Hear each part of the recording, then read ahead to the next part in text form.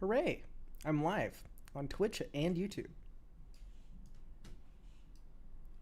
And then let's get some music playing because I will go insane if it is not.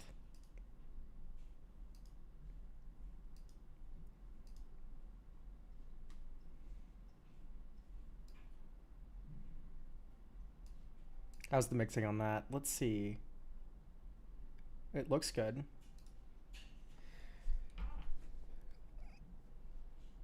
And then I should probably open up chat. I should probably read chat.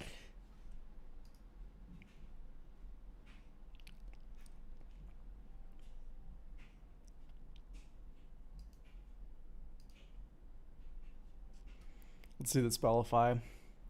Beep, beep, beep, beep, beep. Artifact creature. Remove a counter.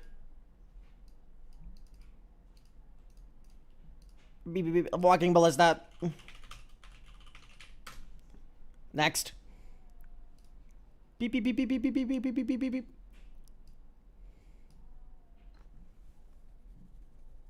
Okay, that's weird. I don't know what that is. Because that's not draw a card.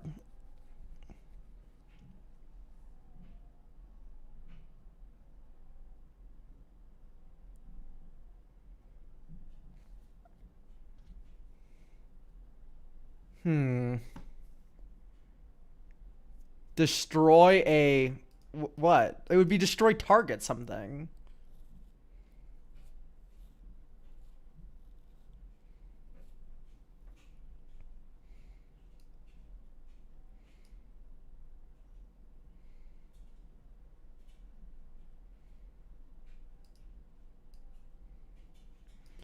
Create a... No, create a blank... It would be create a blank token, right?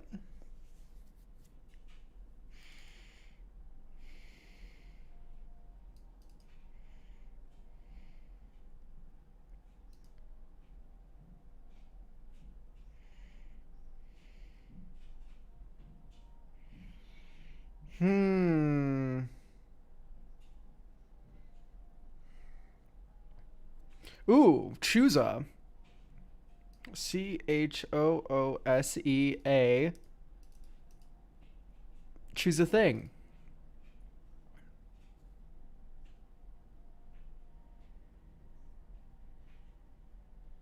Player. Choose a player.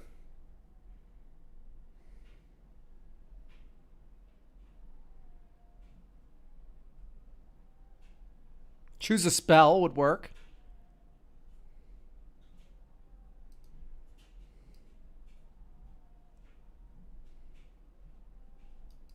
But this isn't copy, so choose a spell maybe. It's not impossible still.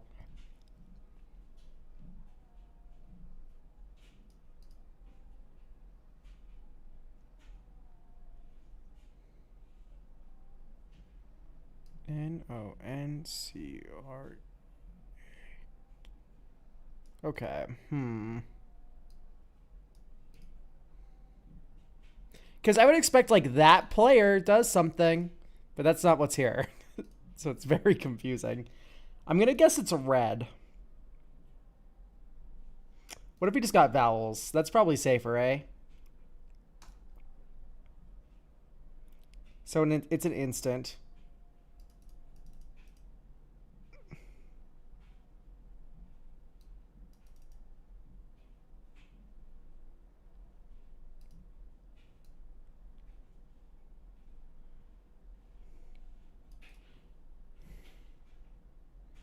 It's not player now. Yeah, to choose a spell.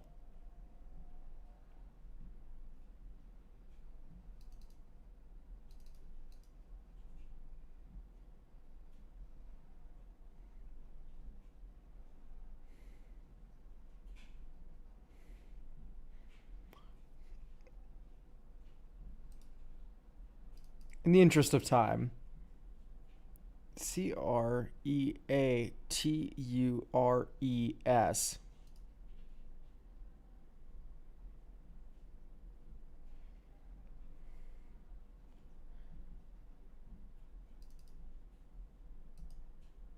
Those creatures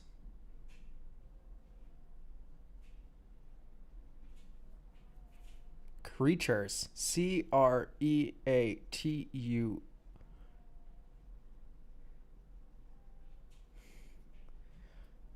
Whoa.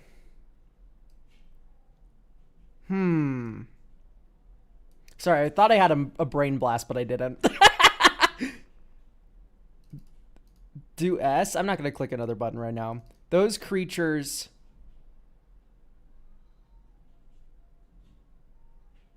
I thought this was a color for a second. Like, blue creatures you control. But this isn't... Is it? No, it can still be control here. Protection.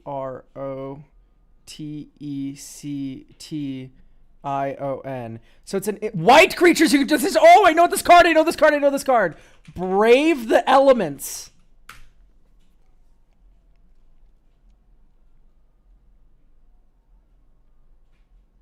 White creatures you control gain protection from the chosen color.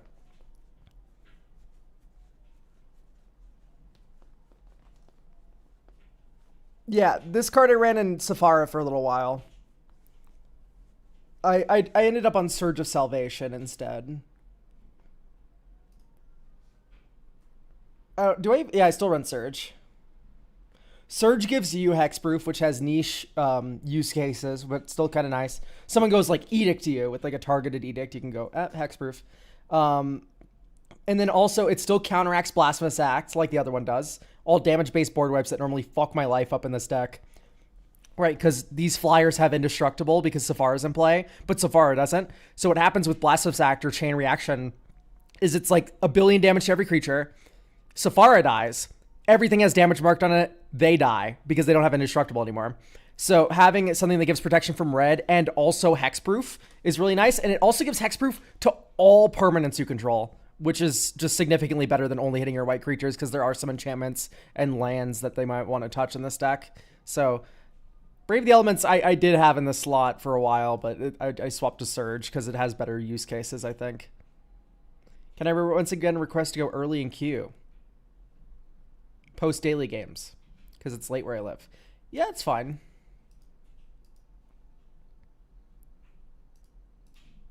Although I did start early so I could yap and yammer on a little bit, but we'll still start within the normal window of when the stream would have started, if that makes sense. Hello, I'm terribly ill. Don't ask me to do stuff. It's okay, Bangos Compass. I don't rely on you for fucking anything, so it's fine. Go eat and rest. Don't do that. Stay watching the stream. I need you to do that, but you can do whatever the fuck you want while you're watching.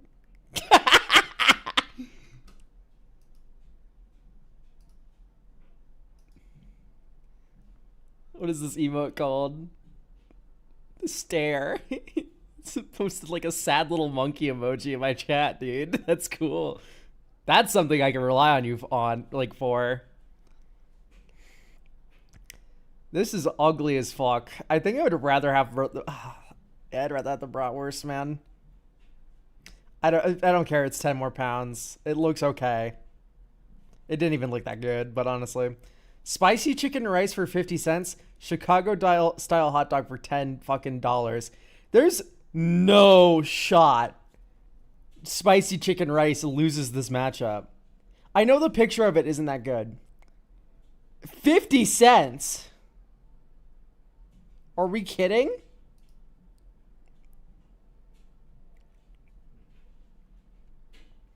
Hockey Porky or Scotch Pie?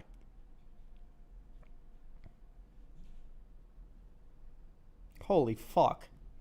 Well, pies always lose.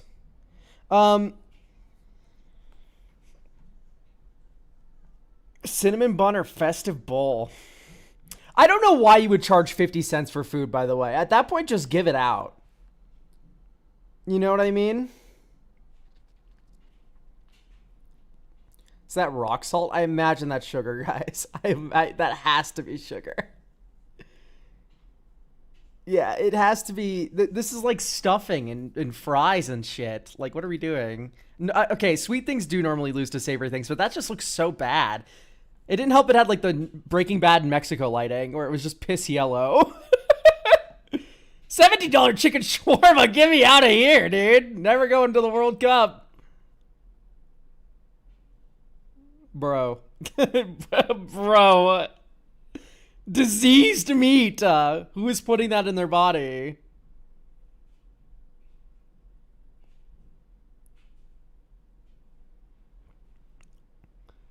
I'm not gonna lie, if these were both on the same menu.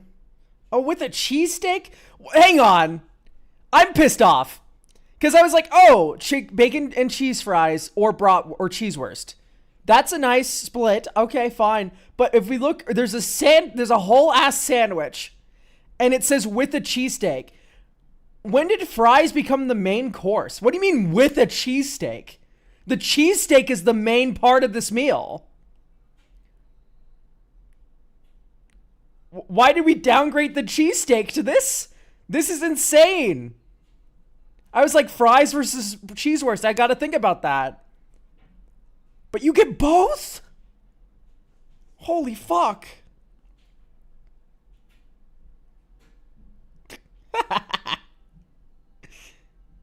I like white sauces on my fries more than gravy.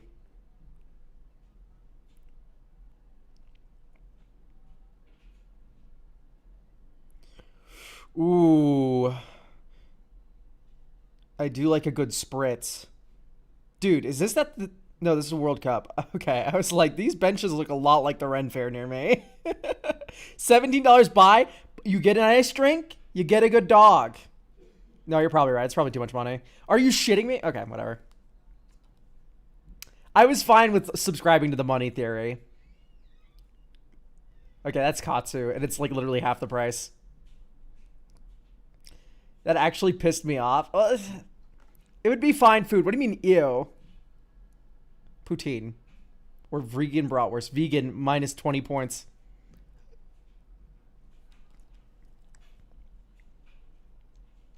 I feel like not many people look at the money. I think people are looking at the alcohol and going, wow, $8 for a spritz? I should have listened to my alcoholic, like, internal voice and just not listen to chat. I was thinking too much like a sober person. Who are not the people playing Scrandal, by the way. What are we doing? We're doing daily games because they're fun. It's a nice fun thing to fill the air while people are getting into the stream. What if there was just like a spinning deer and it was like stream starting soon? Yeah, would you prefer this? We could just do this.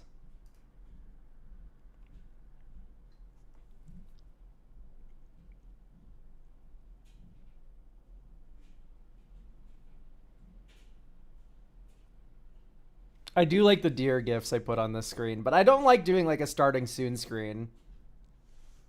Have you seen the new Mischief cards? No. Oh, the one in the secret layer for like the silly like odds evens or like odds deck for Yannette, right? Which one is a more EDH decks, guys? Probably not fucking Opal Guardian.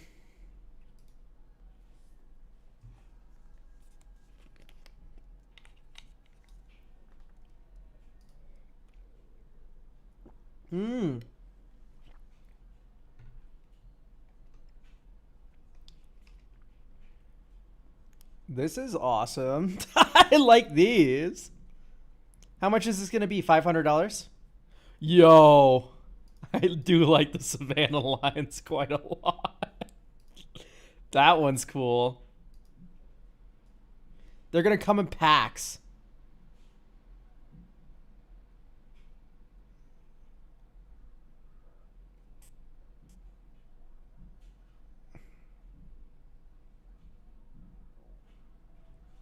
Yeah, no, these are quality. I like these.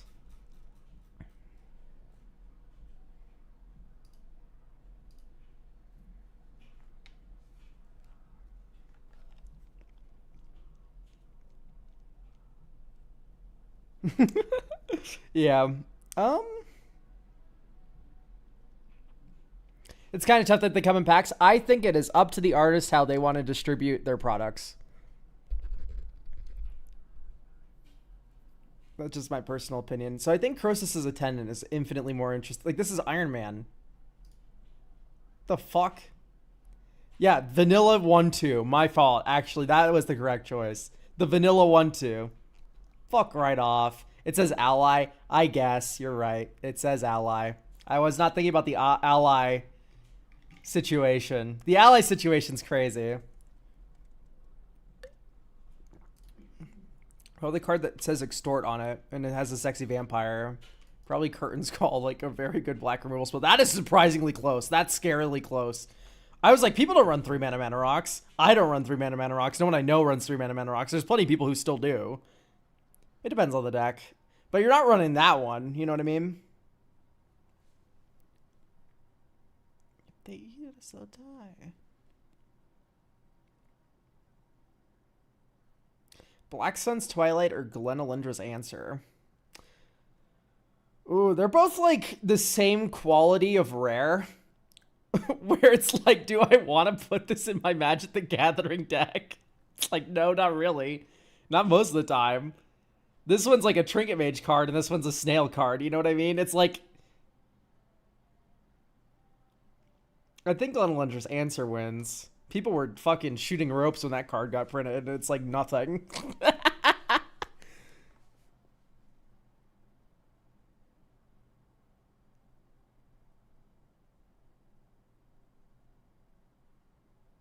Sandstorm Verge or Albino Troll?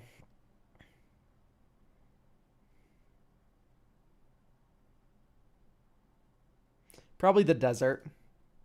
I don't know why I had to think so hard about that.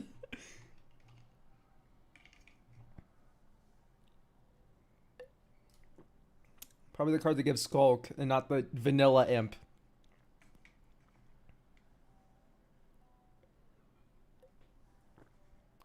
Unless you control another giant.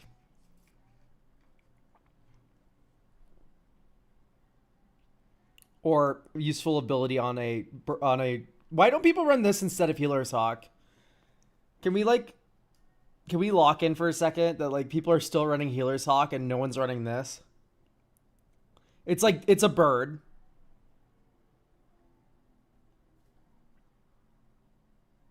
I'm struggling to think of another reason.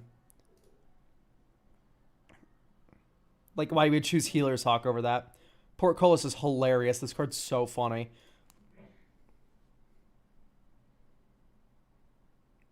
Probably the thing that makes treasure tokens. Accessibility, that's true. People just already have a Healer's Hawk, and it's like not that much of an upside.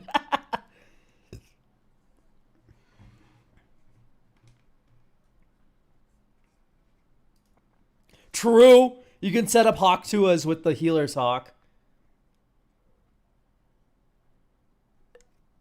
We didn't think about how it enables horrible jokes.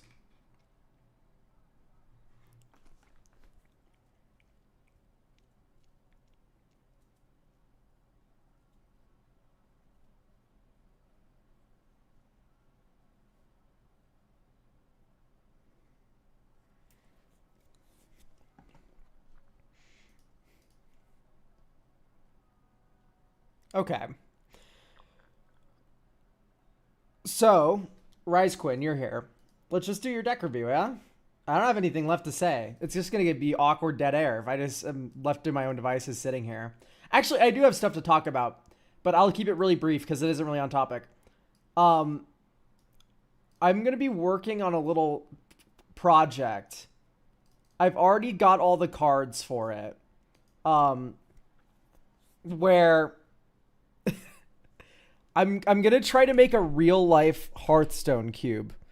And now everyone I've told this thinks I'm gonna use Magic cards. No, I'm gonna print out Magic the Gathering, or not Magic the Gathering cards. I'm gonna print out Hearthstone cards that work in paper, and I'm gonna see if I can build a Hearthstone cube.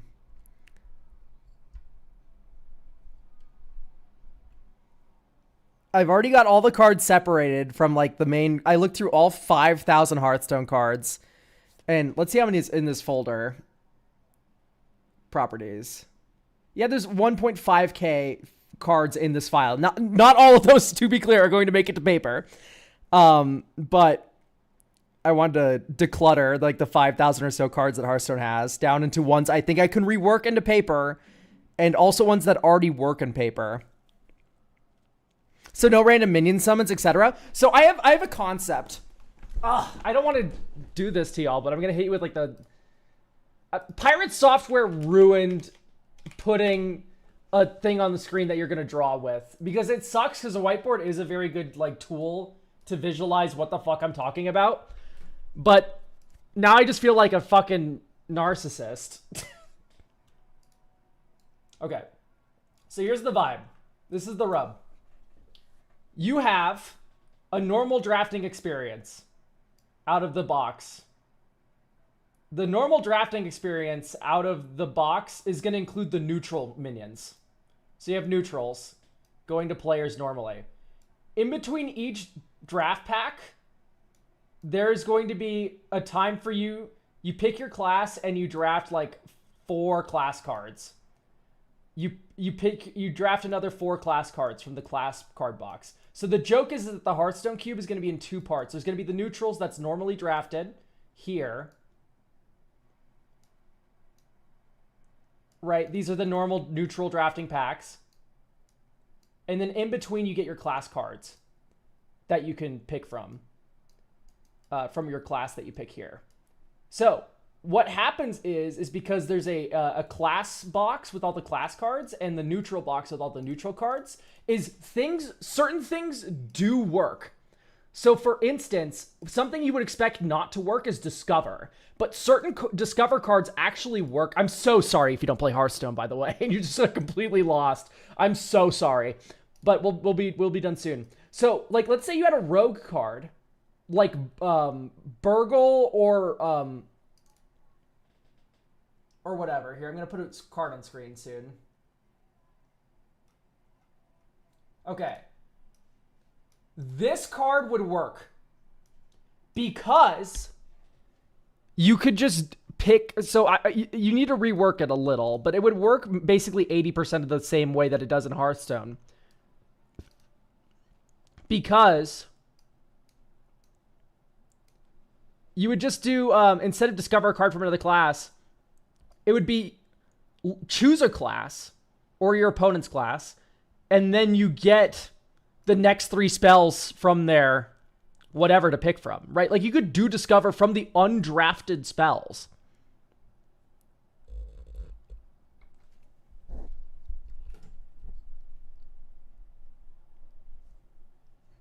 Like because there's a pile of undrafted class cards that didn't get drafted during the draft phase, theft cards like Hench Clan Burglar work, which is hilarious. There's also shit that works like Hipster. Hipster's a card that says Battle Cry, discover a spell from your class that didn't start in your deck. Hey, look at that. We have a pile of spells that didn't fucking start in your deck. It's right here.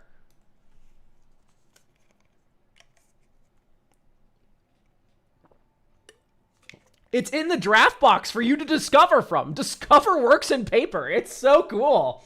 So, I am reworking the old gods a little bit because I want to include all the old gods because N'Zoth, Death Rattle N'Zoth works. Because my thought is you'll just have like a dead pile and N'Zoth goes pull back all the Death Rattle minions into play, right? That works. Then my other thought is Yashraj, there's going to be Corrupt. Corrupt is really easy to make work on paper. Corrupt is a mechanic where if you play a card that costs more than that card while it's in your hand, it transforms into an upgraded version of that card. And the joke is you just go, hey, it's a double face card, reveal it to you, opponent. Right? The Corrupt card just has normal face and corrupted face. And then you reveal and transform it in your hand when you play something that costs more. Cthulhu resolving LOL. So that's the main thing. So I've established that N'Zoth works perfectly well, and so does Yashraj, specifically Yashraj that returns your corrupt cards. Then we have Cthulhu. So Cthulhu is a really interesting card that I'm going to show to stream here. There's Cthulhu the Shattered is the one I want to make work. So Cthulhu the Shattered is this fucking idiot. So what he does is at the start of the game, he breaks apart into 4 cards. The Eye, Heart, Body, and Maw of Cthulhu. This is a kill spell. This is random damage. This is a board clear. This is a taunt minion, right? So it's just like something that gets in the way of their attackers.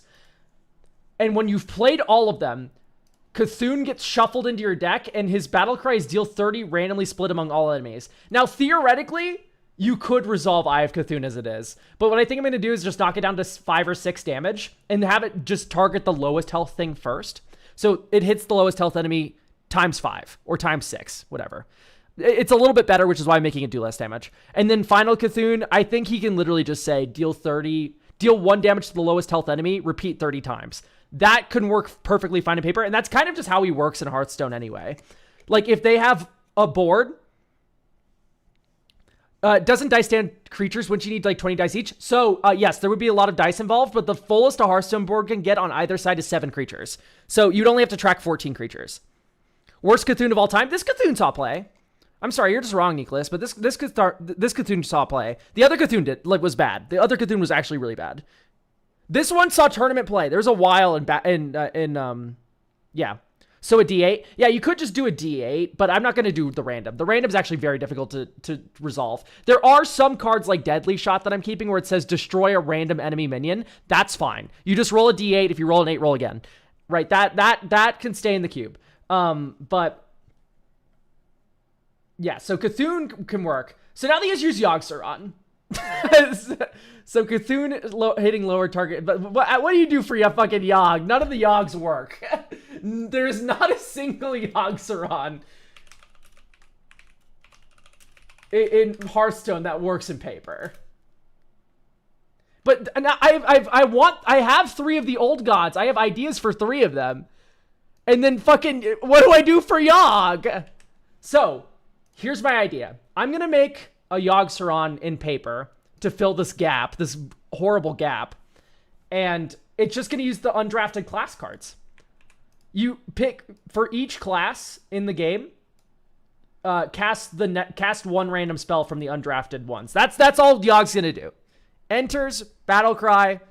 Maybe if you cast 5 spells this turn, like this game, maybe I'll gate it like that. If you cast 5 spells this game, I'm active. I'll cast 1 spell from each class randomly. And then that's how you do the Yogg random. That's a lot of spells. There's no Demon Hunter or Death Knight in the cube yet. So it would just be the original 9. I think it's 9. Is it 9 or 10? But yeah. That version of Yogg should definitely be conditional. Yeah, I think 5 spells is a good number, because keep in mind, this is going to play like Arena, where most of your deck is neutral. So, by the way, what I'm explaining for new people who just blew in, this is my idea for a paper Hearthstone cube. I'm printing out Hearthstone cards and reworking some Hearthstone cards to work in paper, so you can play Hearthstone in paper.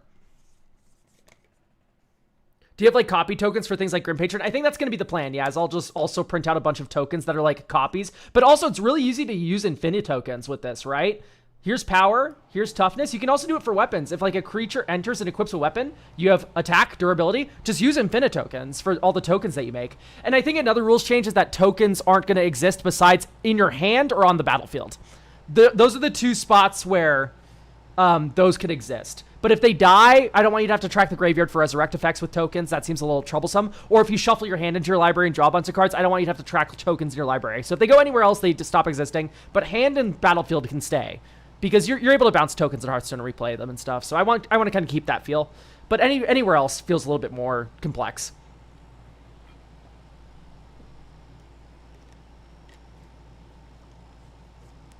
Secrets. So secrets are double face cards. On the back, it's the secret gem, and then on the front is the secret effect. And some people might say, oh, but like you have certain secrets that only trigger when a creature enters. But here's the thing.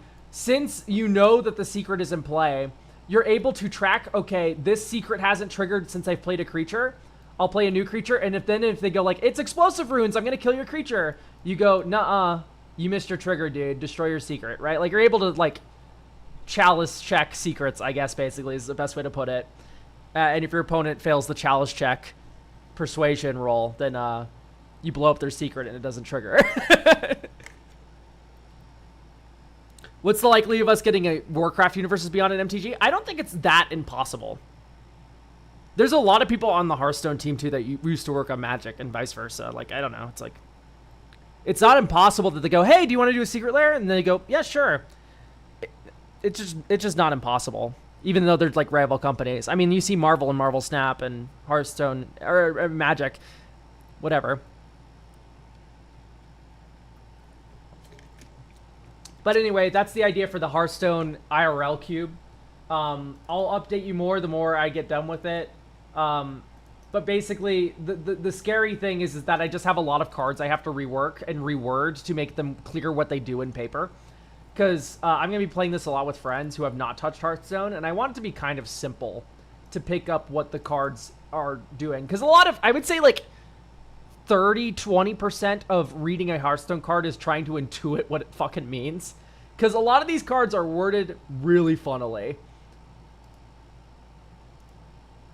Right.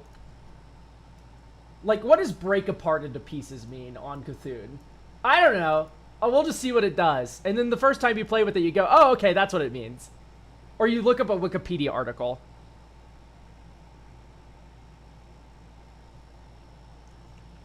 How are you planning on doing mana? You just get a mana crystal every turn. It's super easy. You just use a D10. Or if someone has Ysera, because I wanted to include 15 mana Ysera as like a way to like get above. You could also do like the stupid one that makes everything 11. Hand size and mana 11. I forgot the name of the mech, but it's a 2 mana card. And yeah, you just use a little spin down. What about Guff? I didn't put hero cards in yet, or at least not most of them. I think Guff is... I don't know. Because keep in mind, it's going to play like Arena. I think Guff sucks in Arena. Nosdormu in the cube. I was thinking about it, like just set a phone timer for 15 seconds, and then you pass your turn after Nosdormu ticks down to 0. There's going to be a lot of iconic designs that stay in the realm of paper. There's just no way to do like Aya, right? Not Aya Black Paw, the old one. Aya, the new one that like turns all your coins into coins that do bullshit. Like there's no way to do a lot of these cards, but a lot of these cards are able to be put into paper. Like Magat the Bane of Music, draw 5, give any spells drawn to your opponent. This is just draw 5 cards and reveal them, give any spells drawn to your opponent. Like this works in paper. Right, this works in paper. All the dragon cards work in paper. If you're holding a dragon, reveal it to deal 7 damage to an enemy minion. Like, these all work in paper. It's just they needed like one small rules tweak to give some info. Like, this Spiteful Summoner would almost work. What I'm going to do with Spiteful is maybe just go, like, reveal the next spell in your deck. So, like, or, like, make a keyword, like, cascade into the next spell in your deck. And then summon a minion with stats equal to its cost. And then you shuffle. Right. So trying to figure out a way to do random from deck, random from the draft piles is the way to generate the Hearthstone randomness that feels very iconic to how the card game plays. And the fact that I'm able to do a little bit of it, it makes me very excited because that means I can probably get it feeling 80% of the way there, which is honestly all I need. It's all I need. Yeah, Behold a Dragon, basically. Like trying alchemy in paper. I think alchemy pushes the envelope farther than Hearthstone does, because Hearthstone's able to have that like designs that work in paper and like kind of tame effects, and also it helps that a Hearthstone card's only 4 lines of text long. That's the longest Hearthstone card, is it's 4 lines of text long. Now it might have like 50 tooltips to the right, but still like the body of the card is 4 lines long, so it makes a lot of the designs just work well in paper.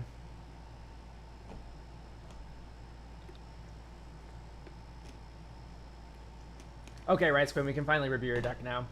Sorry for the delay. Also, Zenthis and cleared the tier 1. I just saw that right now. Anyway, if I make the cube and it goes well and I have it in paper, then I will definitely be making a video on it.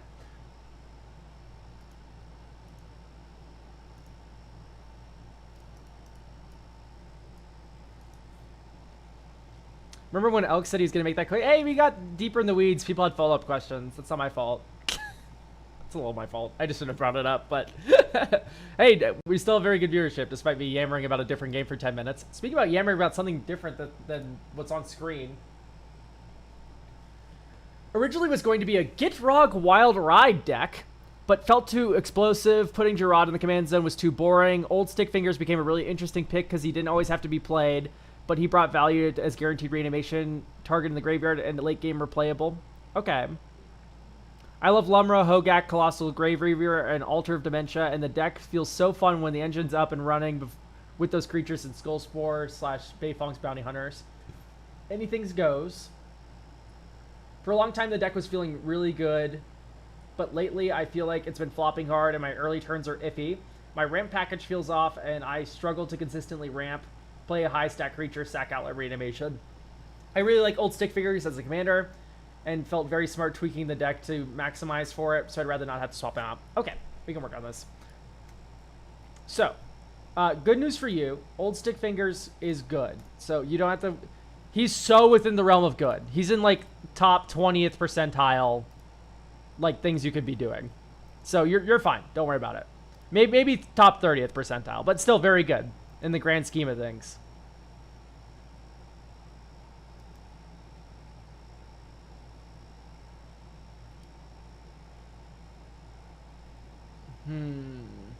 Yeah, no Aftermath Analyst feels a little weird. I think the rest of these can stay in the considering realm, especially the Railway Brawler. That one feels weird to me. Yeah, at least the other two, like Golgari Rot Farm is just a discard on turn 2. I actually liked it for that reason. I'm going to put this back in. The fact that you can play Golgari Rot Farm on 2 and then discard a fucking huge idiot is so funny to me, and it needs to stay in the deck for that reason. But the Railway Brawler is really just middling. Eldritch Evolution's fine. Being able to turn like Galton into anything you want, or a like 4-drop into a set or a 6-drop is kind of cool.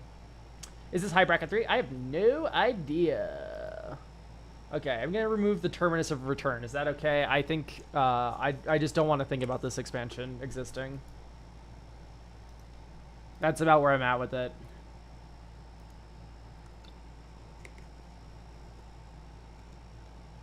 I think Farseek is really just not it. Farseek 3 visits, but no Nature's Lore. Or there's Nature's Lore. I don't like the 2-mana ramp. Is that crazy of me?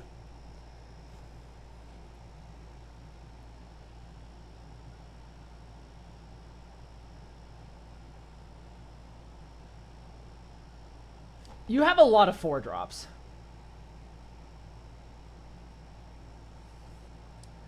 So they're probably better than I think.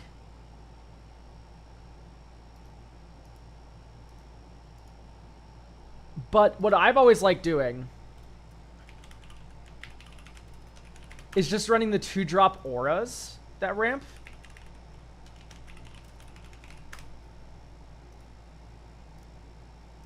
And then you can run... Hang on, watch this. This is going to go crazy.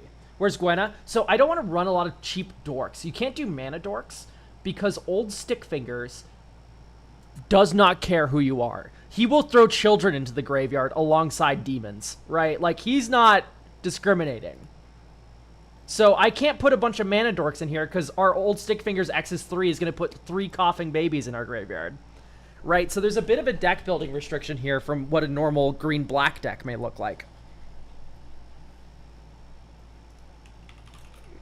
We're going to try out Utopia Sprawl. And I'm going to openly own right now that Utopia Sprawl may not be the correct inclusion because we might not have enough forests. But I want to just try out all the 1-mana ramps I can. Okay. What I like about these more is you get to run Malevolent Rumble. And now we have a more wide enchantment spread for delirium purposes. This is for Traverse the Uvenwald. And if you want more early game consistency in your Magic the Gathering deck, Traverse the Uvenwald plus Malevolent Rumble plus a decent card type spread is the way to go. I'm wondering if Arcane Signet is correct here in our Golgari deck. Talisman of Persistence or Resilience. Just to get more of this card type in here. Because I'm willing to accept that ramp on 2 is good. In fact, I'm going to cut Utopia Sprawl. But I'm willing to accept that ramp on 2 is good. Because going 2-drop ramp object into 4-drop kill you creature into Stick Fingers next turn seems good. I'm going to accept that that's good. But is Gwenna not a decent hit? For our reanimate deck, absolutely not. If I'm not spending reanimate on a stupid elf lady. I'm so sorry, Gwen. I love you in Gruul, love you everywhere else. Here, awful. Can't stand it. No shot. I might even lock in that, like, we might be running too many of these low costs. But you do X's 3, you're able to hit, like, 1 or 2 low costs. You're able to have a few. Because if you have, like, 2 and you always do X's 3 for old stick fingers, you're guaranteed gonna hit 1 big monster in that case. I think we... Are we over... What do we think here? I'm specifically asking Rise Quinn, the owner of the deck, because I think your opinion matters most. You're the one who's played this the most. What do you normally do with stick fingers? Where's the curve looking like?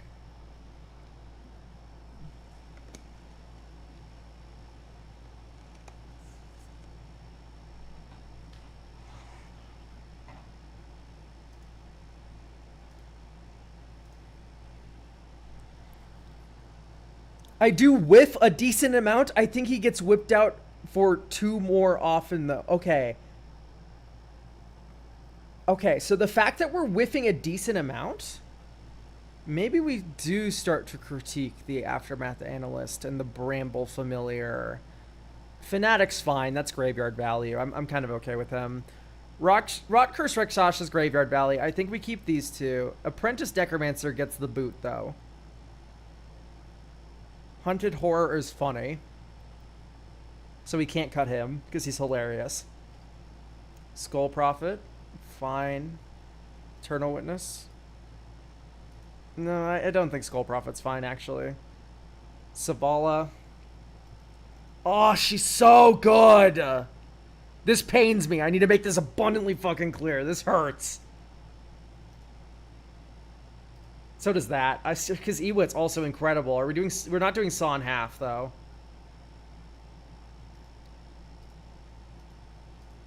You can't be greedy with Grave Harmonic on here. You just can't. You're not allowed to be.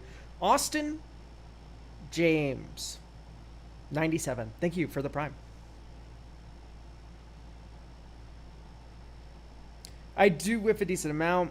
I'm not sure I'm landing my best 4 bombs. X is 2, I mean. Yeah, I figured you did X's 2. What I want to do is just fill your deck with more bombs. Because I don't think the issue's... Because your issue's consistency.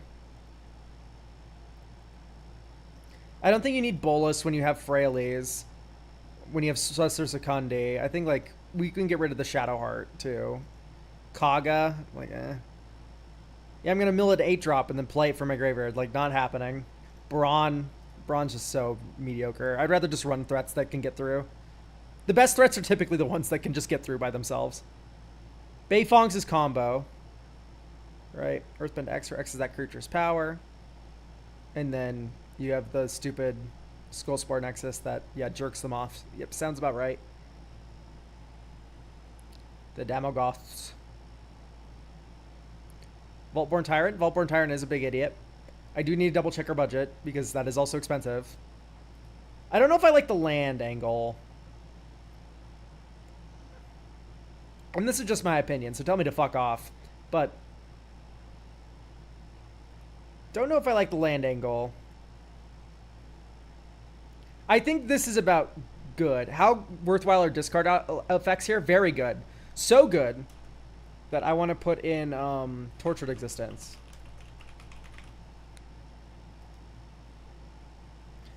Discard a creature card, return a creature card from your graveyard to your hand. Yum. Now, there is a whole angle here where you go, like, Insidious Roots plus whatever. That's not your deck. I'm not going to worry about all that. But Tortured Existence is good. Deadbridge Chant is a... Oh, you are right that Deadbridge Chant is really funny. Deadbridge never does anything. Hey, it mills 10 for 6 mana. Come on. It's called Glimpse the Impossible. Targeting myself, buddy.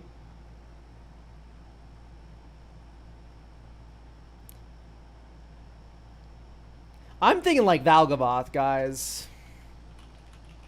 I don't know if you've ever had a Valgavoth in play. People are locked out of the fucking game when you do this to them.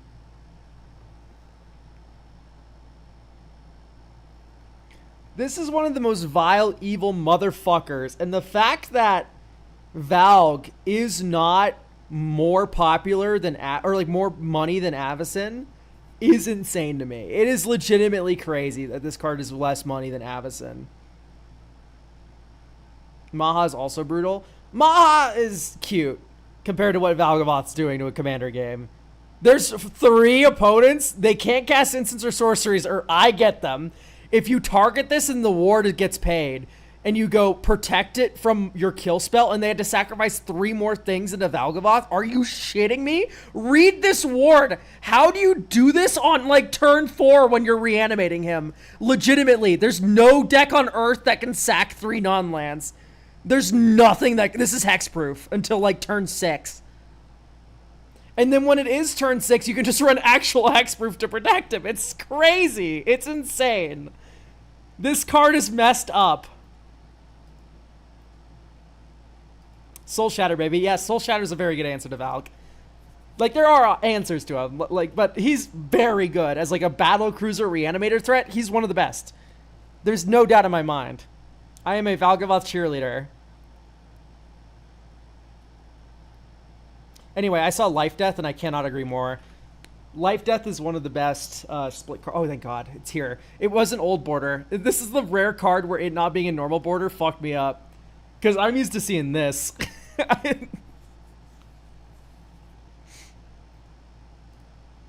This is a Vintage Cube staple. So we could do Animate Dead.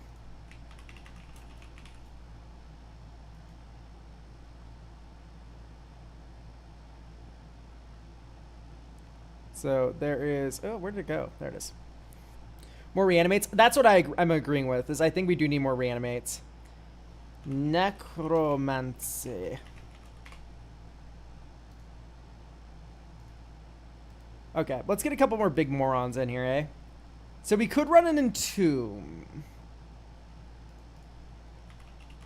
I think Entomb betrays Stick Fingers too much. I think this is a Entombless reanimate deck. Let us vow not to run Entombs. I think it makes it too easy. I think right... No, right's funny. We're running a big green creature deck, and we're not on Yargle and Multani. That's like the de facto big idiot to me, is this one.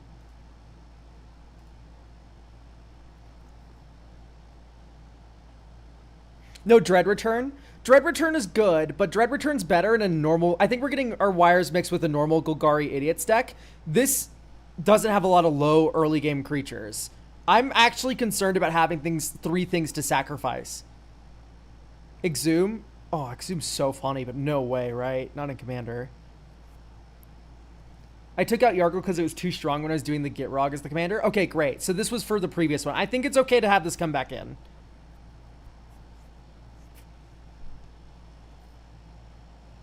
Oh, I got an AC unit, guys, recently. Oh my God. I didn't realize I was living in hell until like a week ago, or like a couple days ago, you know what I mean?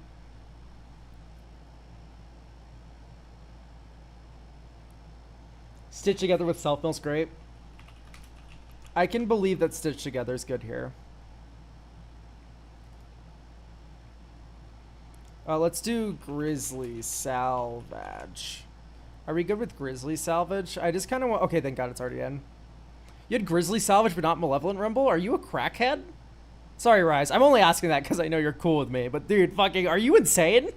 Are you doing okay? Is there a gas leak?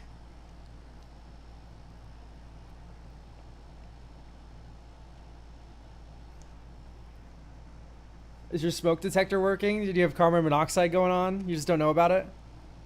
I don't build green decks. Okay. That's fair.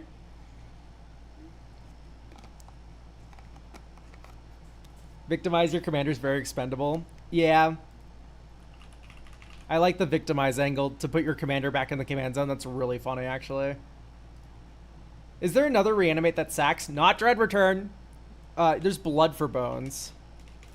It's a little expensive, but it's not bad. How does one get their deck reviewed? One of my beautiful mods will hook you up. Desperate Plea, but that has Nickelodeon characters on it. I don't want to put it in the deck. I hate admitting when there's a good But also, it does mana value less, so we would only get a 1-drop, so it's not that. Because I want to be able to sack old Stick Fingers to get them into my graveyard or the command zone. Is it okay to put Eternal Witness back in? I think Eternal Witness Saw in half is just what this deck needs.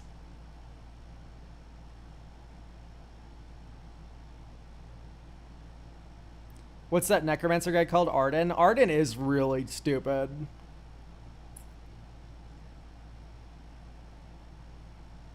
Swaps a dude on the field with the guy in the graveyard. Living Death. Bone Shards. This could have a Living Death angle, this deck. Absolutely. But... no, yeah. It could have a Living Death angle. Let's do it. And then I think we get a... we already have Bojuka Bog. So, Bojuka Bog plus Living Death. Okay, tell you what. Actually, let's not do Eternal Witness. Instead, let's do Bogart Trawler.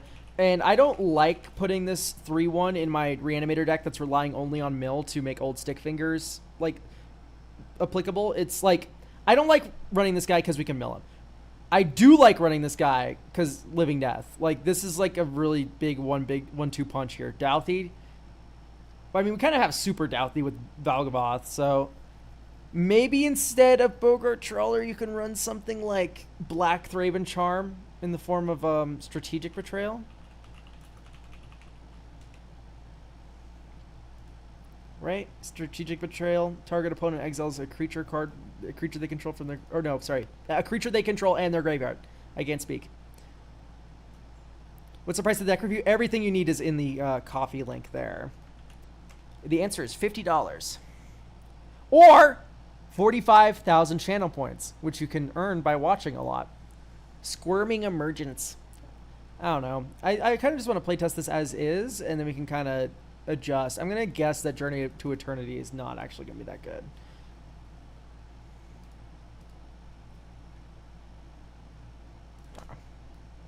Surveil 1. Graveyard. Next turn. Wastewood Verge. 1-2. Shimmer Wild's Growth. Golgari Rot Farm.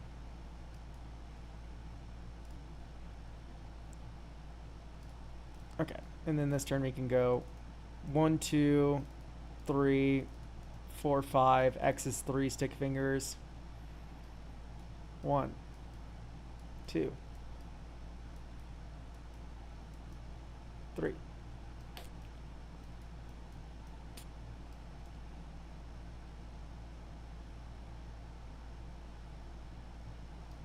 You should mill all these cards. That's my opinion.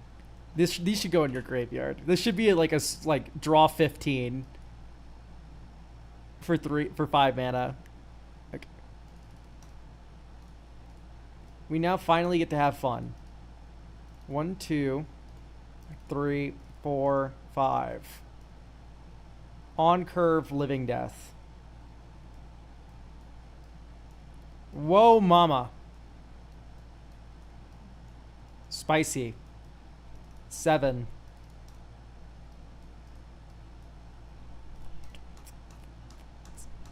And then now you have this as like a discard outlet. Oh, that's so good. And that was turn 5. I agree, not enough small creatures for Journey. I'm going to say no. Is Drownyard Temple a reasonable add? I don't think so. 3 mana to put a land back into play is just not that good of a rate, especially when we're cheating, and we don't really need more than like 5 lands in a game. Edict creatures might be good too. Fill the graveyard and force removal. I don't want to fill my opponent's graveyards. That's just my opinion. I am a Living Death deck. My opponent's graveyards matter.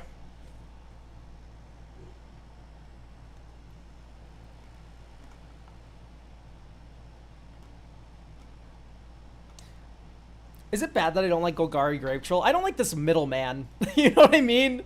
Old Stick Fingers hires this dude to mill better than him? Fuck off. Do the work yourself.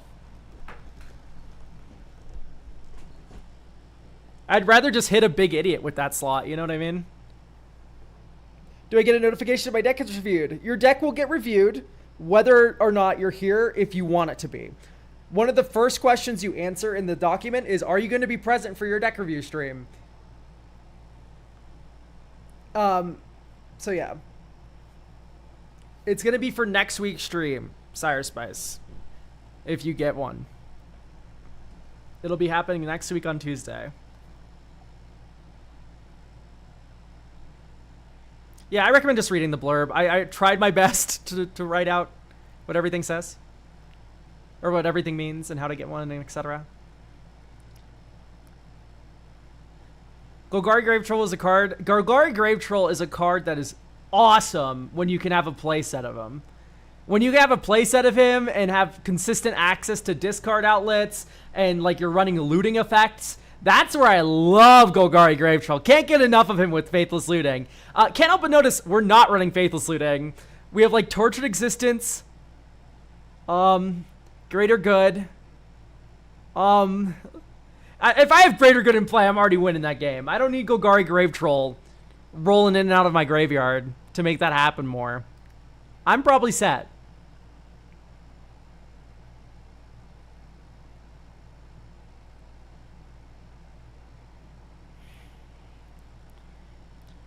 But that is not the world we're living in currently, right? So we gotta get a little bit more silly with it.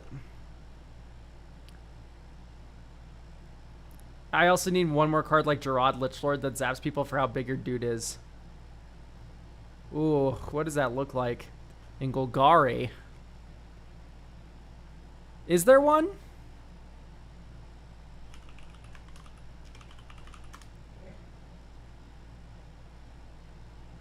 Sacrifice another warrior.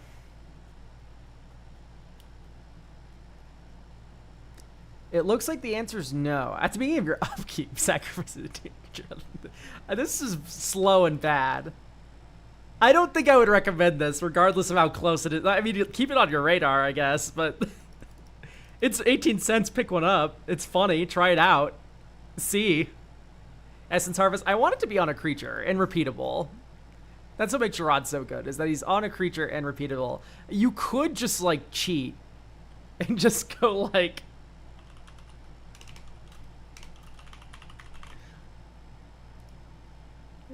We could just cheat a little.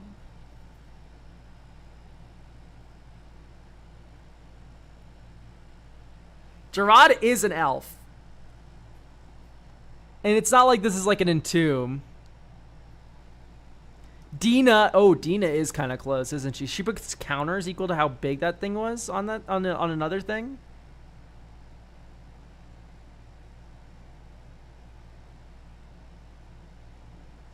But I guess like just keep Elvish Harbinger on your radar. Elvish Harbinger can also just get Disciple if you need it. Ellipses. I think those are the only two elves in your deck. But that's fine. You don't need more than 2 targets for it. In worst case, what, you'd like discard her to Tortured Existence, get something back? It's like, it's not that bad of a deal.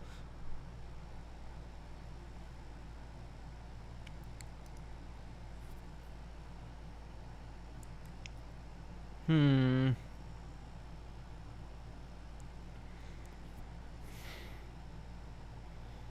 I a crackhead for wanting to put Merit Lage in this deck? It just seems so fucking funny, right? It really is just that funny. This is a big Creatures Matters deck and we don't have Merit Lage. Is Urborg Guardian? No. Because I do think Golgari is like, if I had to pick a 2-color combo to do Dark Depth shit in, I think I'd choose Golgari. And then number 3, Jund. Do you have Klaxion? No, but Klaxion gums up old stick fingers. Like, here's the thing about Dark Depths. She don't care. She go away. She does not heed the call of stick fingers. No, Merit Lage is boring? I think you're not correct, but that's okay. We all have different opinions and stuff. There's nothing boring about Merit Lage. Everything about that card is auriful. That shit's badass.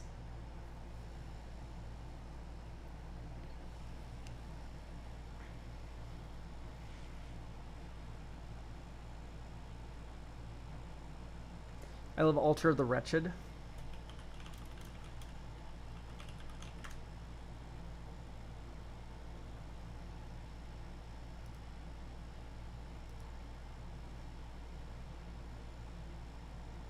I also like Altar of the Wretched. This is cute. This is a fun card. It's an artifact which helps pad up our card types for Delirium. Yeah, that's cool.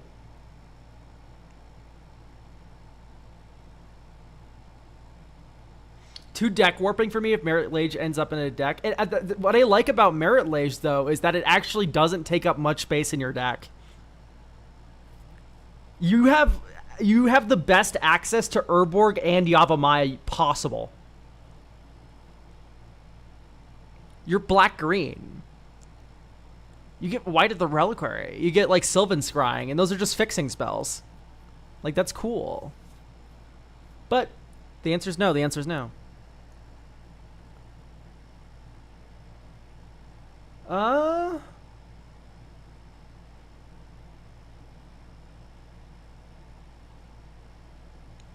Mulch, but no Winding Ways, also. Ta-da. I know you typically want to put creatures in the graveyard, but sometimes you want to put them in your hand, and this lets you do that. What do those have to do with Merit Lage? Making it a tappable land? Yeah, so you play Dark Depths, and now it taps for black or green. And that's, like, the definition of not taking up much space.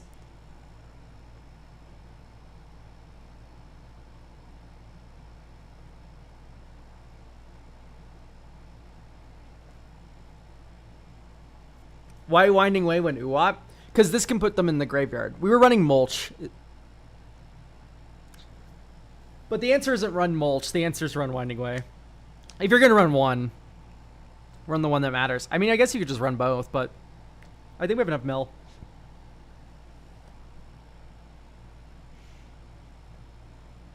What's another big moron?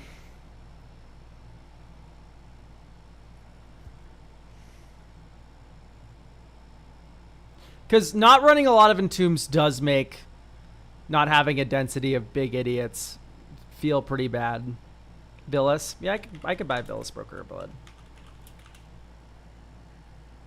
Crop rotation in, speaking of Dark Depths. Yeah, Crop Rot is another good way to make dark... Like, here. I'm going to make a little sideboard package for you if you ever want to try it out. Because I do like talking about Dark Depths and why this would be a good Dark Depths deck, even if you don't want it personally.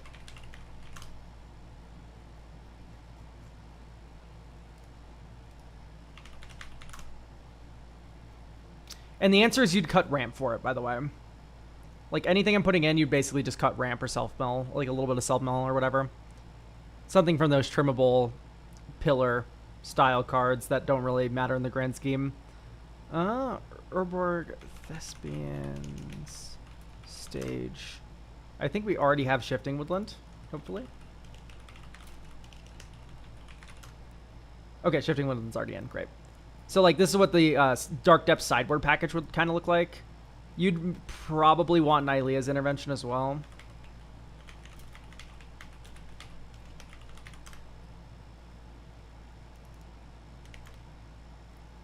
I can never spell her name.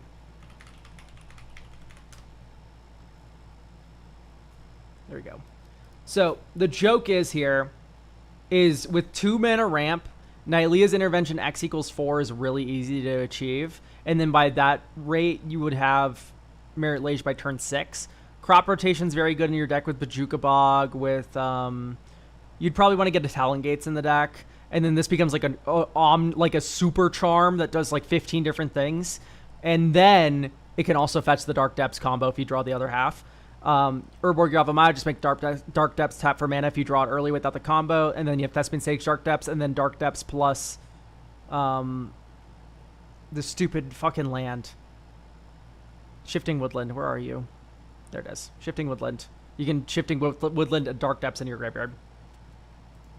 Razaketh is, of course, good. We're not a normal Golgari deck where we have a lot of creatures to sacrifice to it. Sludge Titan. I don't want to have other self-mill things besides old stick fingies. Good old stick fingies. Be like you. I'd keep this. Draw Forest. Next turn. Wasteland Verge. Pass.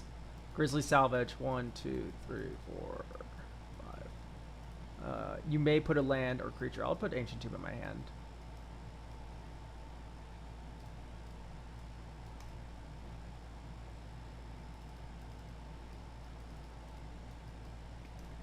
Boop. X is 2. 1, 2. Okay. Next turn.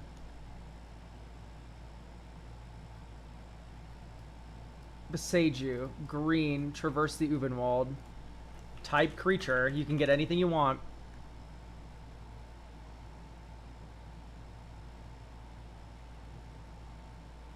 Maybe get Haunted Horror.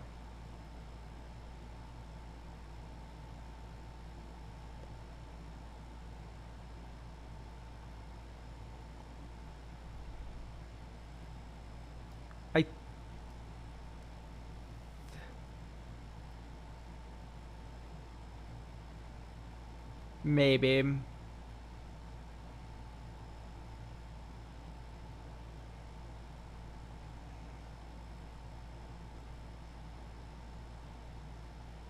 Yeah, I think so. Looking at everything else, I'm just like not interested. Okay, greater good. Okay, and then now you go black. We only have one black source. No. No. Okay, so you don't get Haunted Horror. That's so sad. That's tragic even. I guess there actually what you do is you would sack old stick fingers to greater good, and then you would discard the 3 big idiots in your hand, and then you'd try to go for living death. So I guess actually what you're supposed to tutor up, and this is hilarious, is you just get like a swamp. Or you get like your filter land. Do you have the filter land? That's so funny. I don't know if I believe in Svog though, so we can just do the filter land.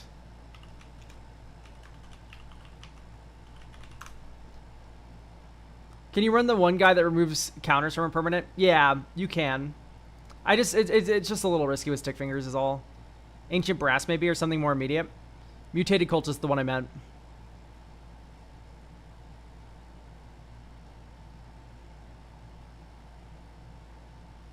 Yeah, I don't know.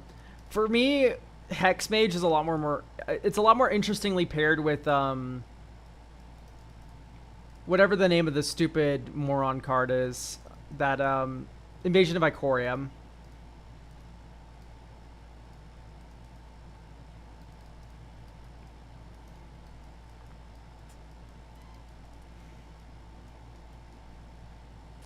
Or you could put Damogoth Titan in your hand and have 4 card types in your graveyard. Ooh. X is 3.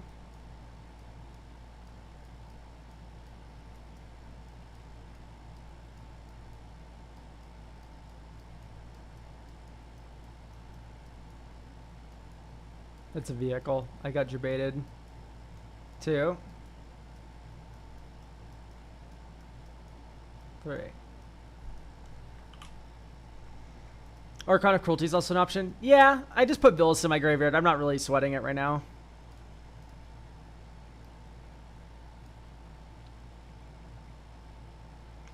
Right now I'm sweating not having a reanimate though. That's for certain.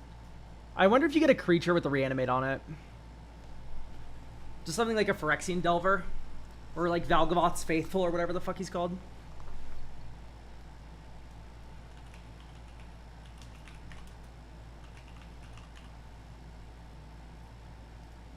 This guy. So now your Traverse the Uvenwald is a 6-mana reanimate. Right. It sucks to hit him with old stick fingers, that's for certain. But this is a tutor target for this, which... Is that something? I don't like Genesis in the style deck. I think I agree, because we don't have like Spore Frog to loop or anything. But I think Valgoth's Faithful could be interesting. And maybe you just... the fungus is so solid, though, with the Traverse. We always have evidence for pollen. Yeah. I don't know. Maybe just don't do anything about it. Maybe just leave them in anyway. Oop, Insidious Fungus. Next turn. Swamp. Pass. Sack. Draw. Surveil 1. Graveyard.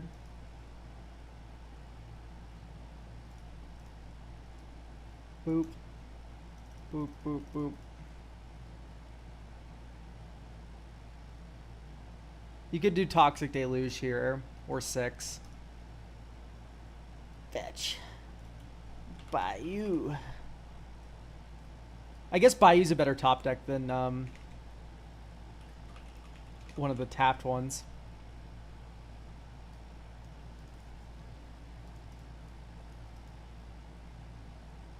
Swap Fungus for Terra Sunder. That I could understand.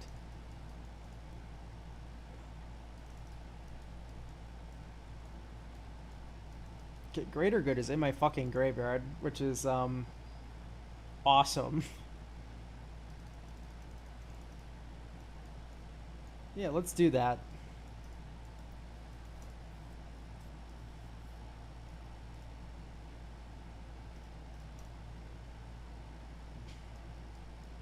Oh no, I have to discard 3 cards.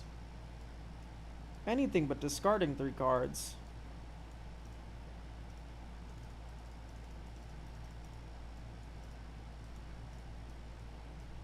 Welcome back, gang. Welcome back, gang. Holy shit.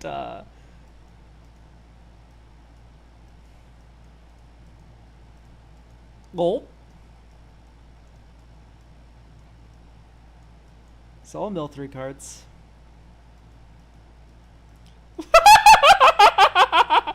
Oh, you turn 1, you return 1? Put one of them onto the battlefield. Okay, sorry, Demigoth Titan. We're getting Disciple of Freyles here. I guess actually, no, Demigoth Menace is better. I'll draw 11 cards, discard 3. 1, 2, 3, 4, 5, 6, 7, 8, 9, 10, 11. Bye. We should run Reliquary Tower so we don't have to discard a hand size at end of turn.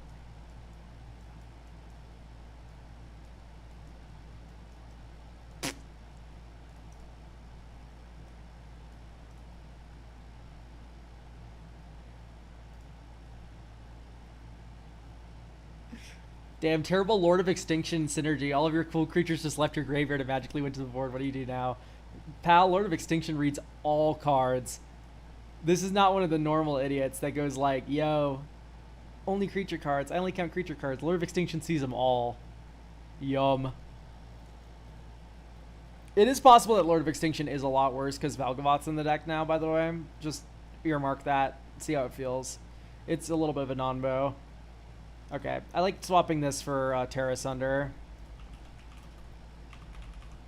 Although the ramp in that game was kind of helpful. I just don't think that's going to come up as often as like hitting that creature and like Valgavoth's Faithful and just feeling like shit. So Terra Sunder in.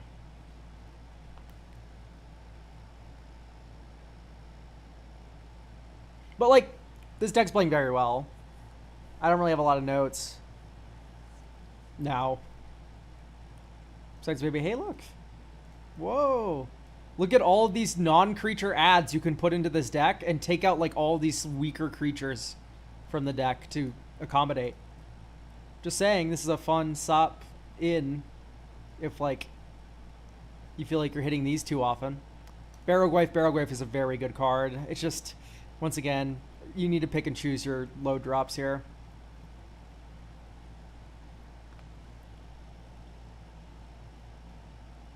I think I might cut Valg because I'm trying to focus on just stats, doing the heavy lifting. That's fine. Yeah, absolutely. No Valgavoth makes sense. No Villas would also kind of make sense, but Villas isn't as game warping as Valg is. If we're just looking at stats, we could maybe talk about the stupid little buddy. Calaxian. Like, this is probably fine.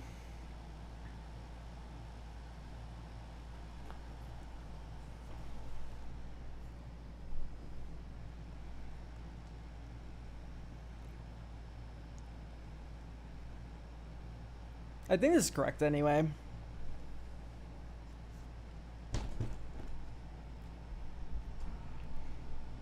Also, by the way, if you're focusing on just stats, oh, you can't get better than Merit Liege.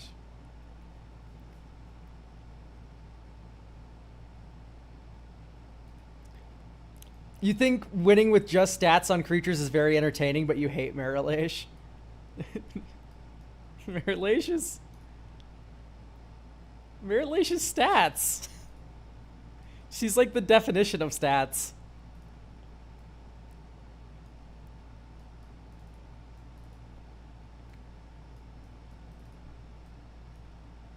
Oh my goodness gracious, we got the acceleration hand. 1, 2. 1, 2, 3, 4. X is 4. There's 1. There's 2. 3. 4.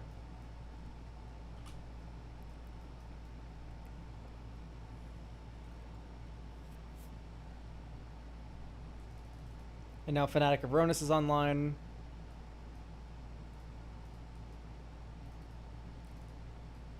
Gitrog, black, black 1, Galaxian, swing, 1, 2, 3, 4, 5, 6, 7.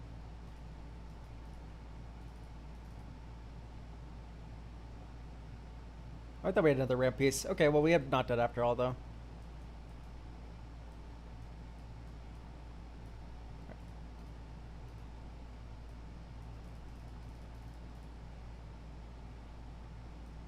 Reset our commander.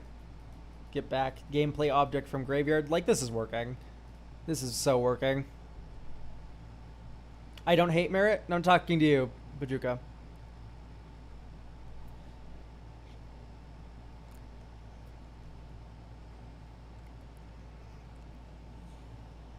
I might come around to Merit Lage. I've just seen so many elk videos. I hear about Merit Lage every day. Yeah, because I built a Merit Lage deck around Greater Good and Merit Lage.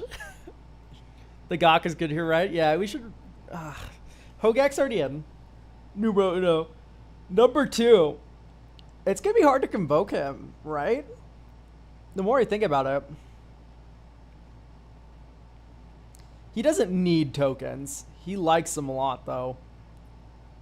I think Hogaculon can't Hogaculate enough in this deck to be worth it.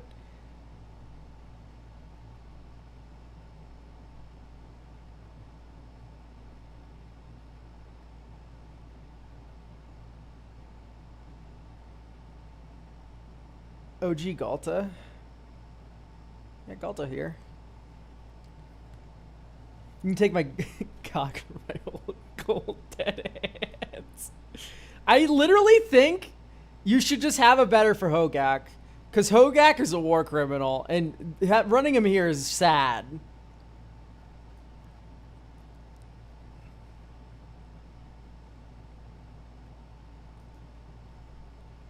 By the way, Enforcer of Rules, thank you for the tier 1. I just saw this now.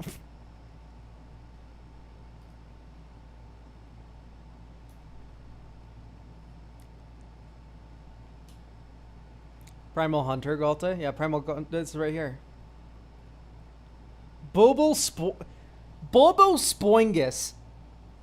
Dude, are you... What's the other guy's name? I already forgot.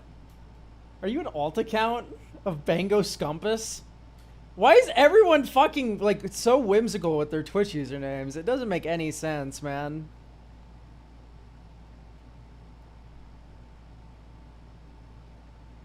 I know you're not an alt account, Bulbo Spoingus. There's just someone who comes in here all the time, and he Bango Scumpuses everywhere, and it's kind of similar. It has the same kind of vibe.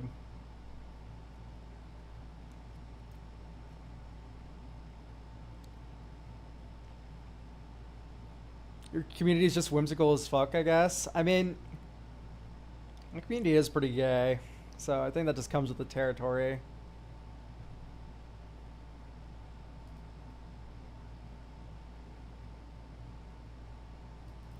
Ugh, it's just Hogak's so bad in this deck. I don't think he's good. No way. No way.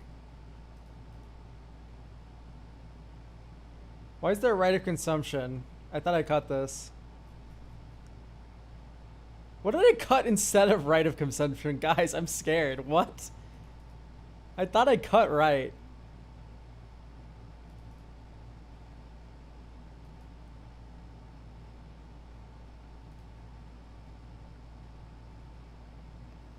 I removed mulch. That I remember. Maybe I just didn't click remove. I don't think that card's that good.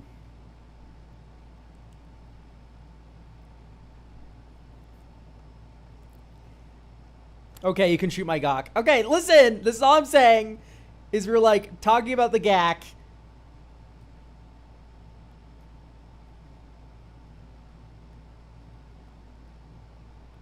Whatever. Souls of the Lost is a cheap, dumb idiot. Yeah, I don't want to put anything more cheap in this deck. I just want big. Big and cheatable. That's the metric for today. Warp.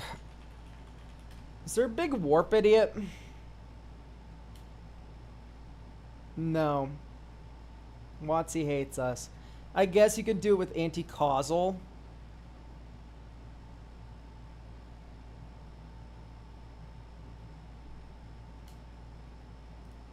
Bygone Colossus is right there. Yeah, and it's right here too. It's already in the deck.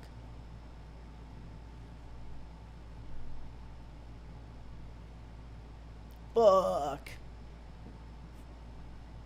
Parton is gone. R.I.P. Parton. Did I have a Dolly Parton song playing? What are you talking about, Parton? Dolly Parton just died? Oh my god, no! What? This is a tragedy.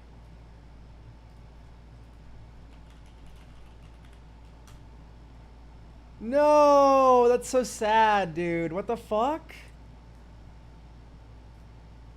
Sorry, AJJ. You're gonna have a little Dolly tribute. I mean, maybe you do just run mulch. I kind of want another reanimate. Or is it zombify?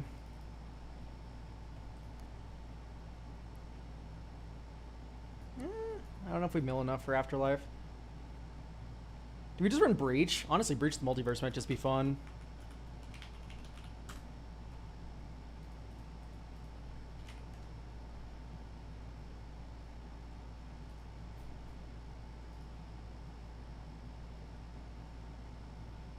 Aberrant Return is really fun.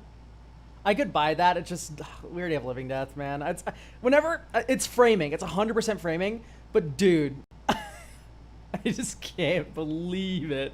It's so good. It's literally just on another level. This card. Someone just typed all caps no in YouTube chat. I don't know if that's because about Dolly Parton or if it's because I'm putting Breach in a deck. It's like, which one is it, man? Are we sad that Dolly died, or are we sad that I'm putting an evil card in a deck? Because I do like Breach a lot here.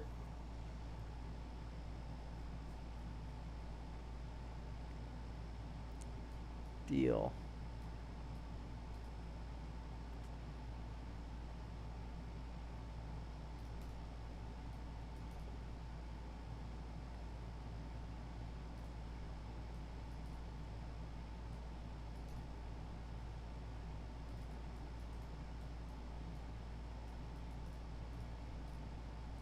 Ooh, mama.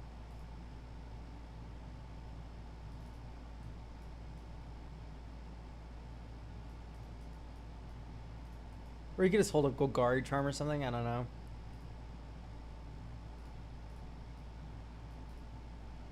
One, two, three, four, five. Okay, X's 3 feels really good. I say and I hit the worst fucking one yet.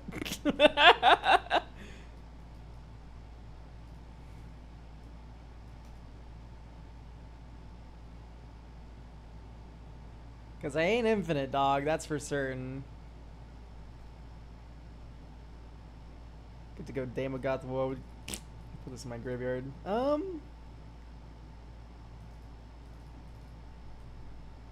Uh-oh, banger alert.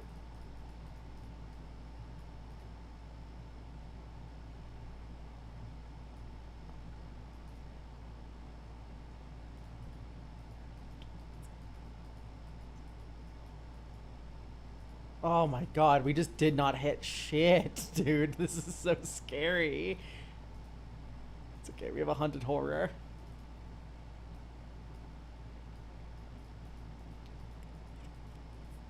There's Galta.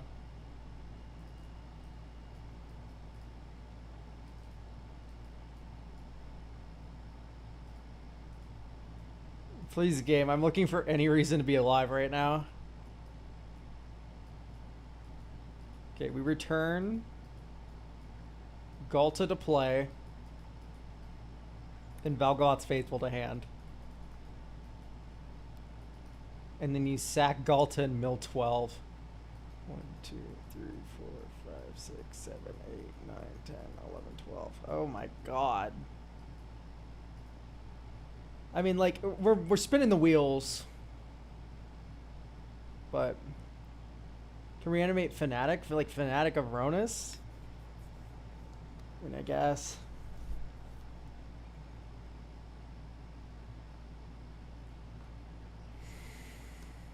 So that felt bad.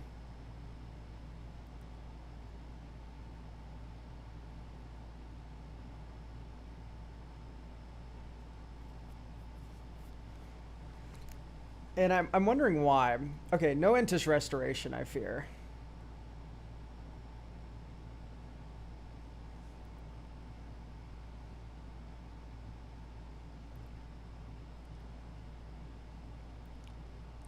Too many dorks. I don't think that's the issue. I think we have an adequate number of dorks.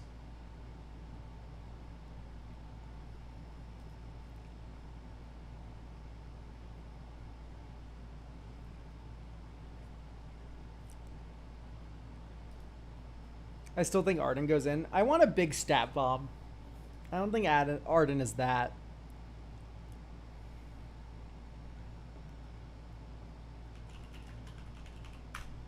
Sort power. T creature. Power at least equals. Whoa. Sorry, Zach Williams and Dolly. Not listen to that one. There was Jesus, guys. Okay, I think we got the greatest hits in there. Rip Dolly. Anyway.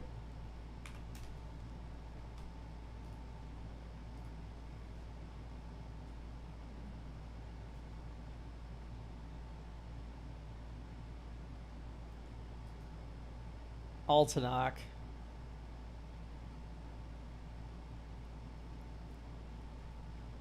It is a 9/9. Armagan, dude.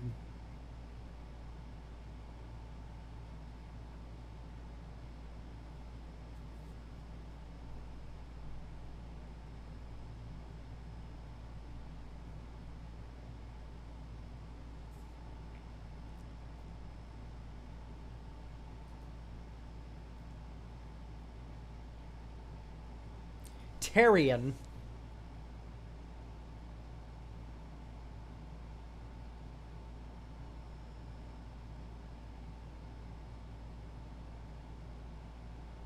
Titanoth Rex. Ooh. Yeah, I actually like Titanoth Rex as a recommendation.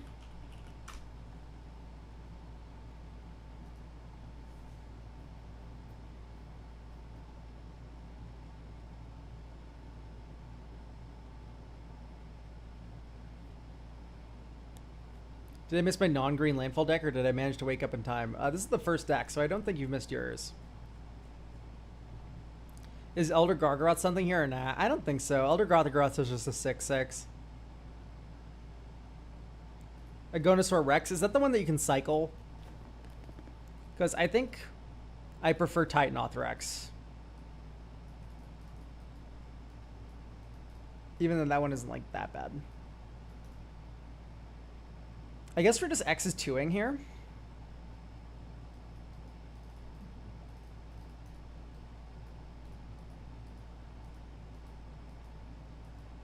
Shelly, Lumra. I like Shelly and Lumra. Attack more salvage. 1, 2. Animate dead. Shelly.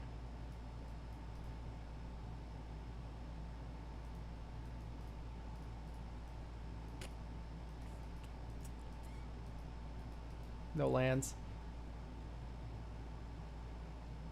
Ooh. It feels very out of place, Slumber, I think. 1, 2, 3, 4, 5. Bongs. 1, 2, 3, 4, 5, 6. And then we miss our land drop, so ugh.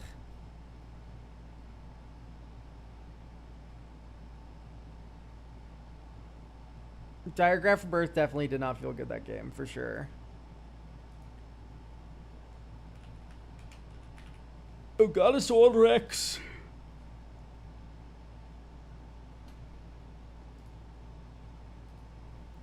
I think that's in. This is a thing. Oh, Trudge? No, you probably don't want to do Trudge, right? Trudge is funny, though. You should do fight rigging. That is not a question in my mind. This will trigger one day. You maybe do Mosswort Bridge, too. Mosswort Bridge is already in! You of course do fight rigging. You of course do fight rigging. I need to remember that this is just a good card. It's not just a modern card. It's actually decent. You can run it in other formats.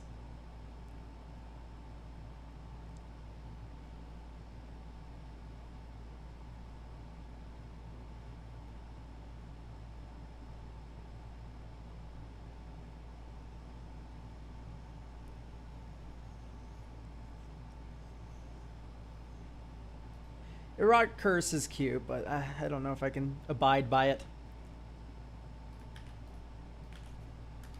I think this is a good go. I think this is a set.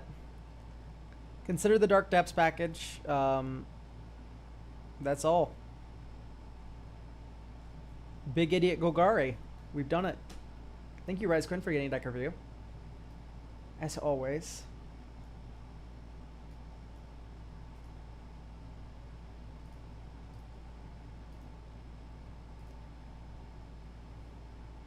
Elk, will there be a music stream this month? I don't know.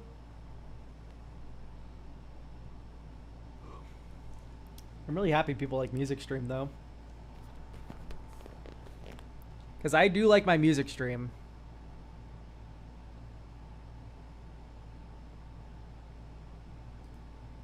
Okay. Do we have Steph? Beep, beep, beep, beep, beep, beep, beep. Looking for Steph.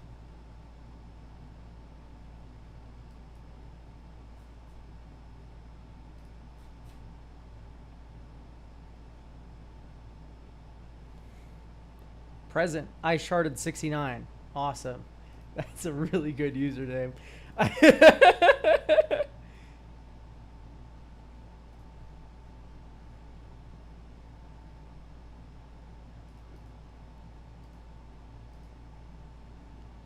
We're looking at Ashaton. Hang on, I have to harass my friend first. Grips and Guac. Oh my gosh. Every card is living weapon. Whoa, crazy. That's Sokka and Suki are stronger than all of new Phyrexia, huh? Comment.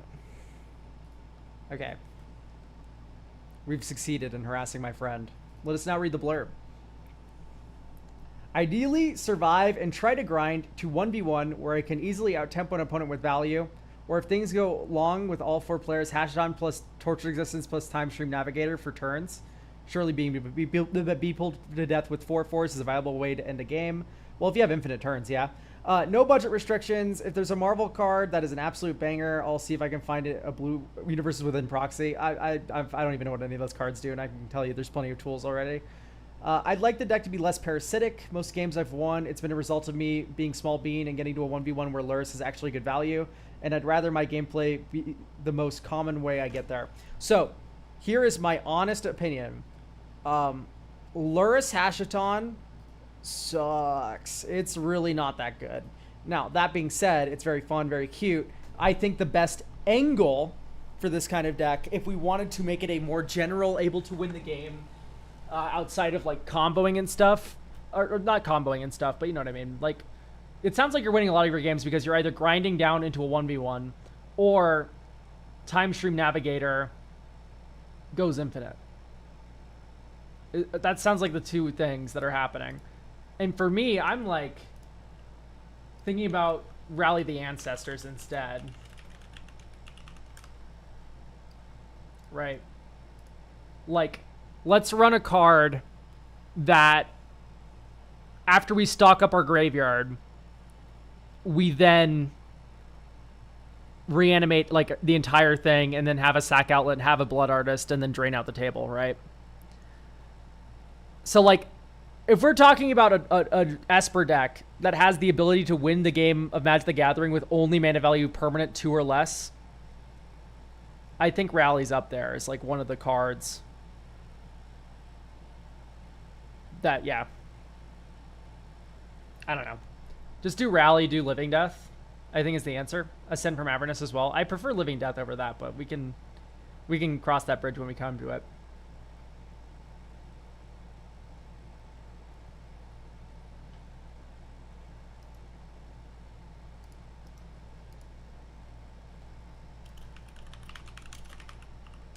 I think that should become a Cursed Marauder. This is a more on-theme interaction spell, in my opinion. 3 steps seems hard to hold up.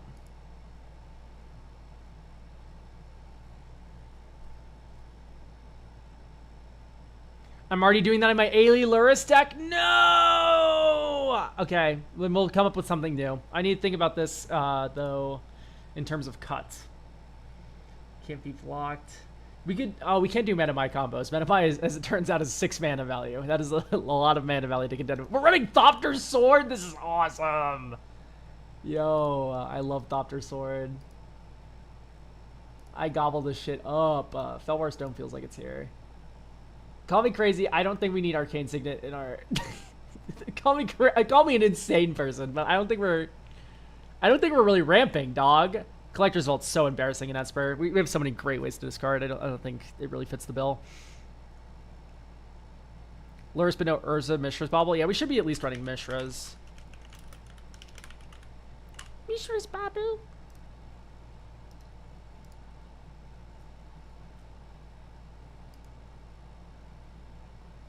Fucking Vanishing. Whoa. That sucks. I think that is way too expensive for that kind of effect here. I'd rather be, by the way, on like Stubborn Denial. Stubborn Denial is a very real Magic the Gathering card when our deck makes 4/4s.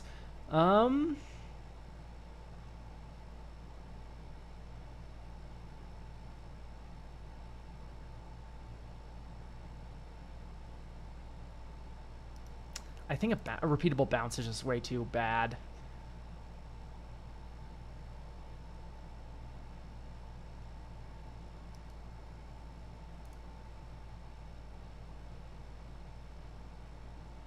Well, that's cute. I like that one a little bit. We're just not... Gleaming Splendor is, like, so okay. Vanishing is purely to keep Lurrus around. I cry if she goes, dog, run Chthonian Nightmare. What are you doing? Run Animate Dead. Run... We have Animate Dead, we have Tortured Existence, we have Kaya's Ghost Form, we now have Chthonian Nightmare, and you're like, please don't take my Lurrus from me. Dog, she's not going anywhere! She is not going anywhere. What do you mean? Don't take her away. You have like 15 safety nets. I'm just cutting the bad ones that cost 1 billion mana.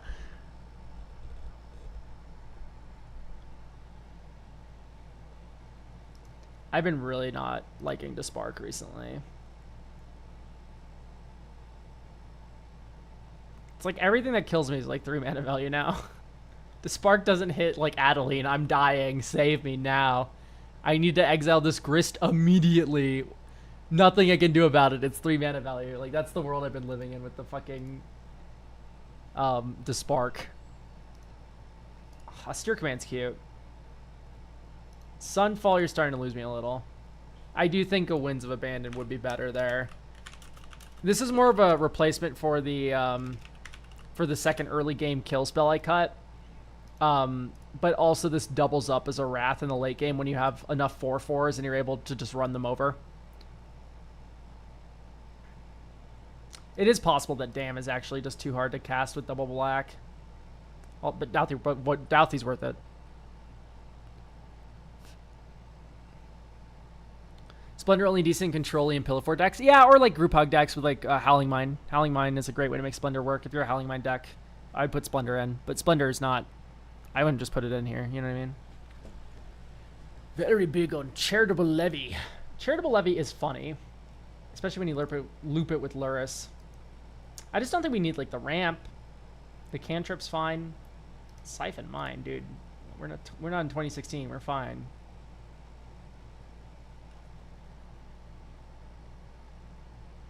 And you have Savins too? Yeah, you're fine. Luris is not going anywhere.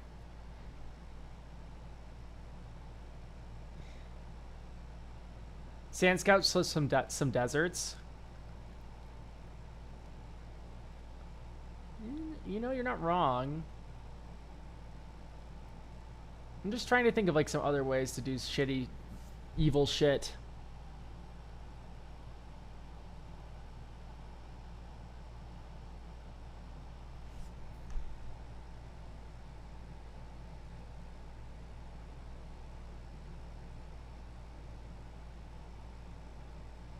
Bitter Ordeal.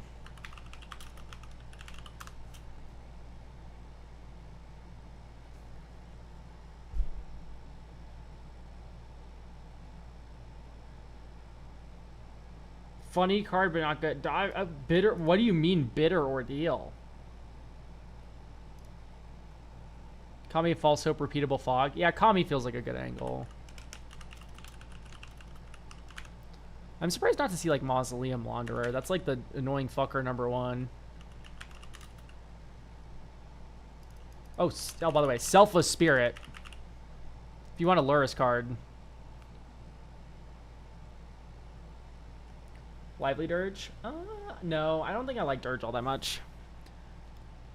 I'm trying to think what I would pay 5 mana for in this deck. I mean, I guess the answer is you just discard a gameplay object and then you Lively Dirge, and then you get 2 mana gameplay objects back.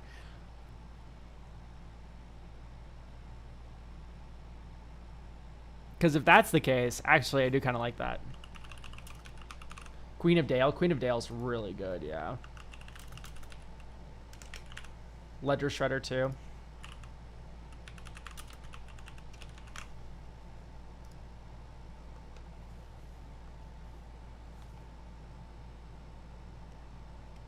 Doesn't have my guy Snapcaster Mage. Sad. Snap is shit.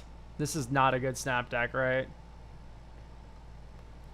Polywog Prodigy. Polywog Prodigy is evil as fuck. I don't like Queen Shredder. I'd rather control when I discard. You're mentally ill. That's okay. Listen. That's normal. You are a very emotional Magic the Gathering player, right? Like you just like draw and then like go like, oh, I just don't want to discard one of these cards. It's like it's always good to discard, man. I love looting. You always loot. You're one of the people who were like, when you ask the person like, do you know the should you loot question? I need to pull this up.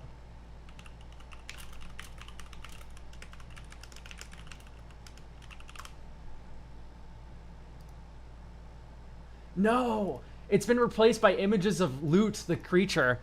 So there is a question, a very popular question, where someone's kill spelling your looter. You don't know what your next draw is. You have 1 card left in hand. Do you loot? Something like that. And the answer is you loot. You loot.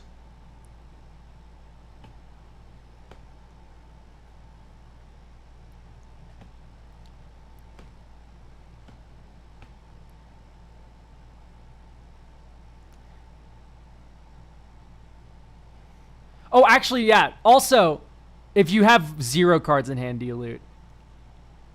If you have 0 cards in hand, do you loot? Yeah, I think the answer is yes. I think you loot. A card in your graveyard is worth more than a card in your library.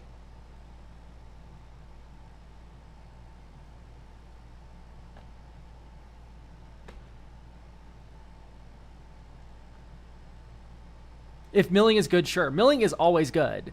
There's like one situation I can think of. It's like I'm a Green Sun Zenith deck. That's when I'm like, okay, maybe I don't loot.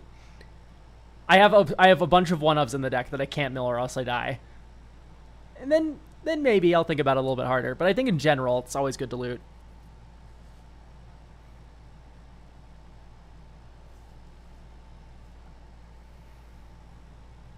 Yeah, if I'm desperately like praying for Beseiju, it's like, I mean, at least the loot would tell you just to concede. Besage is at the bottom of your library at that point, right?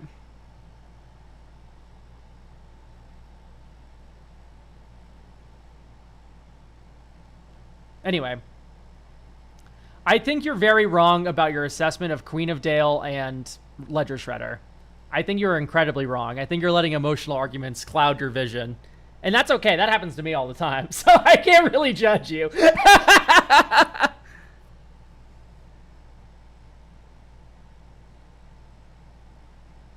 All right, let's do like Malcolm.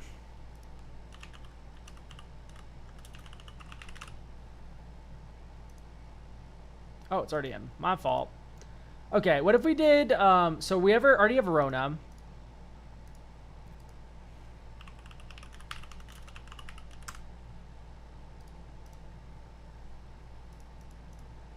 I just want to mention this. Because this is Luris legal.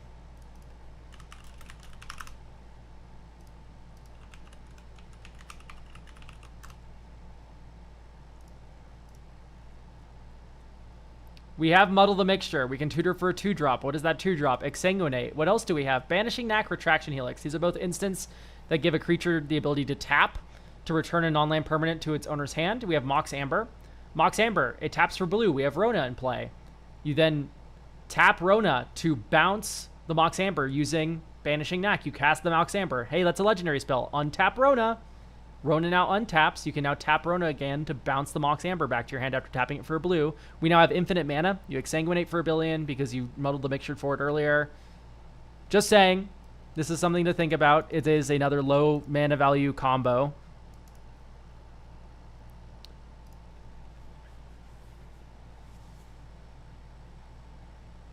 I'm not saying they're not good, but I think there'd be something better that lets me to control but I'll try them. I legitimately think they're so good. Oh, hang on. They're a little bit worse because, yeah, you do want to, like, actually activate Hashaton. I was just thinking about it in terms of Reanimator deck. But also, like, just going pass, and then players are now, like, Rule of Laud is a little interesting. But so we have a bunch of options. So I can get where it's a little clunky. Abigail for the funnies. Abigail's funny, yeah, sure. I mean, it's probably worth it. Why not?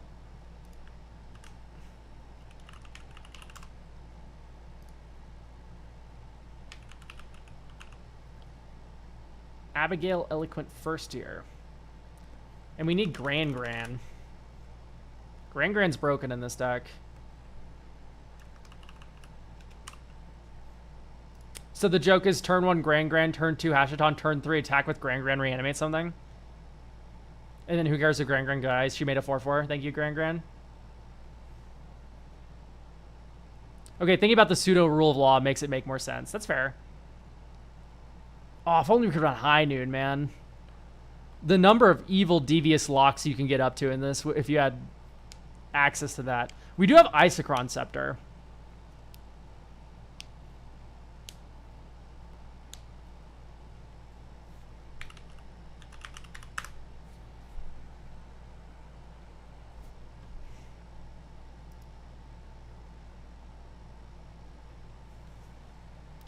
Is Disciple the deceit in the deck?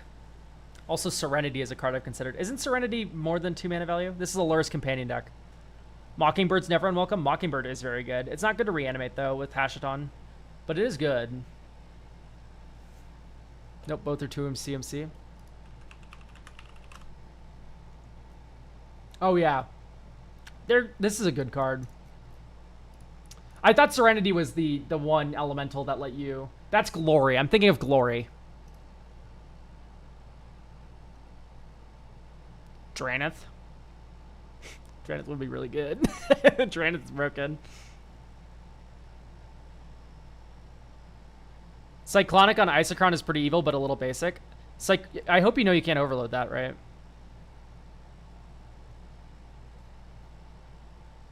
M, Mausoleum Wanderer. Yeah, I like Mausoleum Wanderer a lot. I just don't know how to spell it, so I need to wait for someone to type it in chat before I can pounce.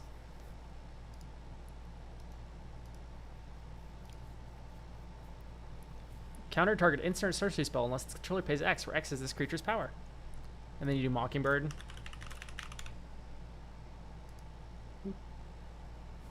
Cool, cool, cool. Keep in mind you can't do Mockingbird for more than X equals 1 from Luris. You could do X equals 1 Mockingbird from... Is Sarah Ascendant a little too do nothing? Like, Sarah Ascendant's good. It's just, you know... Always be closing. How's it closing the game? It's going to gain us 12 life, deal 12 damage, and die. That's the normal lifespan of a Sarah Ascendant. It kills removal spells. That's pretty good. Is it $20 good? That's maybe where it's a little bit debatable.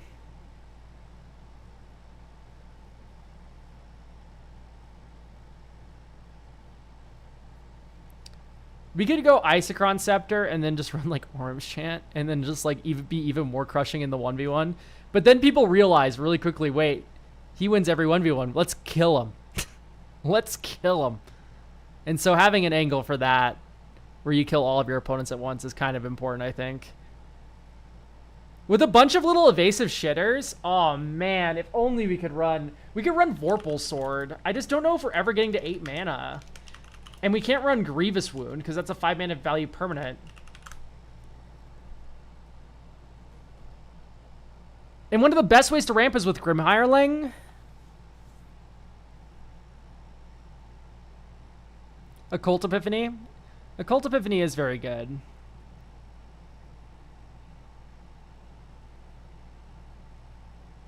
Topplegeist, Dark Confidant. Waterbender Ascension. Waterbender Ascension just flickers, right? That's not anything. Or no, it's a coastal piracy, right? It's like, how does that win? It's like it doesn't, right? You can't. Isochron only cares about the CMC, right? Isochron gives you the ability to alternatively cast the spell.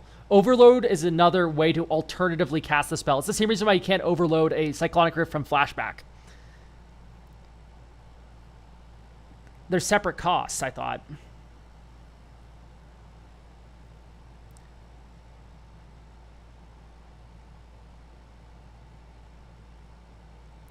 What does Isochron say?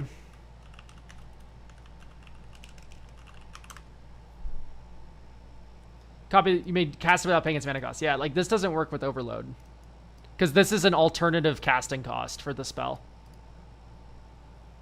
You can kick stuff. You can kick Orim's Chant, for instance. You can apply additional costs. You just can't do alternatives because this is already an alternative cost. You can do Spree. Spree's additional cost. You can do Kicker. Kicker's additional cost. But you can't do alternative costs. For a second, I was panicking. I'm like, oh my god, is everything I've known been a lie? You can actually just 2-mana Cyclonic Rift underneath it. Yeah, no, it doesn't work that way. You can do a baby Rift every time if you want. But you can't do the big boy Rift. And same thing with Flashback, like people putting Cyclonic Rift in Lier. In fact, I should probably write that down.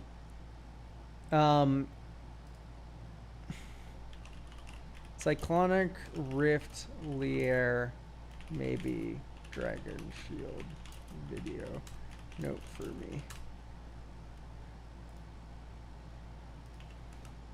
Okay.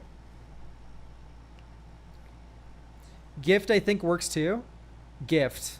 Am I going crazy? What does gift mean? Anyway. Am I your notes now? Yeah.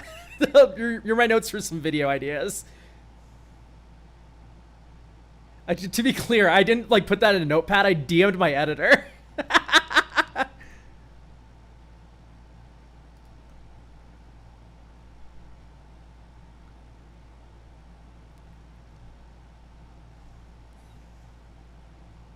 I'm still wondering if Vorpal Sword... I just don't know how to get to 8 mana in a reasonable amount of time. Or make the Death Touch matter in any way whatsoever. What's some good, like, mana accelerants for this kind of stratagem?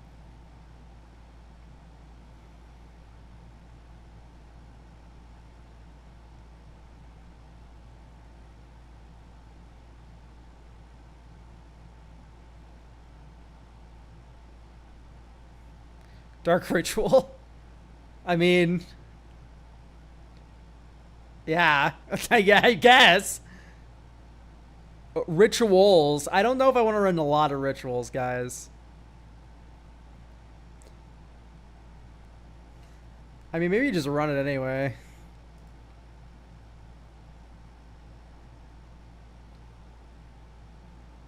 How do we make infinite treasure? There needs to be a way in Esper to make 5 billion treasures, right? Songs of the Damned. I want it to be, like, permanent. Sand Scout.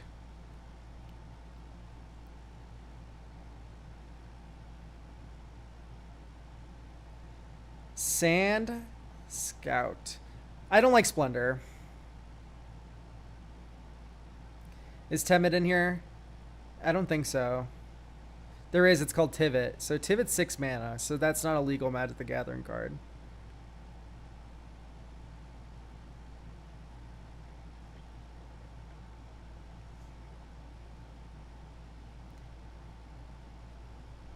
Yuri Beast or Lur's Companion deck, man. We can't blink Tivit a million times. It's just not possible.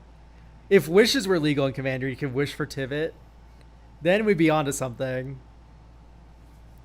Litho already here, which ramps? Good.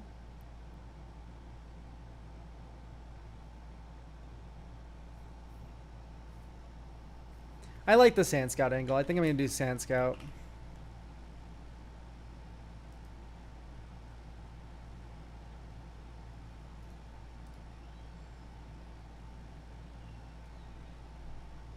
Oh, Sand Scout made me look at your lands, and you do need a little bit of help, I think. I personally... Do you run Surveils, Doc?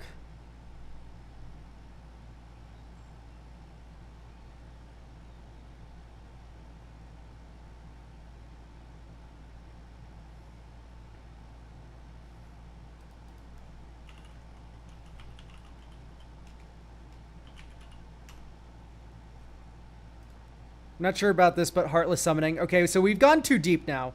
So guys, I hope we lock in that the reason why I'm talking about mana acceleration is because I want to make Vorpal Sword work. And Heartless Summoning doesn't do anything for Vorpal Sword. So we've kind of gone too deep now. We've gone too deep, and we're like, oh, we need mana acceleration for this deck. No, we do not. There is no reason to run mana acceleration except for Vorpal Sword.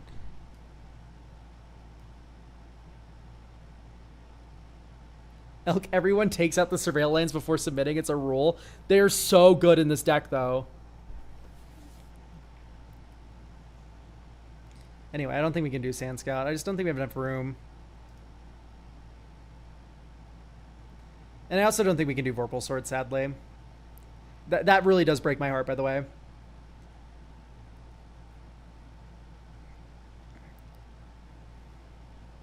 Blue-Black Surveil should be in. Yeah, probably. I kind of just clicked on the first two that came up on my screen. Undercity Sewers is in. Oh, you own the deck. Yes, okay. Yes, you have that one already. I put the other two in.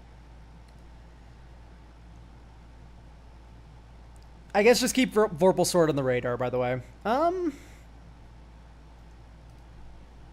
Would Mai be good? May is just not the best. I keep forgetting it's not Mai, it's May. Could just do a Doomsday pile.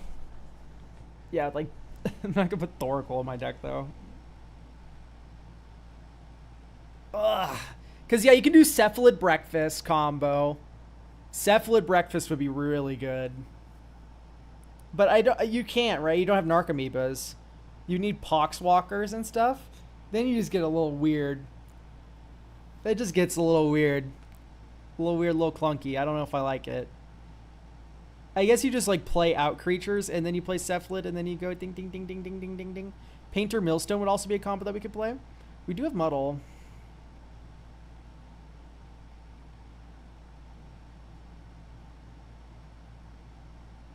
If only we could run Helm of Obedience, man. Douthie Helm would feel very good in this deck. Douthie Rip Helm. But Rip would suck, right? Rip would actually be really bad. Don't listen to me. Rip would be a nightmare in this deck. We don't want to see a Rip on the table. Yeah, we already have Tatar and Loth, though, so, like, there's no way we can generate more mana in this deck. I think let's just go for another land. Not Inkmoth Nexus. Promise of Aclazot's too slow.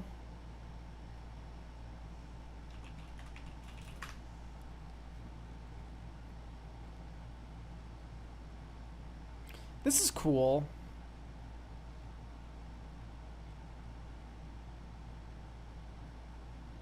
It's cool. Plunderer 4 mana, yep.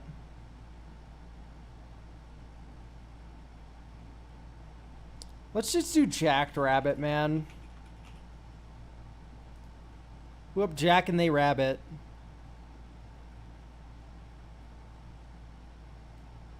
Yo, we have the God Hand.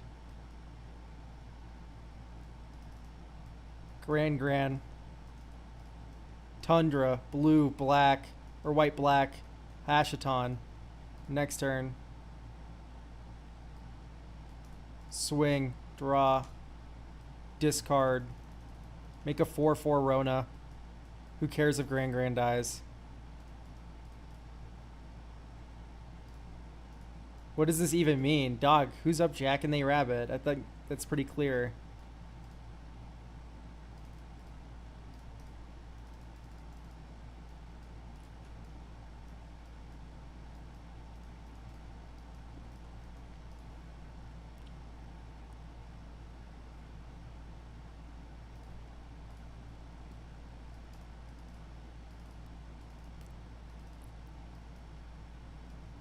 I think you do just cast Baleful Strix. And then now you can make an Eldrazi spawn. Oh, we get Eldrazi spawn from this lady? Hang on, chat. We might actually be able to Vorpal Sword. 1, 2, 3, 4, 5, 6, 7. Yeah, we're one away right now from activating it. I actually believe in Vorpal Sword now. I think it is possible. Just have your bird familiar drop it on their head.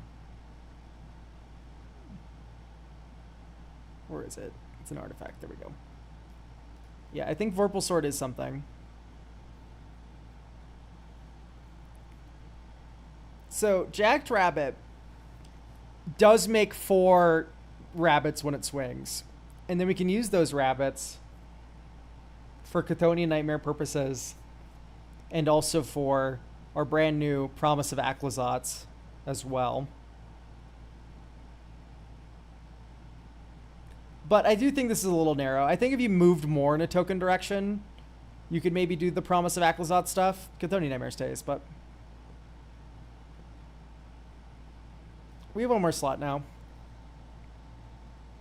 I already mentioned the Rona combo. It's literally in the sideboard, Rothek.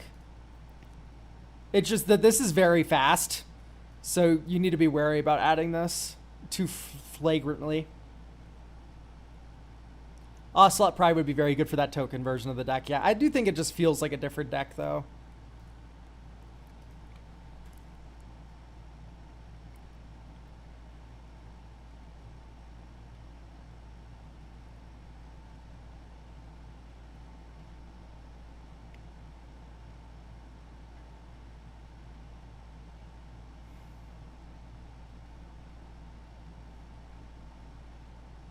I think I want another land.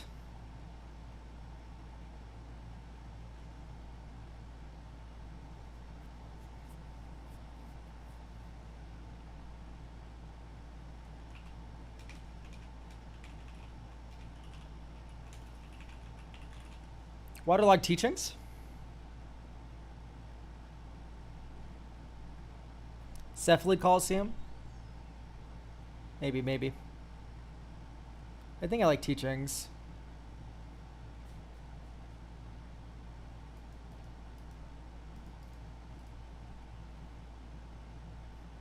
I'd keep this. It's a little risky. I guess you played the tap line on turn 1A. Pass, and then you go dink, dink, Malcolm. Or this has evolve, so I should probably play this up first. But this gives us another look at our land drop. I am going to use the Vampiric Tutor. I'm announcing this now. So that draw isn't our draw. Scrubland. Yay, look at that. We drew our land for turn. Alright, and then you go womp, womp, womp. That you can't cast that with that mana. That's so sad. I think there is something up with your mana. I can't quite put my finger on it. Because I do agree that we do need less lands. That I'm on board for. Love it. I think we might have too many basics. Or too many colorless utilities. Like, drawing our only island there felt awful.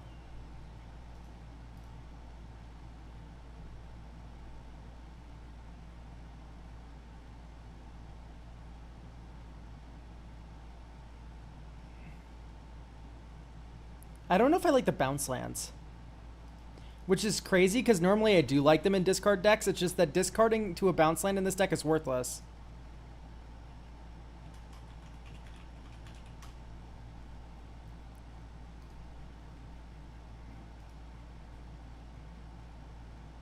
Only utility land you should have is a Cursed Duneyard, no? I think I disagree with the only utility land. I think Demolition Field's fine. Horizon of Progress. I mean, a Cursed Duneyard is good. And then we add 2.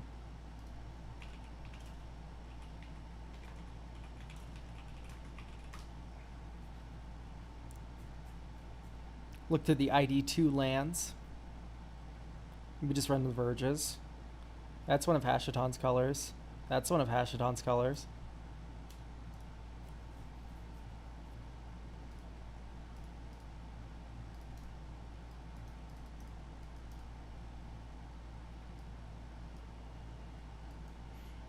Probably just keep my third land drop.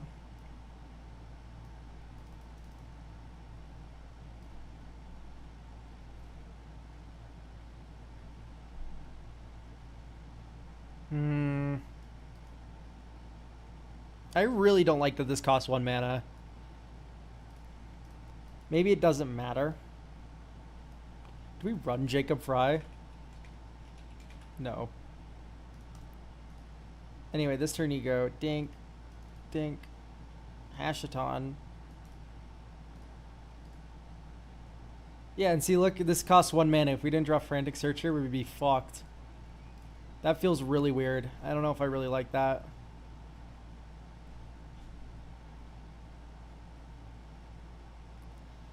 Yeah, we just don't have really... Like, we have some good attackers, and we have Vorpal Sword, so that ability's pretty okay. It's just... I think I'd rather just have an actual looter. Elk, I got to play your Pauper Familiar list. I understand the million islands, but it does suck to not see a white source. I think you're not mulliganing hard enough. And also, I think a lot of the card draw is blue. So you just hyper dig, right? That's the thought anyway. Like, I think sadly it does need to be a billion island deck if you want to run foils. Maybe you run a second tap white blue land.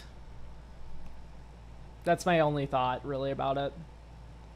Maybe you run 1 Eagles at the north, or like Lorien, 1 Lorien. I had an unlucky game where I drew a lot, but I didn't see a white source. Yeah, there's only like 6 in the deck or something. So it could be that... Sorry, I'm completely derailing this. Where is it? Familiars. Hi, Pauper Familiars. We have 1, 2, 3, 4, 5, 6, 7, 8, 9. We have 9 white sources in the deck. Polywog is in the deck. Yeah, it could be possible that a second idyllic beachfront is correct. Somewhere here, but... I don't know, it's just so tight. It's so hard to fit more lands in Familiars. like familiars is such a very tight list, and there's like one of two builds you can do, and they're both like they don't have any flex cards. It's so hard to fit things in it. No, Lorien feels like a mistake. Why? Because I kind of think I fuck with Lorien pretty hard in that, especially when I have Prismatic Strands.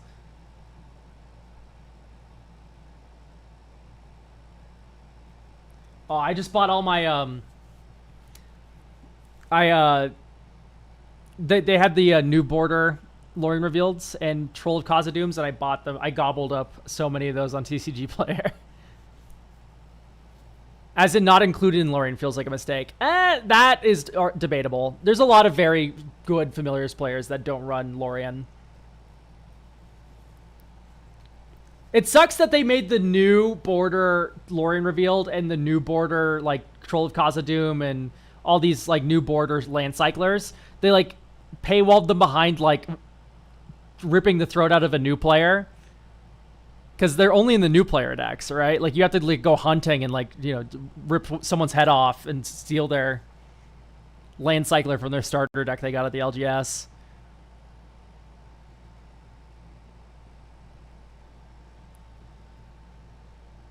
It's kind of like hunting endangered species, you know?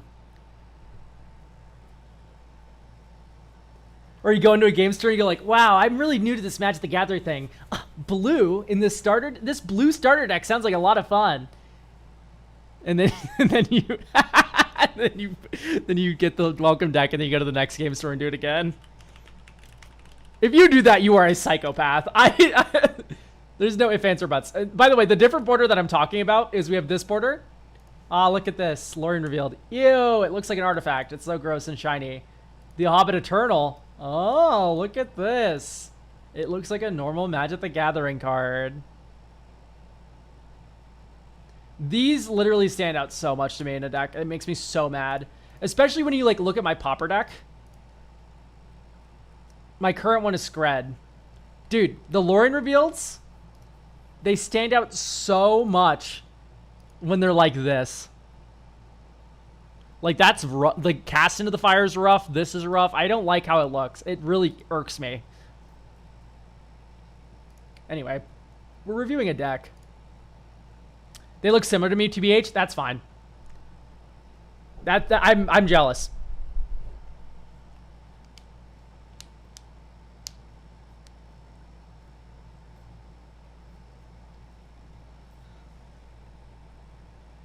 Okay, we have one more slot. Honestly, could be a takedown. I want to hit my land drops more.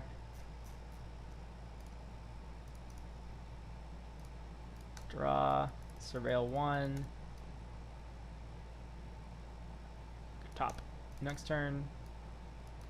Lotho. This is where Mishra's Bauble is also really good, by the way, where you can go like Lotho, Mishra's Bauble, and get a treasure.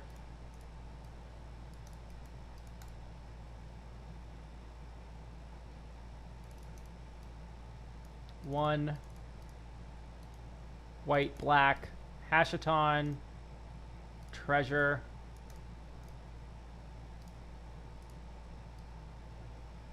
Do we pay to keep this idiot around? We don't really have a way to discard. And the answer is yeah. Okay, one black, Super Shredder. Mishra's Bauble, make a treasure. Sack Mishra's Bauble, draw a card. Okay. Put a counter on Super Shredder. There's Grand. Right on time.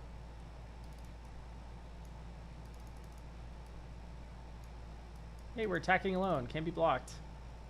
Whenever this player deals combat damage to a player, it connives. I think I'll get an extra turn lady in play.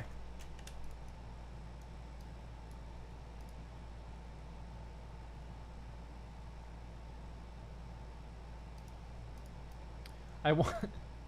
Do you know what I'm thinking of right now? It's so stupid. Like... Do you ever run Dizzy Spell? Because it's a instant that 1 mana tutors for Tortured Existence. And you can get it off of Waterlogged Teachings. Is this anything? Would you pay 8 mana over the course of like a few turns to get Tortured Existence in play?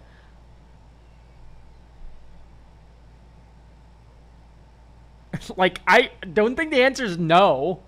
I think this is good.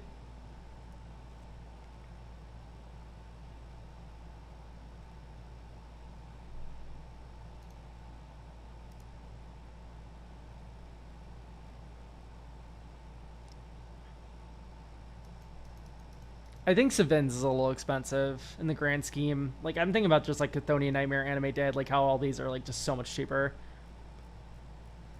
Because, like, if we think about the mana efficiency, Savin's Reclamation is 3 mana for a 2-drop. Or it's 5 mana for 2 drops, at which point we're at Lively Dirge territory.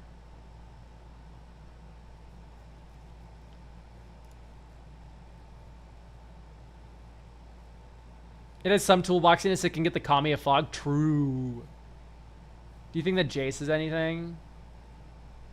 Vryn's Prodigy? I think Jace Vryn's Prodigy is very good. That's why I didn't cut it. Like, Jace is really cool.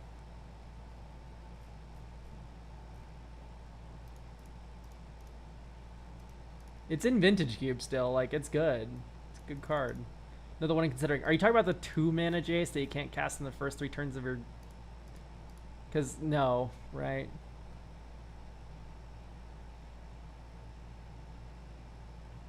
It is a looter.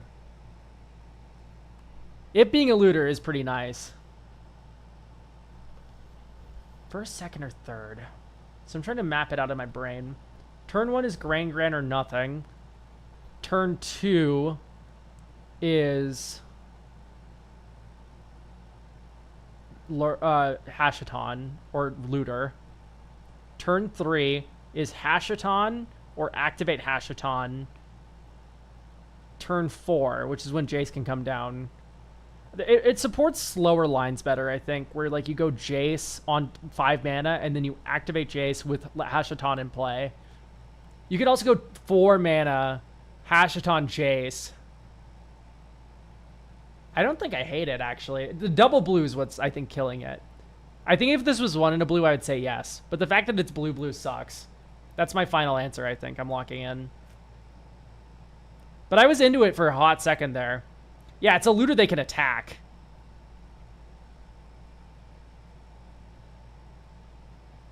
Plotting stock up, whatever. Yeah, those are all good things to do. It just... Yeah, I think I would put Merfolk Looter in, and I honestly don't even know if we need more looters. Ledger Shredder's hard to control was the grievance, and honestly, the more I think about it, the more I think I kind of agree. I thought the first round of complaints about Ledger Shredder was like, oh, it's just inconsistent, I'm gonna just like mill cards at random. No, the answer is that Hashaton, there's like a very brief window to actually pay the mana. I like it as a rule of law. Like going Ledger Shredder, I have 3 mana open, no one wants to cast 2 spells in a turn, that's funny. I think that's kind of an angle. I would not keep a 1-lander. I would keep a 3-lander, though. Ding, ding, ding. Shoutouts Kabira Takedown.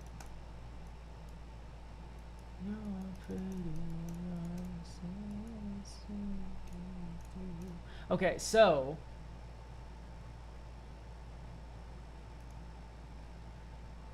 we only have white and black mana available to us. Maybe I should have looked at this hand a little closer. That's okay, we have Mishra's Bauble. I think Winter Night Stories might be too much mana. Oh, but it is nice on the flashback, ain't it? It is nice on the flashback.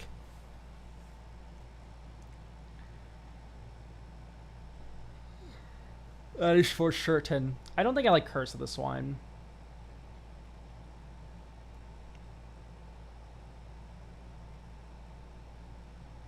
Do you ever run a double striker because it's like an 8-powered thing that you've just spent 3 mana on?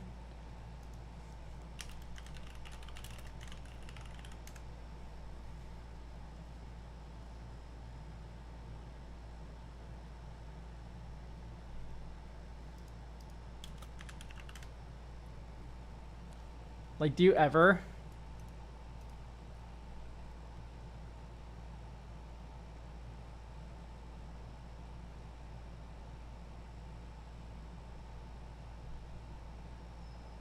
Twin Blade. I like Twin Blade Laureate the best, I think. Quill Blade Laureate, rather.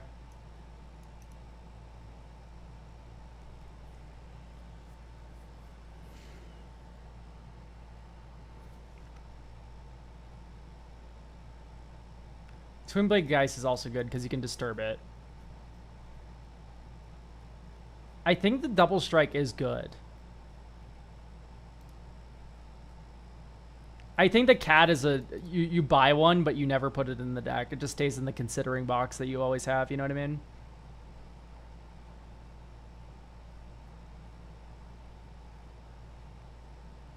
Pouncer is, yeah, the Adorned Pouncer is flavorful. It's oozing with flavor, but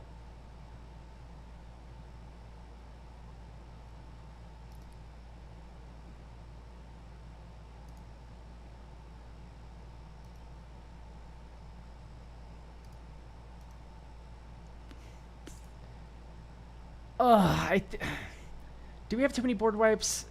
We have 1, 2, 3, 4 board wipes. Is 4 too many?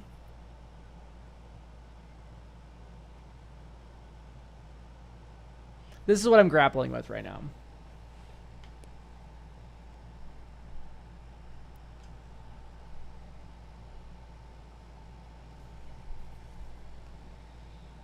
Maybe just no Remora. It's boring. It's so good with Luris, though. Maybe no Remora. It's boring. Honestly, not that unsound of logic.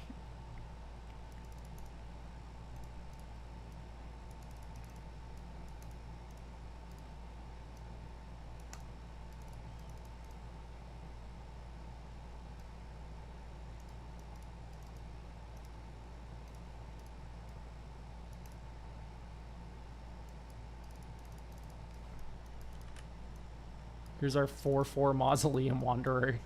Spells I don't like are banned. Also, Stubborn Denial. And sack this. Like, it's... Wow. You can do all of that at instant speed. That is so good.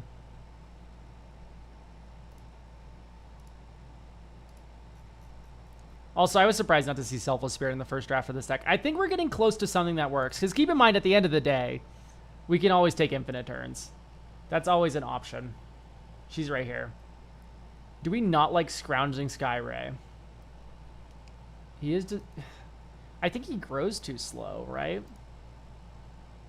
He's too slow of a grower. Like, trying to compare him to a double striker. How long does it take for him to become on par with one? We would need to discard a card 4 more times. I had Selfless before I added the Exile bounce wipes. I see. But now we're back onto 1. So, because I put Winds in to your deck. Because Winds is stupid.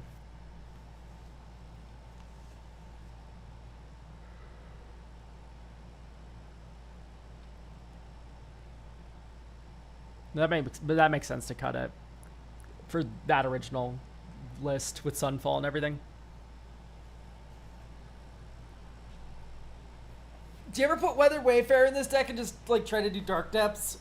I know everything's Dark Depths with me, but, like, legitimately Merit Laging people. You have Teleria West, too? Search for Glory? I mean... That's, like, not that bad, actually.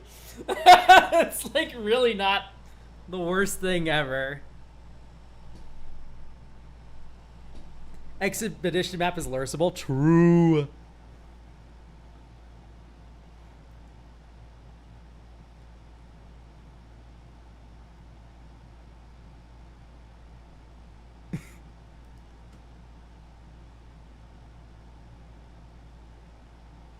And then we do, like, Basilisk Gate on all of our unblockable little looters.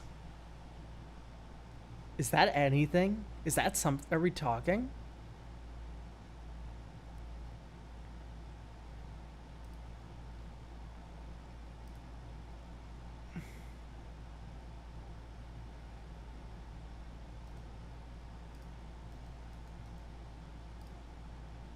Hang on.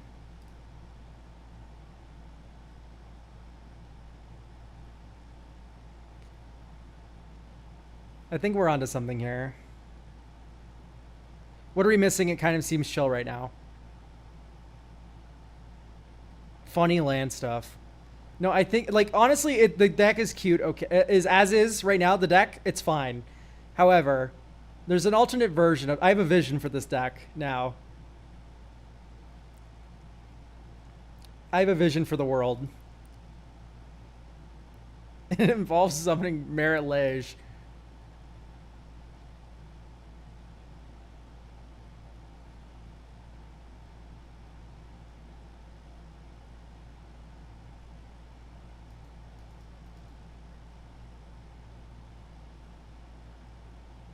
Ew. Don't run that. That's mean. And it's also sometimes bad. You're about to get Kodama looped by your own permanent, dude. That's unlikely, but it's funny.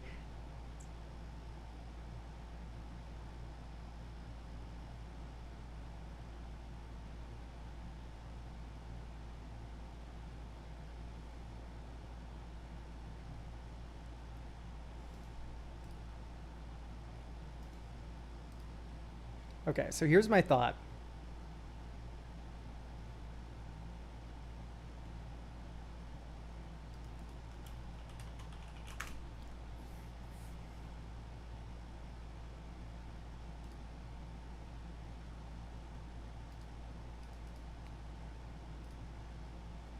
You need to listen to me. You need to believe.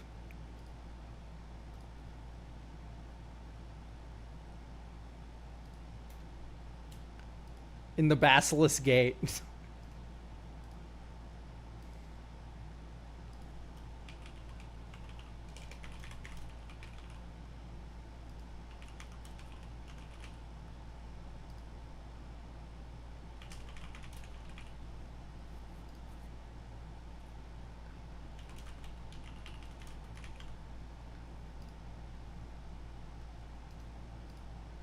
Okay. So.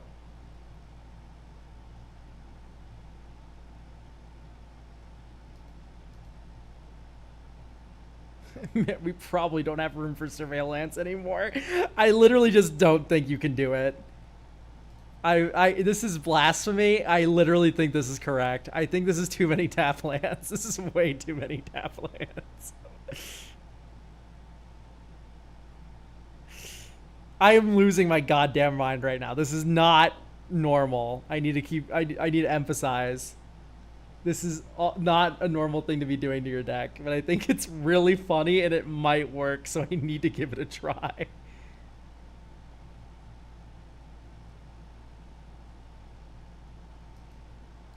Sea Chrome. Shadowy.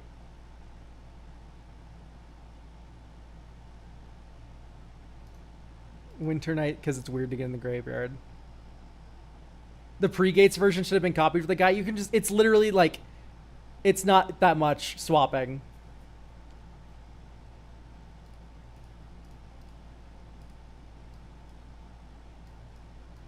It's not that big of a deal. Okay.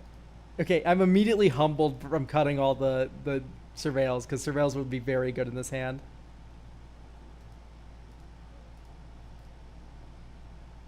This is keepable. Turn 1.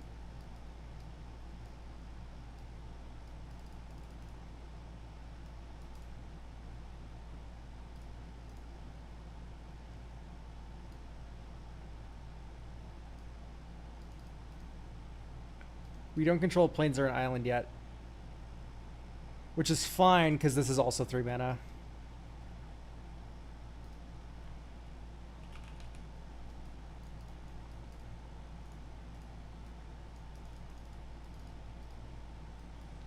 Oh, but you can't play it this turn. I'm such a goofball. I messed this up pretty bad.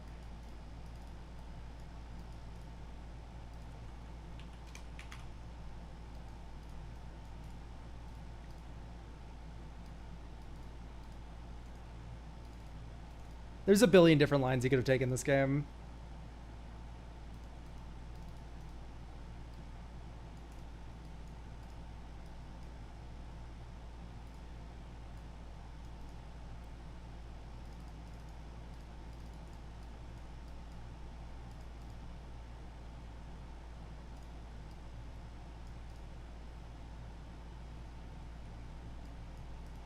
I don't know.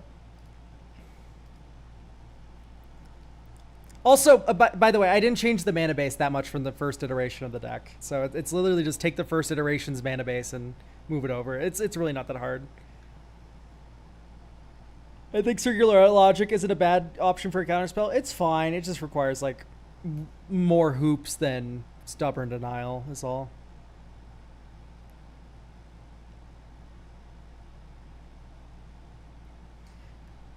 But yeah, we merit Laged there. I think there's enough land tutoring now where that's going to be, and real tutoring where that's going to be easy to do.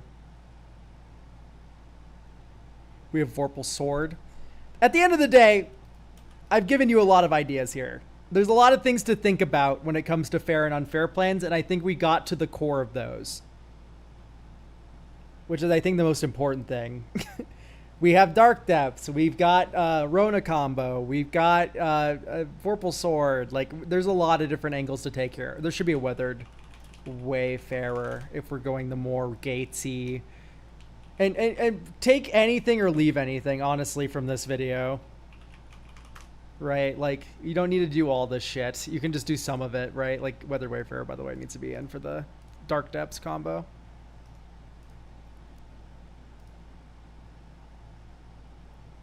You have double strikers, right? There's a lot of things to think about. At that point, you can run Vampire Hexmage. It's muddleable. Yeah, honestly, Vampire Hexmage.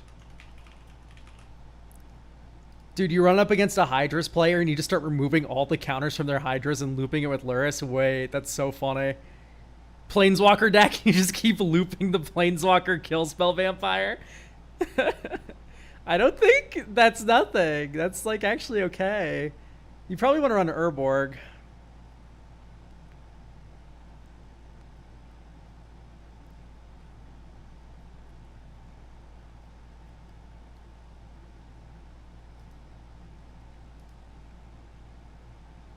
Okay, Abigail I think is a little much. Oh wait, no, you remove all abilities from their creatures, and then you Vampire Hexmage remove all the counters that Abigail put on it. That sucks. That's nothing. That's so funny though. That's hilarious. What a mean thing to do to someone, especially since it's so bad. Ugh, what do I cut, man? Because the Taru is broken. That's not going anywhere. It's probably Thopter Sword. I really love Thopter Sword, to be clear. It's just with all the combos we have going around right now, Thopter Sword's last on the list, bro. The Thopter Sword's the furthest thing from my mind. When I'm juggling Dark Depths, like maybe Rona, whatever. Cut T-Pro, we don't need that. That's very true. Also, it is just that broken, so it's, you know. No deck has ever gotten worse because there's a T-Pro in it.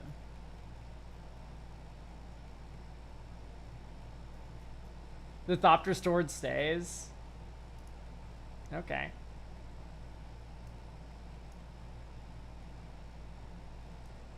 I'm just saying it's not going to be happening all that frequently. You got like a million other things you're tutoring for.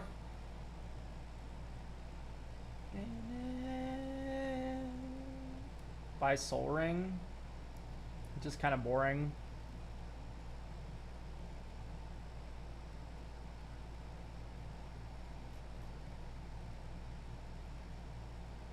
Maybe you don't need Lorien in this version just because you have like a billion lands now. One of these isn't a real land, it's Dark Depths, but that's fine. 39. No, but it feels great when it does. Anyway, here. Why 2 mana rocks? Do we have 2 mana rocks left? We have a Springleaf Drum. I like Springleaf Drum.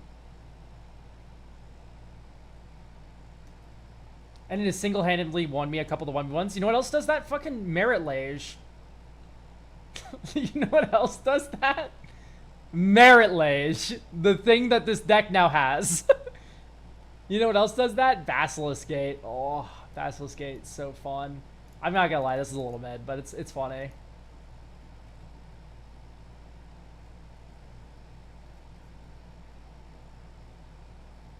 Anyway, yeah, I do think this is about good to go then.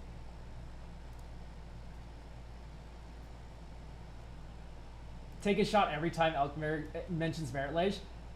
I'll stop mentioning her when you guys stop forgetting about her. Anyway, Seth, thank you for getting a deck review. What do you think about Celeste Rune Knight with cycling Astral Slide? Do you think it could work? Is the most broken Mardu commander, will it work with the very tried and true strategy? Yeah, dog, I think it will be. I think it'll be pretty good. Thor's map only gets basics, yeah. That's like a limited fixer. It's not for... Well, I do run Thor's map in a deck I've been brewing recently. Thor's map's in here. In the Angels deck. Because it mana fixes my rule breaker, and also you can use it to go and discard a big angel and reanimate it.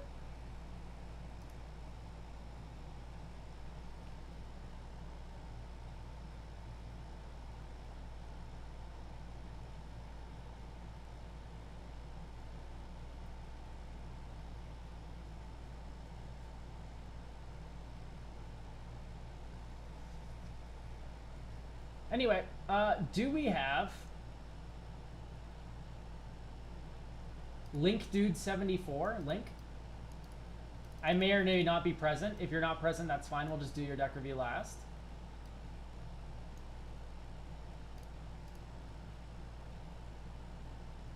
Do we have Rodangle? Rodangle. Okay, Link is here. So we'll do yours soon. I need to be right back. I shall return shortly.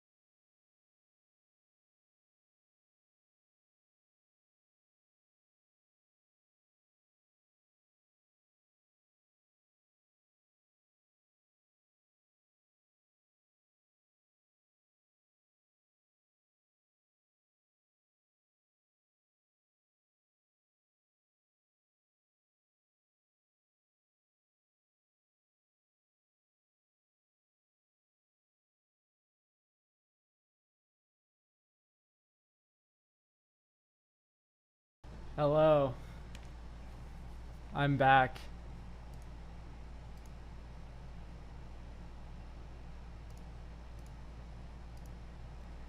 Every time I go AFK and then come back and then I have more viewers than when I left. I don't know why chair streams are like way more popular than normal me streams, but it's funny. I have a tweet that's popping off right now, guys. I have the Fetchland Yowie on the brain.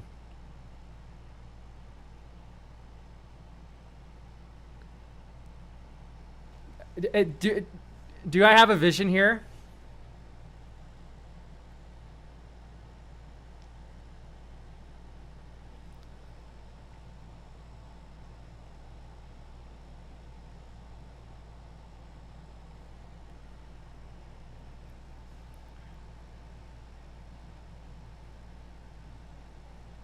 Because I think this assessment is perfect.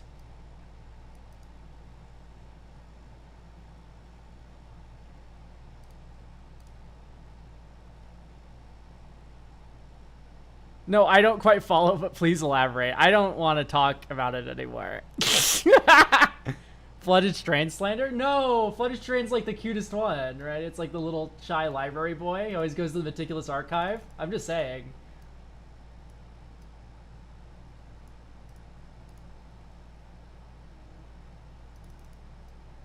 Oh, ooh, guys, great news.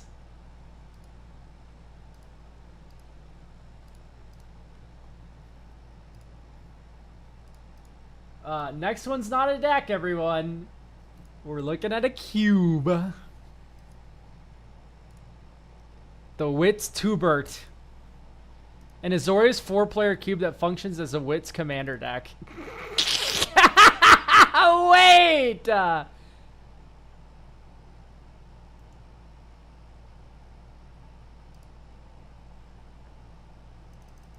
What? It is a commander deck. The link doesn't work. You need to send me the link immediately. Expeditiously send this link. Oh, I got like a thing in there. There we go. It works.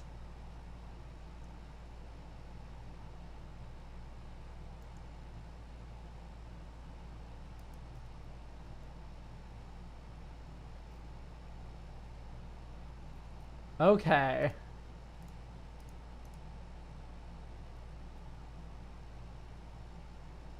I'm going crazy.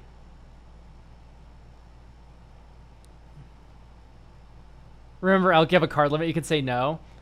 Well, here's the thing. I'm not going to be reviewing this as a deck. I'll play test it as a deck a couple of times. I'm going to be reviewing this as a cube.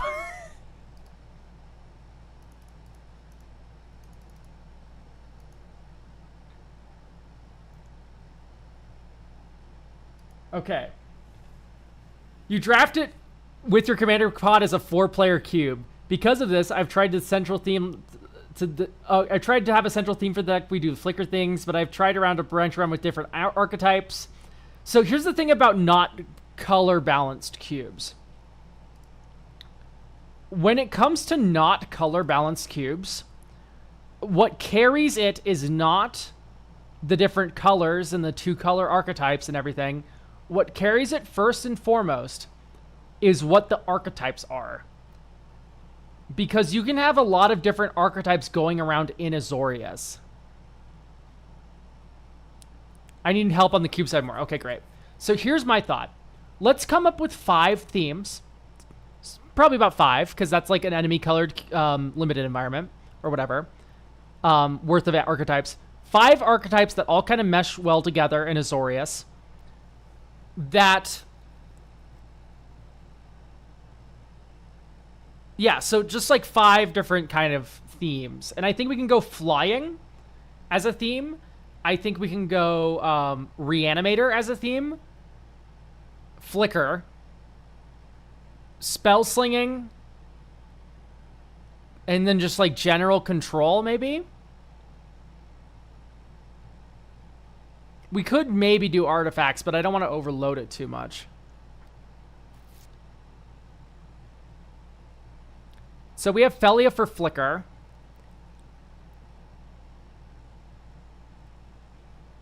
Tokens Blink Draw 2. Ooh, yeah, okay. Token Blinks Draw 2 are all very good. I wish Wits was a looter.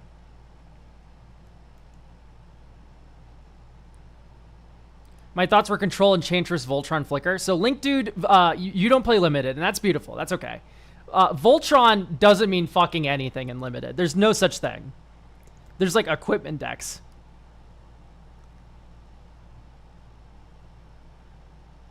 Because if anything, maybe we go down like Keeley, all the artifact stuff.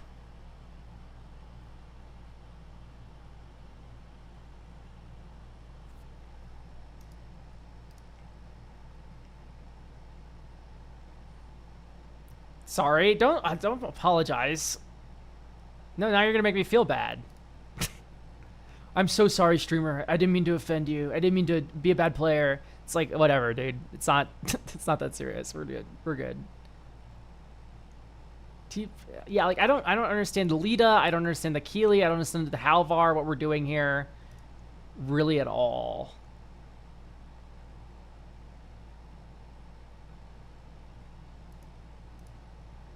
And I guess the answer is that we just have equipment, but like We don't really. I don't like the vehicles either, if I can be entirely honest.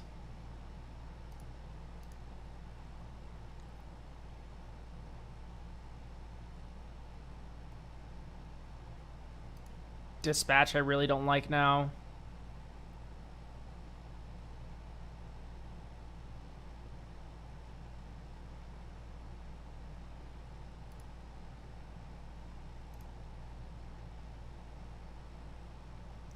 I don't think we have enough enchantments for the big sorcery, Redress Fate, to be any good.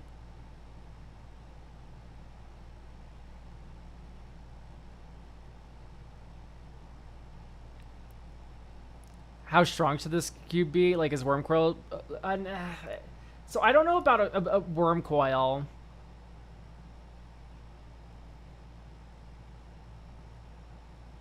Mill. Random ass mill card. I guess you can make an argument that fits in the Reanimator theme, but I don't think so.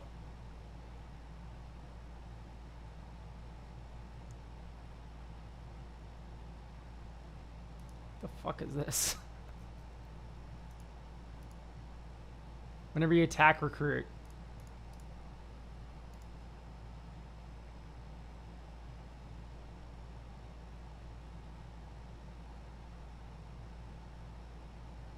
I like second card because that can fit the looters. I think I just want to cut all the artifact kind of stuff. And that means Mox Opal probably comes out as well.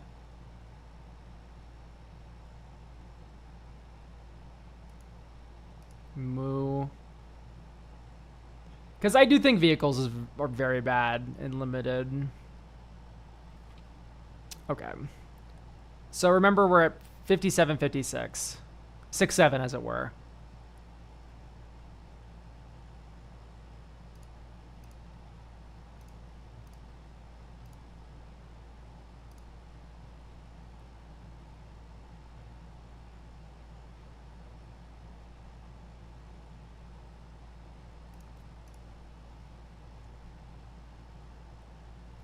Okay.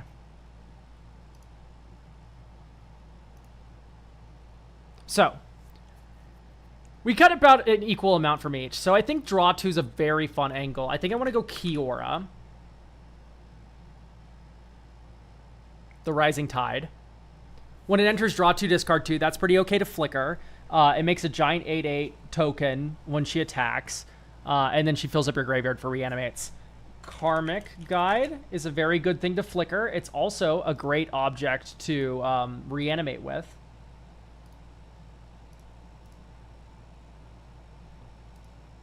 Summon Knights around Moonshaker are both big threats that you can reanimate. Reanimating Agent is probably pretty good.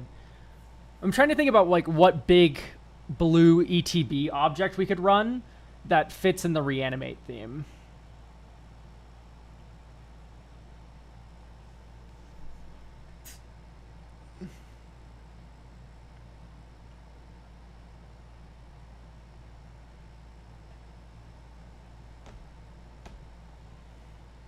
Right now I'm focusing on like big reanimate threats. Like what's a big idiot when you put it into play you feel pretty good? Mono blue or Zorius? Mono blue, ideally. Cause you could go Scourger Fleets, that's not a good thing to cheat into play. Scourge wants you to have a lot of lands. Arcanus, no. I'm thinking like Sphinx of the Second Sun, maybe. Nezahal is better. Nezahal is way better. Yeah, Nez would be good.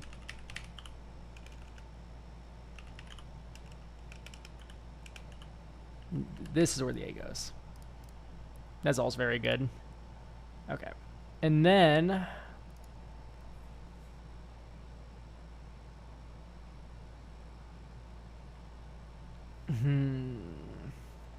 Draw 2 payoffs. Boing Oingo, thank you for the prime. Agent of Tretch is too boring. No.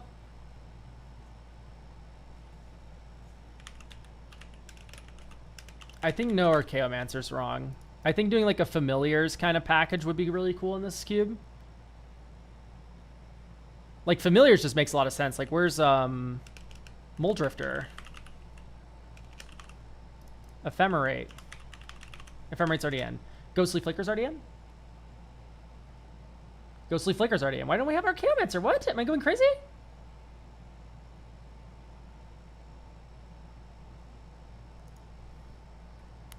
This is a cube review? Kinda. It's also a commander deck.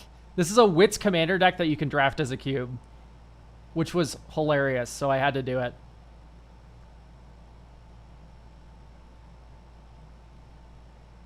Maybe a Faithful Mending, but like that's an Azorius card. Let's look through the Azorius cards here and see if I disagree with anything. So I don't like Dance anymore since I kind of want to move off the artifact theme.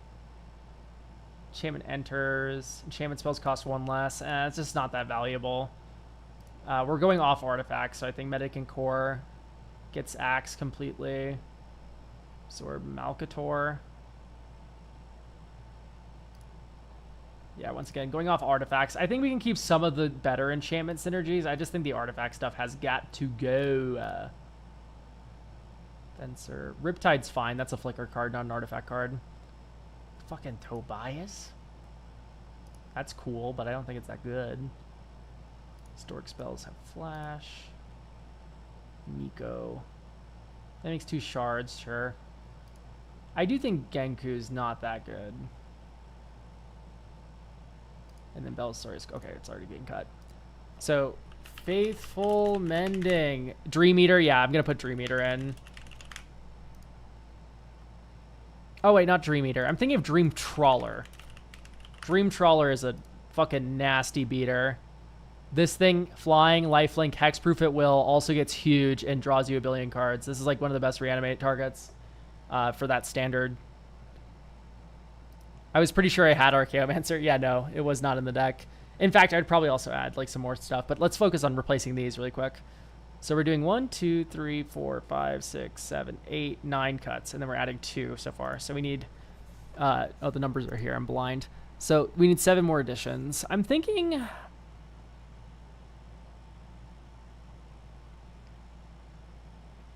I don't know. You can do Migration Path. That's a land. That is also a, not Migration Path, sorry. Migratory Route. This is a good flying card. Also mana fixes. So that's pretty cool.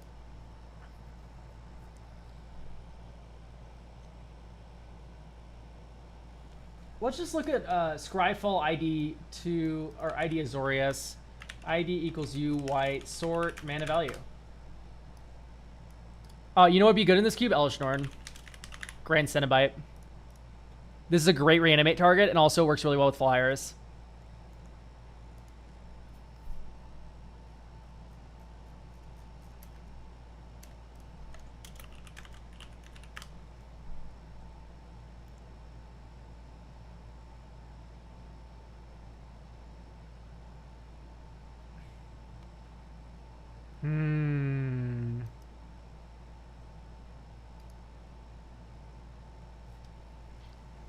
I saw Deepway Navigator. I was like, wait, we can do Splinter Twin.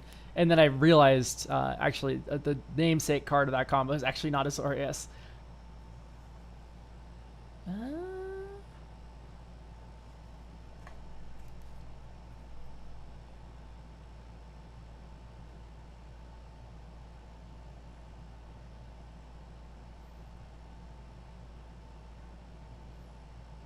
Faithful Mending's already in.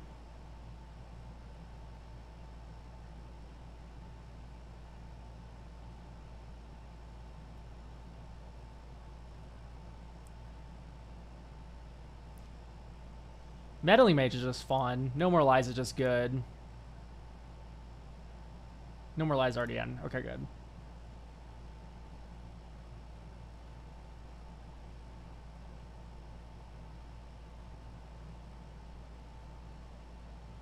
Temet. Unsettled Mariner. Watcher of Spheres is probably worthwhile.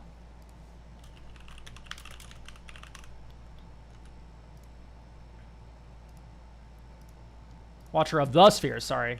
I didn't know they were proper. I thought they were just generic spheres, but they're the spheres. Watcher of the Spheres would probably be pretty good.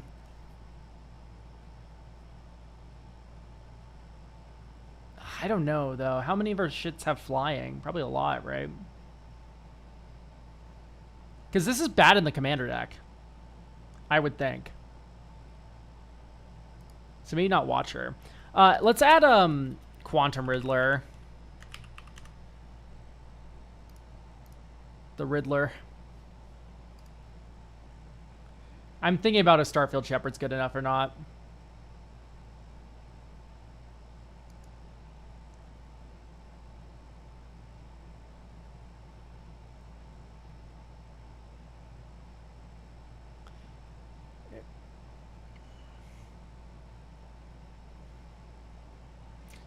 We could just make it more flying themed. Skycat Sovereign.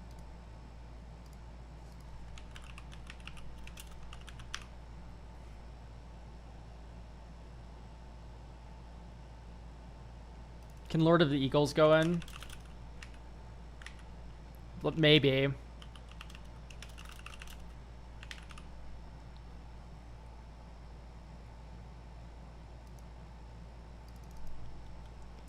Is Council 4 too weird for a cube? Yeah, I think so. It doesn't really support the 1v1. I think maybe you just go normal anthems. Instead of like creatures with flying have, it's just like it happens to be an anthem and also happens to be a flyer.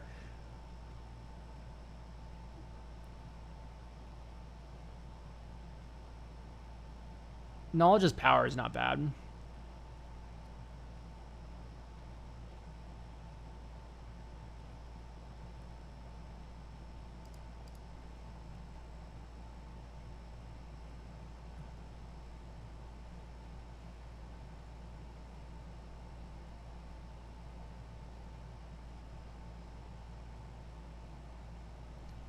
Ew.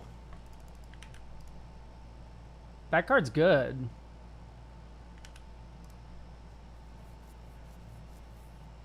That card's good and evil.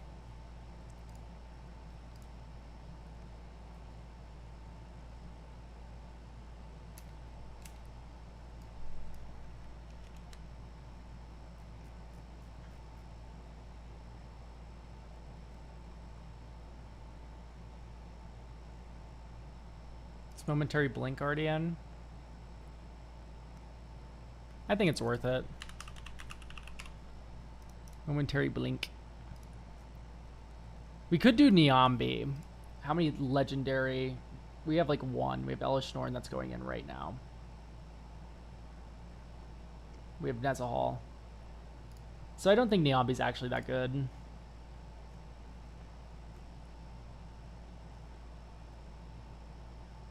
Sten. Cast your second spell each turn, get a drone. That's possible. Yeah, we can do Station Monitor.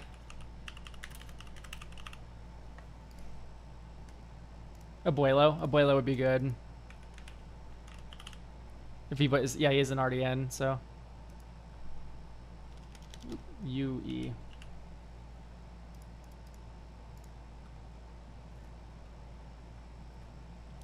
So we need one more inclusion because Elishnorn's a white card, not an Azorius card.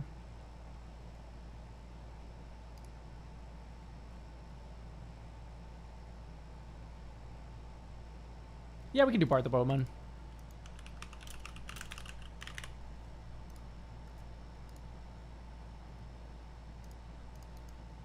Okay.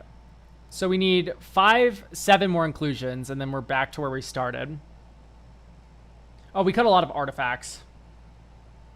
Now that I think about it. Where did we start at? We started at...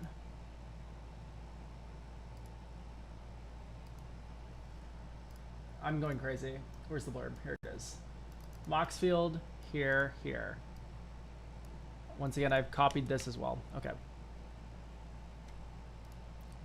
239 versus 169.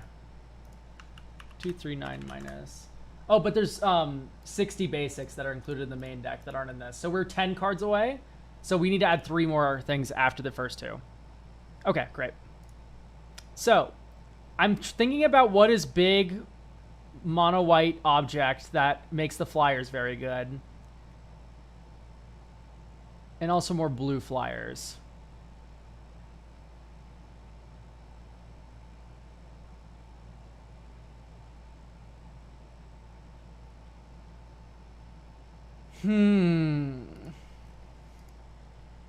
ID colon blue white. Oh, flying. Oh, enters.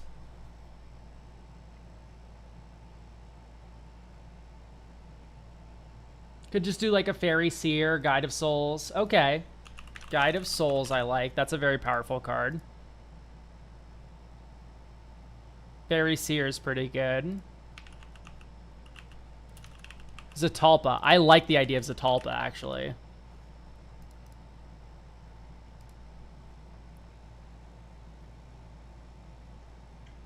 Also looking at the commander deck, technically 240 after Yorion, I see.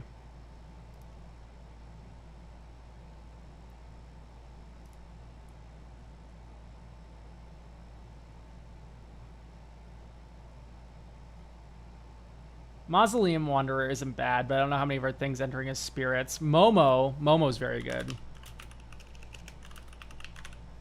Momo friendly flyer. But that's only good for like flying decks. I don't know. I don't want to like have too many things that are just generically only for flying. I want it to have some added utility.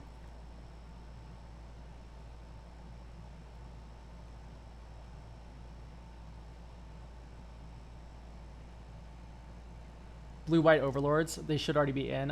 Sure, hopefully. Yeah, Overlord of the Mistmoors is in, and so is the Yep, there it is. And we have Flicker Wisp, we have Felia. Okay, great. We could do Cloud of Fairies, because we do have Azorius Guildgate.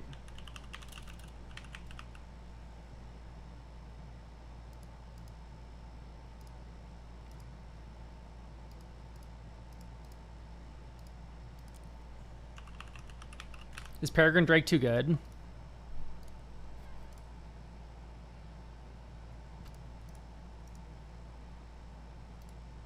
Because now only we... Oh, we need to make it a cut. My fault. So maybe not Cloud. I'm going to argue Cloud is worth it. Honestly, maybe no Starfield Vocalist. It's okay. No Thought Monitor. We cut all the artifact stuff. There you go. Yeah, that's my bad. You're thinking of Azorius Chancery? Oh, Guildgate. Yeah, is that also in? It's not. You need to run Azorius Chancery.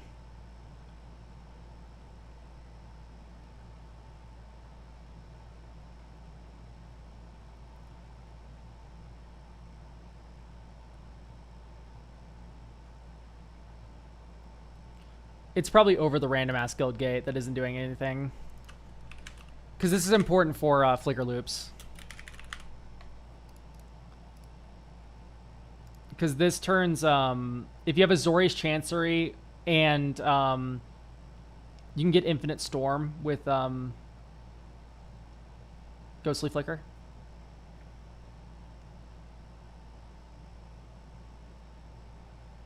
Would you say Angel of Suffering is a good side piece to swap for the Master of Lake Town if people don't want to play Master Sir Conrad? No, they do very different things.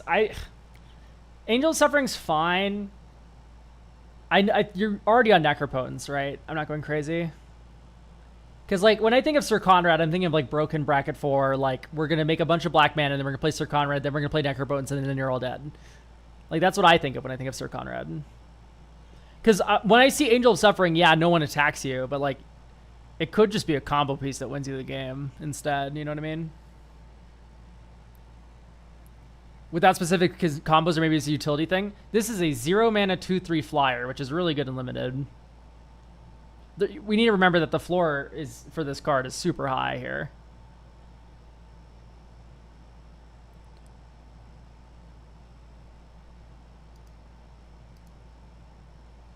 Anyway, we need 3 more white cards.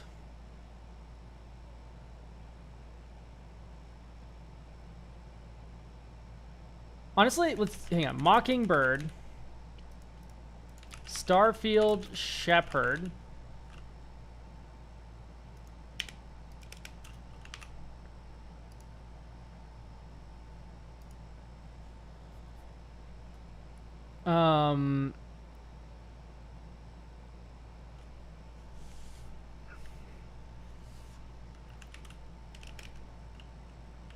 Walking. What's the name of the hangerback walker? This is a flying card, kinda. Voltail Stormdrake in the cube? No, I don't think so. And so we can just need to come up with 3 more white cards now, and then we're there, I think.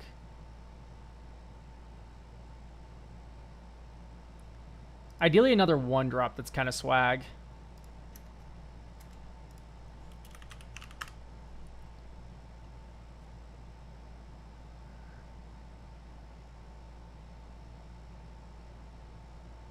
You could do Nurturing Pixie.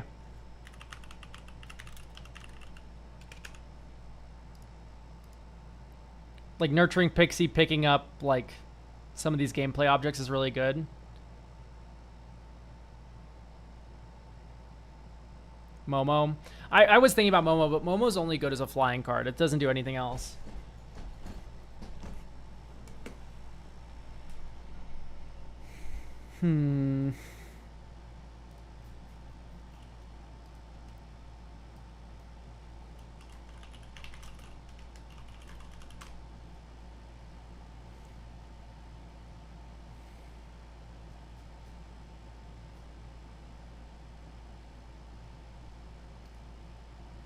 Ocelot. I want something with flying.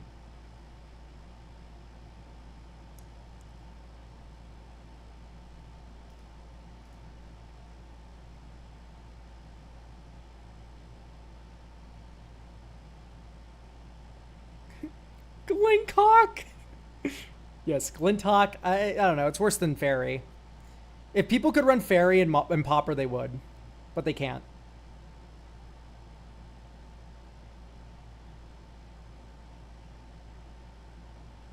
The Eagles are coming? Gross, man. I didn't even know that. No, in all honesty, I don't know about it. Clarion Spirit's pretty good. Clarion Spirit helps support the draw 2 thing, because casting 2 spells in a turn is draw 2. So I do think I like Clarion Spirit.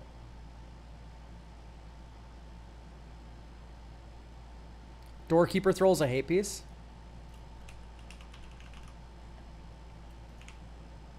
But it friendly fires you in the commander deck, so you can't actually run hate pieces like that.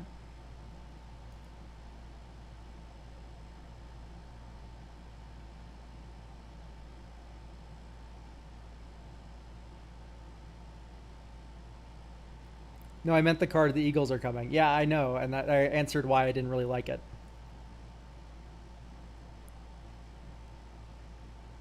Banding. You're not actually, it would not be that bad. We could just do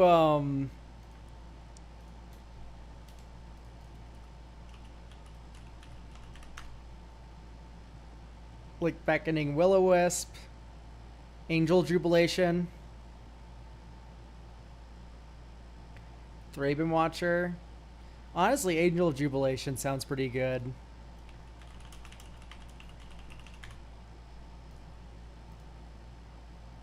And so we're now at 179, which is 180, which with added 60 basics for the main deck.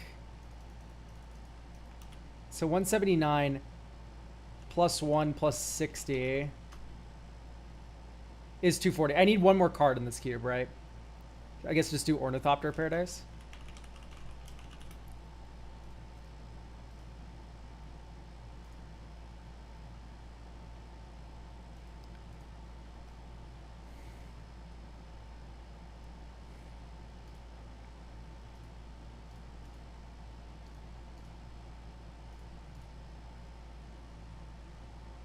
You take Enduring Innocence, like, almost certainly, right?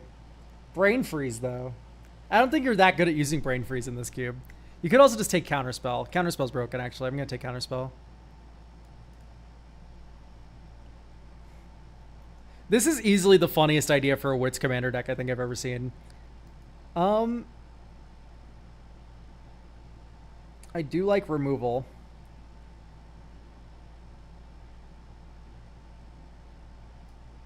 Yeah, end of thought. I like removal.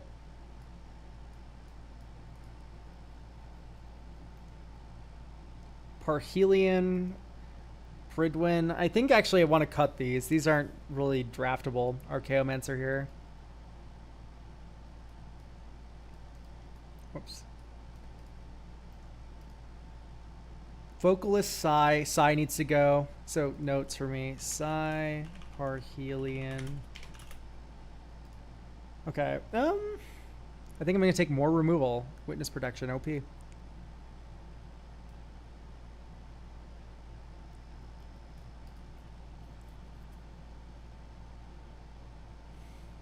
Subtlety. Got to cut to Meshi as well. Fridwin, Machinists, Arsenal. So actually we have a lot of cuts we can make here.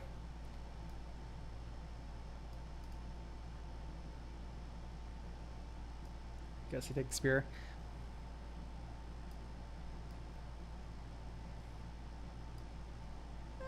I don't have a lot of creatures to attack with. That's kind of mid. So we can go migratory route.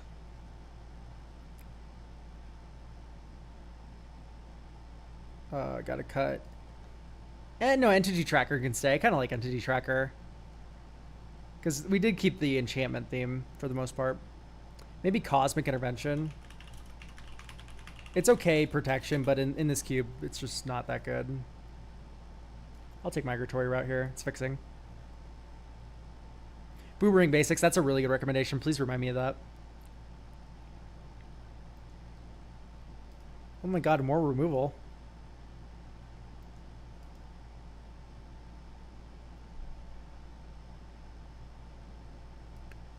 It's as a whole. We have a Karmic Guide that can maybe set up some broken cheat that's into play lines. Abuelo. Or Stink. Gotta get rid of Thoughtcast as well. I'm making notes on the right here. Paradoxical Outcome. You're just never drafting a deck where this does anything.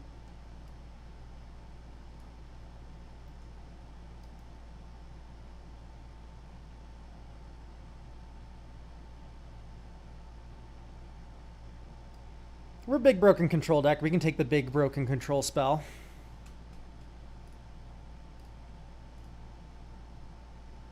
Darksteel Mutation. Anti-causal, I guess. Like maybe we take the land there in hindsight, but I think it's a small percentage point difference. I would like a Wrath, or I'd like some unfair thing.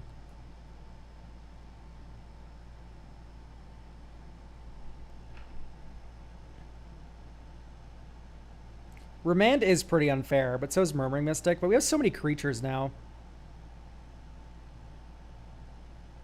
Oh, you take the Thought Vessel, because no maximum hand size is one of the best effects you can have in this game. Mana Vault's pretty strong. You can just cheat. Let's just cheat. Actually, I've decided I'm just going to cheat.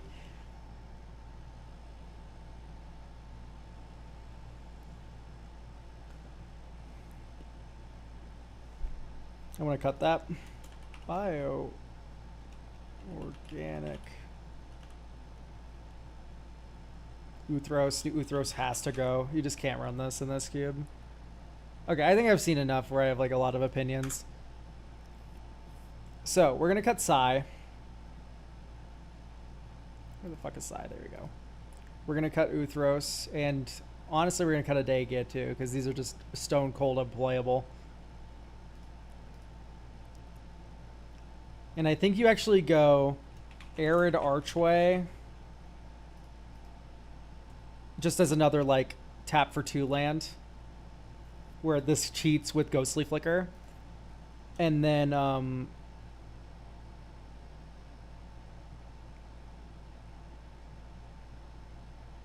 on, I want to replace the lands first, the lands that I'm cutting.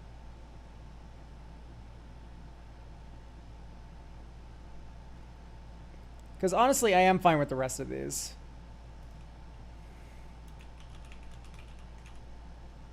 Balgavot's Lair. Why isn't this a lair? That pisses me off. It's fixing, and also it's an enchantment fall for Eerie and stuff like that. Okay, now we can go into cutting objects. Scythe.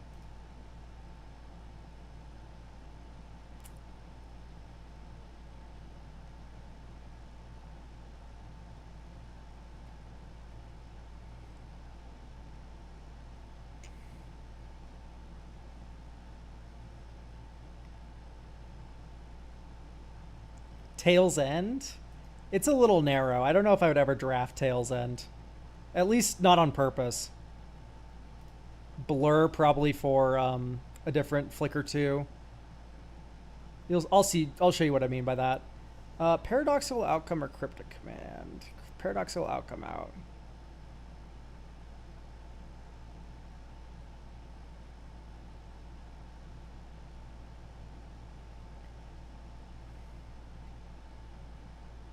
Simulacrum Synthesizer just has to go, right? Like, we're cutting so many artifacts on this, so does Uthros. Bite it makes sense because there's a flying theme. Parhelion, Valor's Flagship, Pridwin, Mechanist Arsenal. White Auracite's just fine. This is also fine for flying decks. I like everything else here. Okay, great. So we need to add 1, 2, 3, 4, 5 blue, 6 blue cards, and one of those is going to be Boomerang Basics.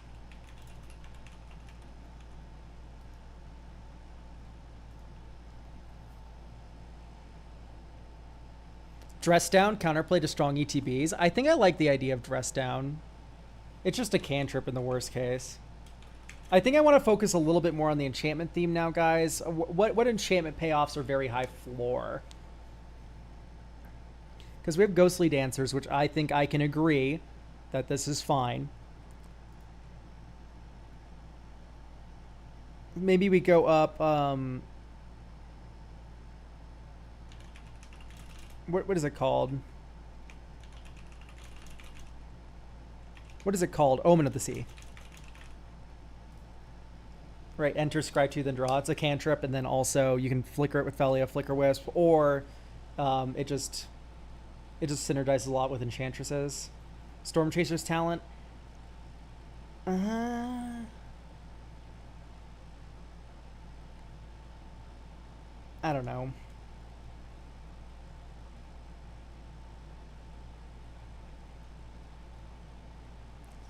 I don't know how to feel about Storm Chaser's Talent. We do have a lot of ways to return it. I just do think this cube's a little creature heavy. So I already think Talrand's kind of pushing it. Do we have Silent Hall Creeper? I do not know, but it probably should. Although maybe that should be Malcolm or something. Alluring Scoundrel. And then we can run... Isn't there like a blue card that reduces the cost of non-creatures you cast? Because that'd be very good for the Familiars decks. Cost less. Sort MB.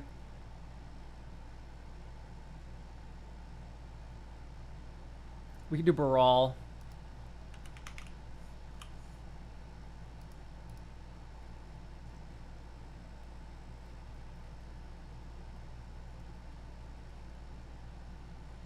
Thunderclap Drake, or maybe we just actually do Stormscape Familiar. Oh no, we can't do Stormscape. 1, 2, 3, 4, 5, 6, 7. Oh, so 6. And we're adding 5 right now. So we could do Thunderclap Drake, I guess. I don't hate that. Standstill could be cool here. Maybe. Profs, Wizard class. Profs is interesting. Okay, I think I am a little intrigued by Prof's Eidetic Memory. Okay, but then we need to move on to white here. We need to add a bunch of white cards. 1, 2, 3, 4, 5. Just 4. 1, 2, 3, 4. So I guess let's do white Enchantresses. ID equals white O enchantment sort MB. Shelter by Ghost is already in.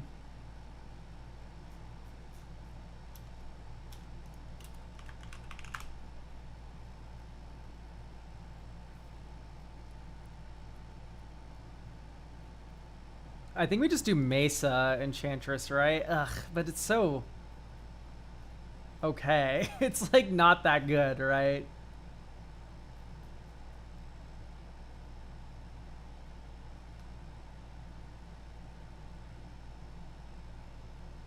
Like if you don't draw enchantments, Mesa Enchantress feels really bad. Touch the Spirit Realm in here. We could run touch. I don't think it's in. Oh, it is. Archon of Sun's Grace. Now that is something. When enchantment make token, I can buy that. It's good.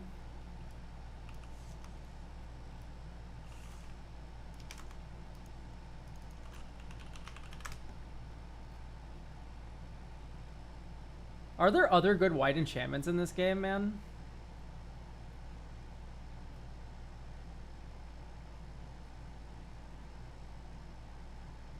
Why do enchantments suck? What the hell?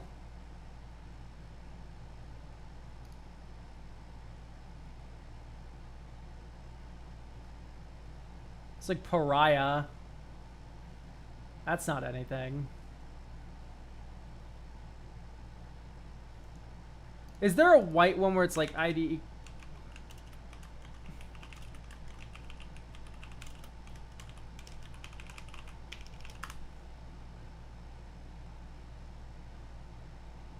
I don't know. One more Theros block and then enchantments will be good. Trust. Oh, that's so funny.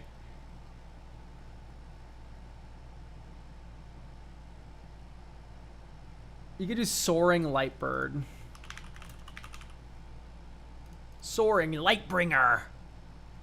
Whenever you attack a player, create a 1/1 Glimmer that's tapped and attacking that player. That seems good. We could just maybe try to find more enchantment creatures.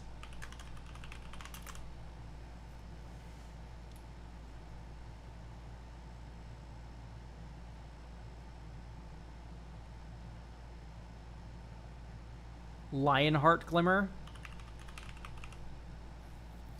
Whenever you attack creatures, she'll get +1/+1 until end of turn. Eidolon of Astral Winds.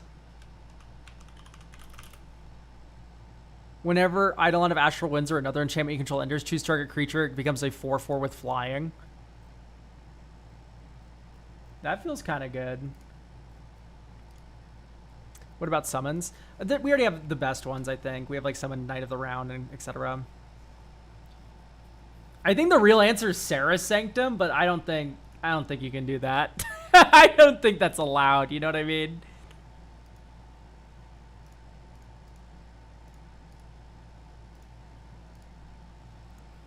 Okay, I'm taking Ghostly Flicker because I'm a sicko. Yep. That's definitely the wrong pick, but I don't care. I want to have fun. You might want to put another Archaeomancer in. Maybe the one Archaeomancer is wrong. Thunderclap Drake is a wombo with Ghostly Flicker. So now if we get Archaeomancer, this is infinite mana. Oh, wait, no, that's not correct. I need to get a second cost reducer, and then we get there. Abuelo or Gleaming Bastion? I think we're going to take a Gleaming Bastion. Take the ETB creature for my ETB deck. Yeah, man. Zatalpa. I can Zatalpa it up. Maybe Avatar Zerath as a control tool.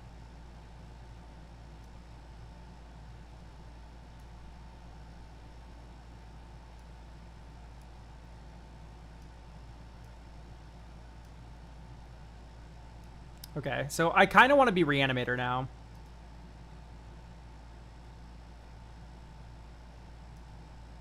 I mean, I like cheating.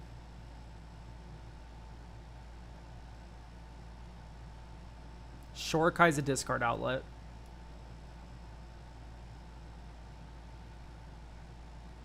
That's a flicker. Guess we take Chrome Mox as an accelerant. So right now I don't think we're on this. If only you were a looter, you fucking loser. Sheltered. I mean, Sheltered's just broken, so I'm going to take Sheltered. Clarion Spirit. Sounds good to me.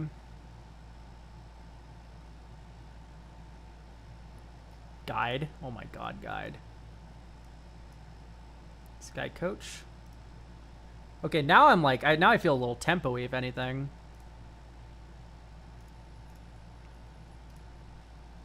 So Mishra's Bauble.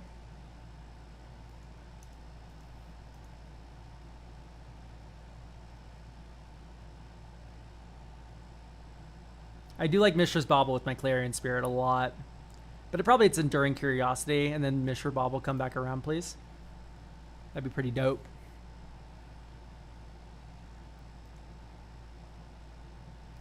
Stub.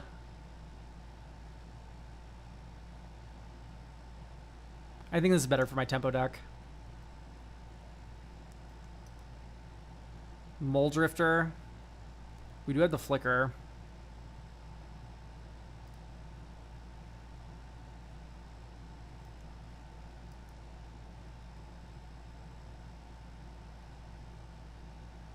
Oh, we need to Thoughtcast. There we go. But I was like legitimately in the moment there, so like I think we're getting closer. So Thoughtcast out. We need to add something new. So new blue object. What was I praying for that entire time? Second Archaeomancer. So let's do Archaeomancer. So we already have Archaeomancer. Wait. We need to do the one with Prowess. Is this played as 1v1 or something else? You can play this as 1v1 too. Hang on. I also think...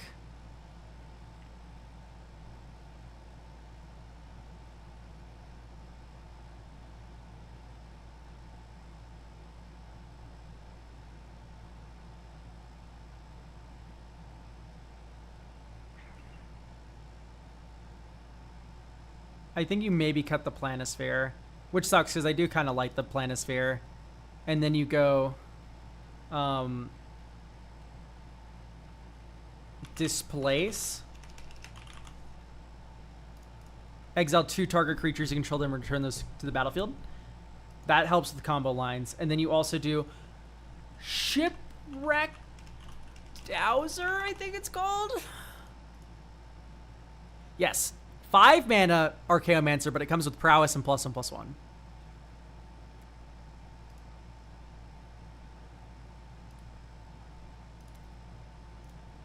5 packs, 9 cards, total seats 4.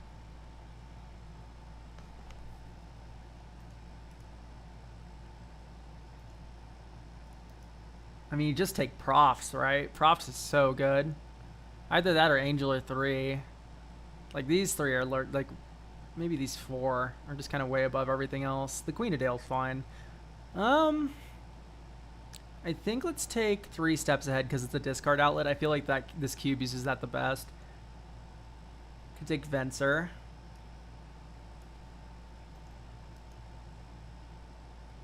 Maybe just the Eternal Wanderer. What does Cube Cobra say? Cyclonic Rift. I don't know if I agree with that. I don't really like Cyc Rift all that much in Limited. I think I want the Eternal Wanderer.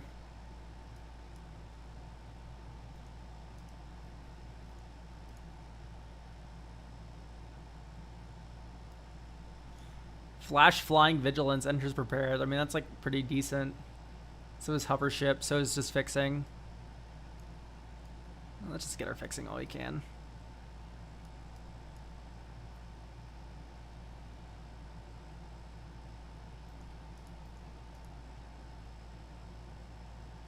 Erode.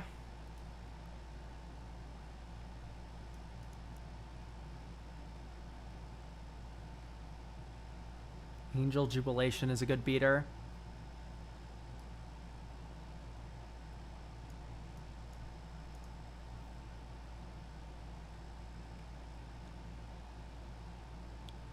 Soaring Lightbringer. I'm gonna take Overlord.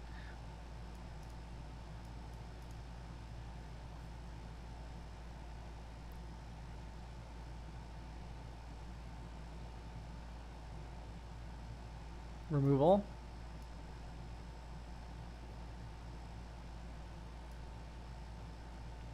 Touch. Queen of Dale. We could play Queen of Dale. It depends.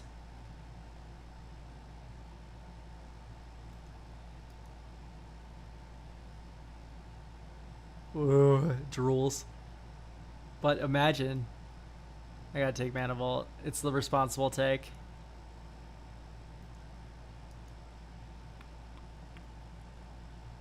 Okay, here you have some options.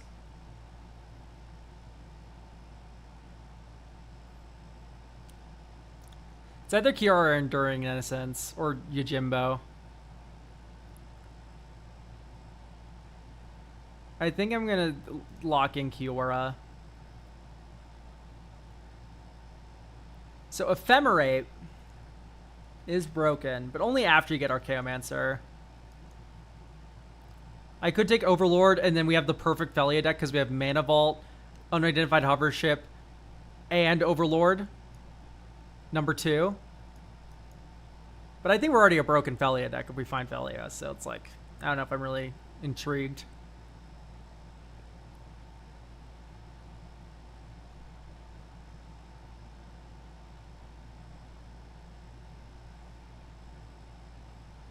I think it's still Overlord. We just have, like, big mana.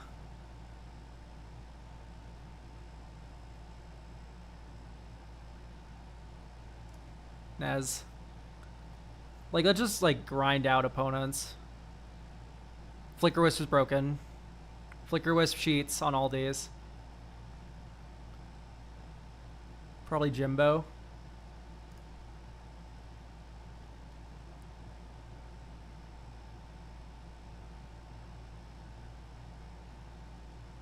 I think I like the look of Temple.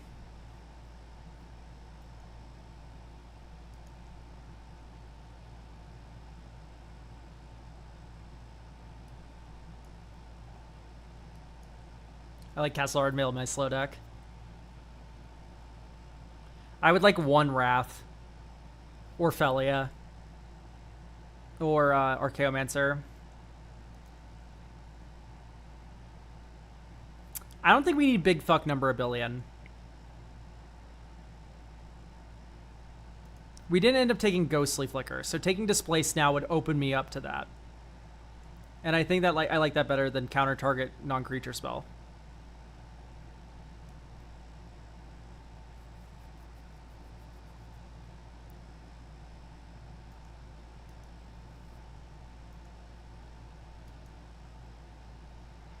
Meticulous or Brawl? I'm gonna also do Clarion Spirit.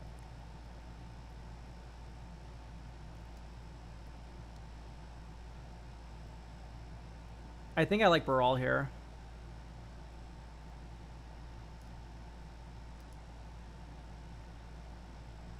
Well, there's the Wrath I was asking for, so let's take that.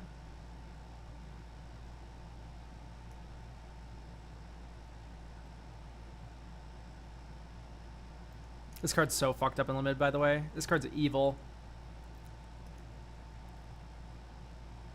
Yorion. Yorion's just disgusting. Yorion flickers all your overlords. Oh my god, ew. You go like Mana Vault, Overlord, Overlord, and then you go, okay, great. Here, I'm going to tap my Mana Vault now for its mana. 2 lands. Yorion, flicker the Mana Vault, flicker the Overlord, flicker the Overlord. Ew. Ew.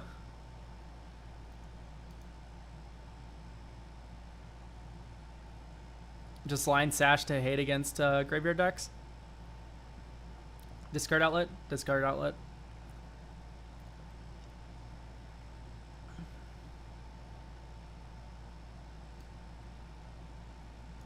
I'll take Ornithopter. Although it gets swept up in our sweepers. I think I actually would prefer the Felwar Stone. Elishnorn. Mindstone. Mindstone. Because we have a decent number of 4-drops, we wouldn't mind casting a turn early. Restoration, Cinemar. Cinemar? What did I just fucking say?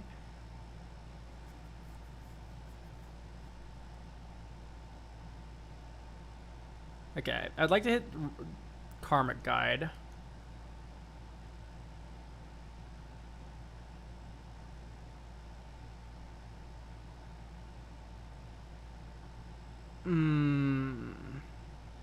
Probably Monastery Mentor.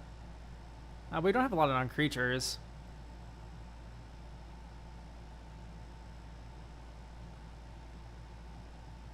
Maybe Spear. Spear's annoying. It's so slow, though. And I'm already so slow. Let's take Cloud of Fairies. If we find a bounce land, I would going to love this Cloud of Fairies pick.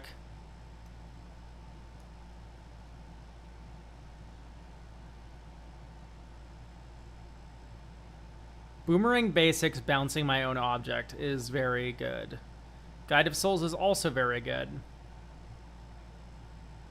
Karmic Guide is also really good. I'm going to take Karmic Guide. Karmic Guide resurrecting Nezahal off of like discarding it to Agnaquila or 3 steps ahead. That's exactly what we need.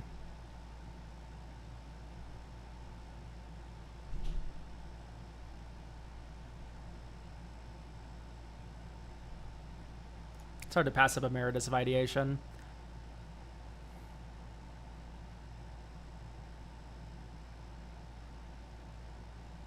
Whenever one or more vehicles. Okay, Prodigy's prototype has to go.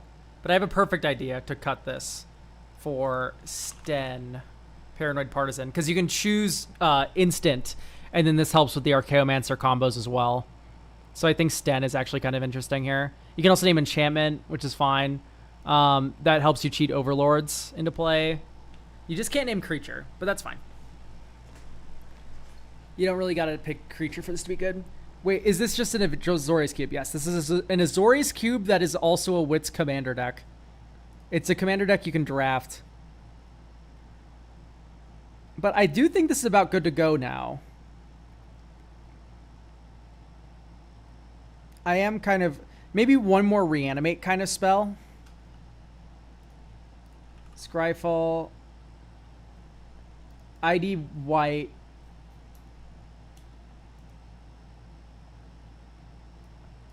O-Tag. Reanimate.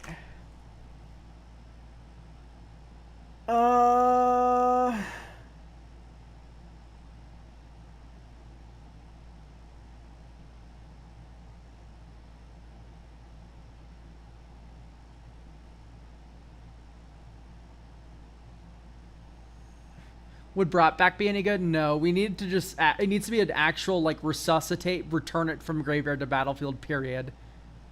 Oh, my God. Guardian Scale Lord would be so much fun. That isn't, like, also fitting the bill, really, but... It is certainly something I would like in this deck. So I don't think we do Lionheart Glimmer anymore. It's fine. That's my verdict. It's okay. Ephemerate, Erode, Getaway Glamour Path, Swords... Disenchant, Reprieve, Generous Gift, Cosmic Intervention. Cosmic Intervention I wanted to take out.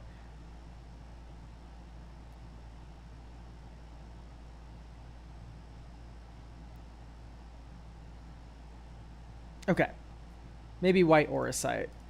And then you can add... for White Parting Gust, we can't be distracted right now. Like, this is a very tight project. I think we need to go Guardian Scale Lord... because this card's evil and fucked up and also a flyer. And then you go Resuscitate? No, what's the name of the card? Resurrection.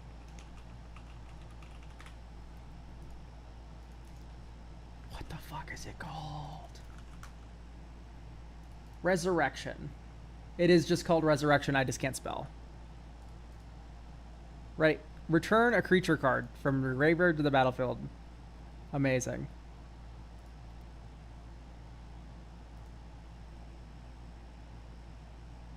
Scribeful Tagger.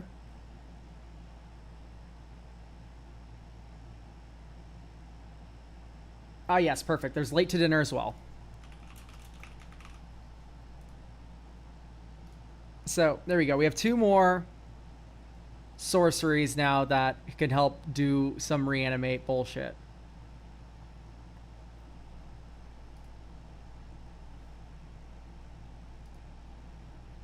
I think that does it. I think this is good to go. I'm struggling to figure out anything else we can do to really manipulate this as a cube environment. And all these will just... let's face it, we're playing Wits because we want to play Azorius Soup. And this is Azorius Soup.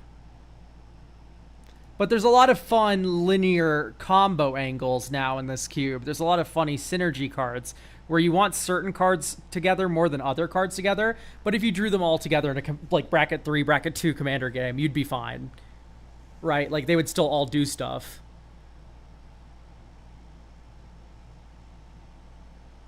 Anyway, very funny idea. Like incredibly funny.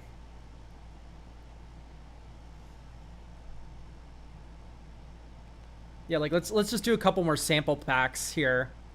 Like, is there anything in here that I would not ever see myself not drafting? Like, no, I could see reasons for like wanting all of these cards. I'm an enchantment deck. I want an enchantment payoff. Just good removal. I have one of the Archaeomancers, so I want Ephemerate, right? Like, this is a pretty decent like pack. This is kind of fun to look at. Here we have Felia probably 100% of the time. Felia does cheat like the best in the cube. So I'd probably take Felia over here over anything. But like all these cards make sense to me. Far is maybe a little bit middling, but that's fine. It works with the Flicker cube theme. Do we have Soul Herder already? I hope to God we do. Okay, no we don't. So I'm gonna actually cut Abuelo for Soul. So Abuelo works with Evoke, where Soul Herder does not. You might also want to consider maybe getting a Solitude. Oh, Solitude's already in, my fault. So instead of maybe cutting that, I want you to have Soul Herder, because Soul Herder is really good. Okay, I wanted to cut the Bio-Organic Carapace. We can do Soul Herder instead. I did not mean to cut Abuelo. Boom, save changes. Abuelo's Awakening.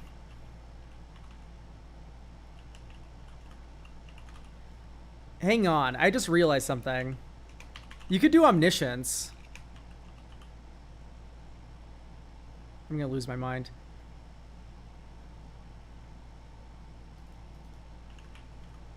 Hi, Daddy X. I don't know if I'm daddy, dude. I don't really know if I'm daddy, dog.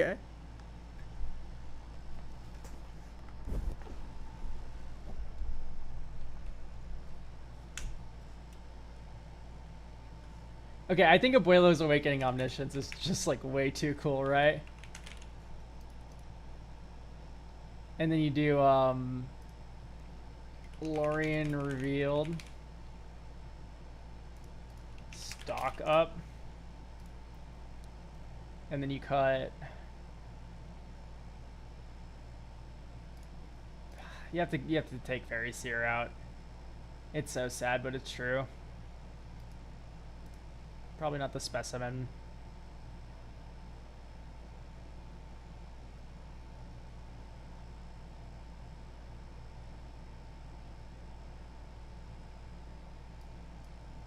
An offer.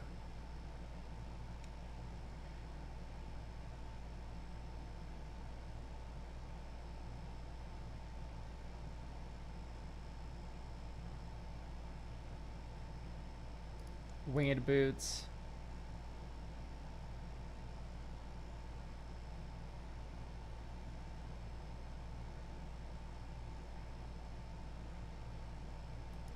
Maybe Thopter Spy Network. And then, just like that, now we have an Omniscience angle to the cube, which I think is pretty cool.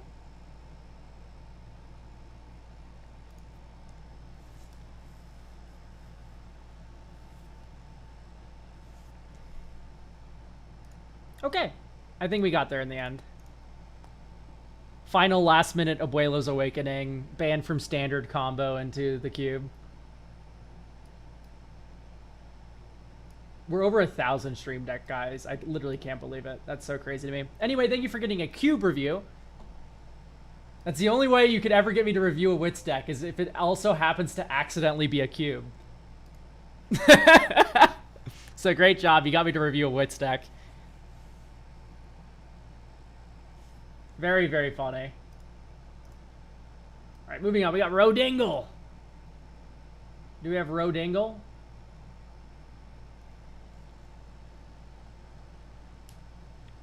Ang. My deck is a Princess Yue Hidden Commander deck. Oh, okay. That's a little bit more interesting.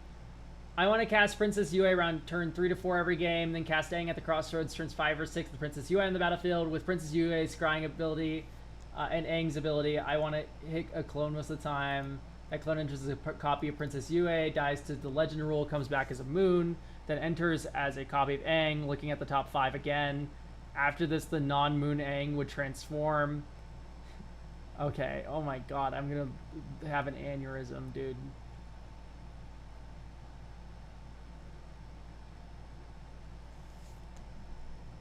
I'm gonna have a headache. So,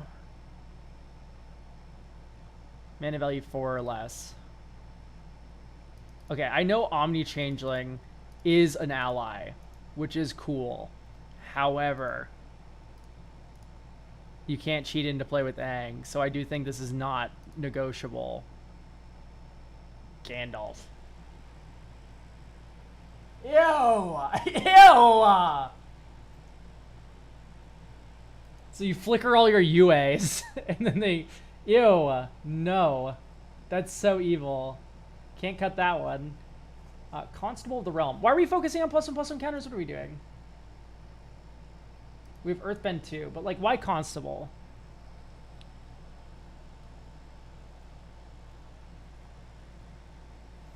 What are we doing with Constable? Earthbend. Whenever one or more counters are put on Constable, how are we making Constable into a land?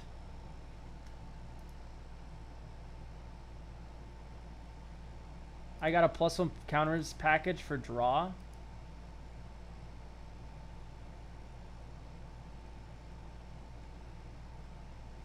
Yeah, but Earthbending's very different than +1/+1 counters. If you want my honest opinion, I think we need to go more into lands for Earthbending to be, like, cool. Like, we have Sylvan Safekeeper already. Bristly Bill, like, this is a lands card. This isn't really a counters card to me. Either way, I do think Constable for either plan is kind of too slow, especially in Bant.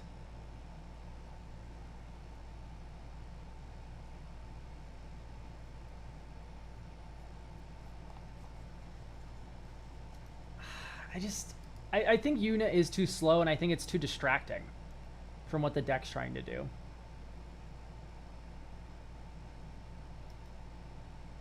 I think this is too slow. I think a lot of this is kind of too slow. Ice still is probably fine.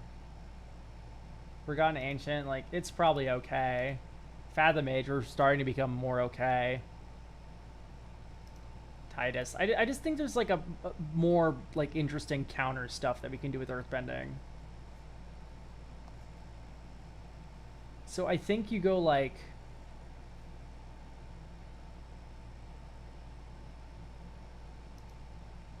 I don't think you need multiple mole mans or anything.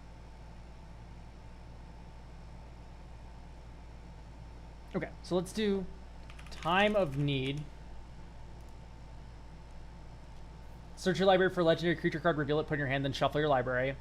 Tireless Tracker.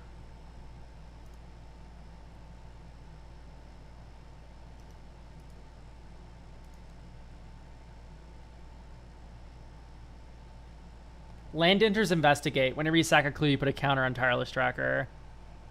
Like, I do think... Is Landfall a little boring? Yeah. Sorry to do this, but can you check your DMs? Sure. Whoa! Here, I'll pin your DM, so I'll remember to look at it, because I very rarely look at my 3/3 Elk DMs. Anyway, Time of Need finds UA. Like, we need to find UA consistently, so...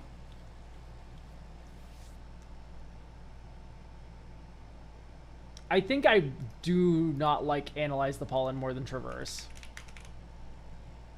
I think Traverse the Uvenwald's more pretty good. Would Ruin Ghost be funny to include? Probably. This is a really good Ruin Ghost deck, absolutely. You could do Ruin Ghost Ghostly Flicker stuff. Exile target land you control, then return it to the battlefield under your control. And you can do Ghostly Flicker. Right. Flicker 2 lands. This is just like Gandalf. I wonder if you put Archaeomancer in the deck now.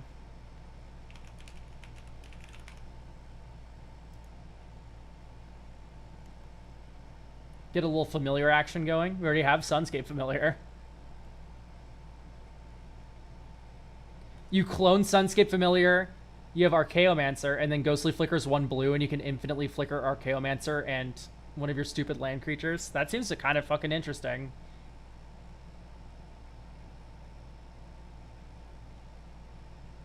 Zorb. Ozolith. Ozolith I like.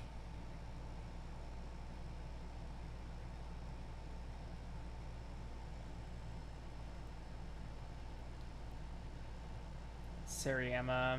Do we have Felia? No. I don't know if I like the Seriema more than Time of Need if we don't have Felia. No.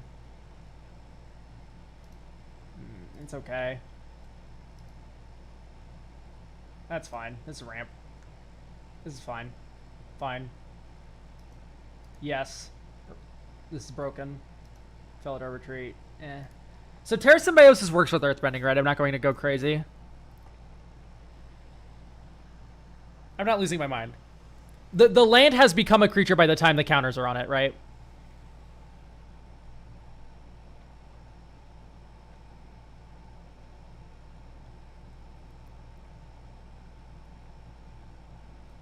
It should, believe so. Okay, great. I imagine that's why they printed this, is so it works with Earthbending.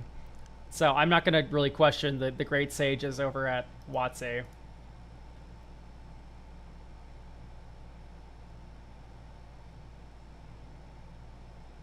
Okay, so here we go. Sigarda's Summons. Creatures you control with counters on them have base power and toughness 4/4, have flying, and are angels. So all the Earthbend lands that you have are 4/4s now. Well, they're 6/6s. And then maybe slightly more, depending on what Earthbent them.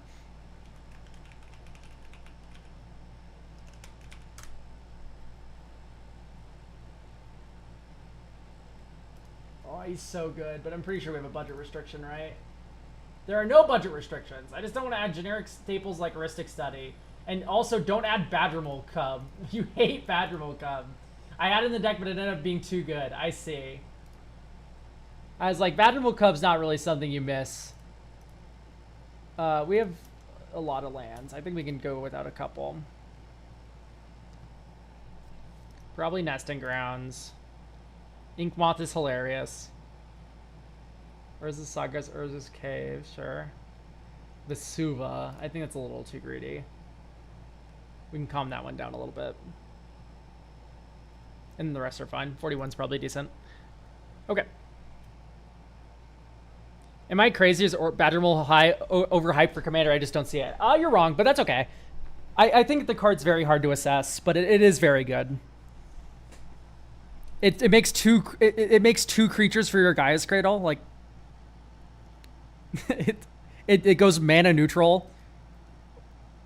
It's pretty good.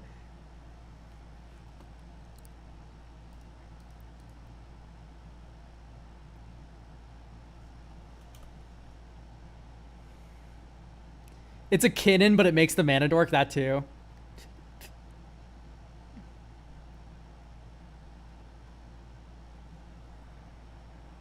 You're speaking funny for words, bracket four man. Gaia's Cradle is like, isn't it CDH playable?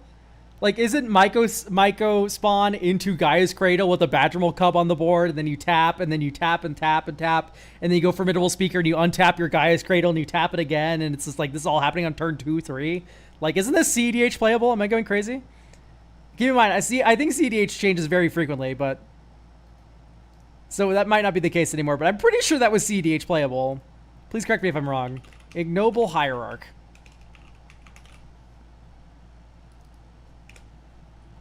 At the end of the day, when I see a 3-mana commander, what I want to do... Oh, not Ignoble Hierarch. What did I just do? No, what did I do?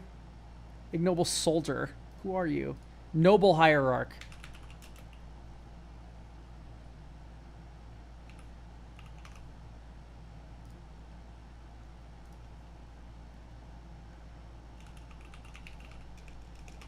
Overgrowth. Wild Growth.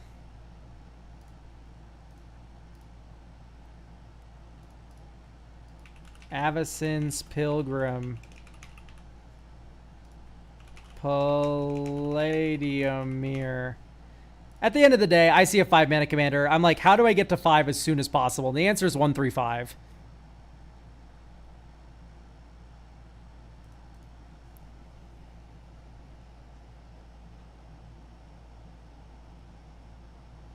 Lol, it's very much CDH playable. Okay, great. Happy to hear.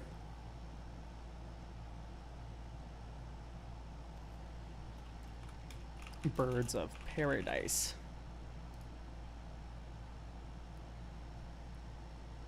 I avoid dorks because they get nuked when someone panic wipes. Yeah, I guess, but like, you go dork into Overgrowth, you have all the mana you need for the rest of the game. Like, is someone gonna panic wipe you on turn 2? I don't think so. At the end of the day, there is nothing faster than mana dorkage. Be a creature deck. It's okay. Here. Selfless Spirit. Negate. Swan Song. There you go. Now you're insulated. They can't board wipe. You have counterspells. You're blue.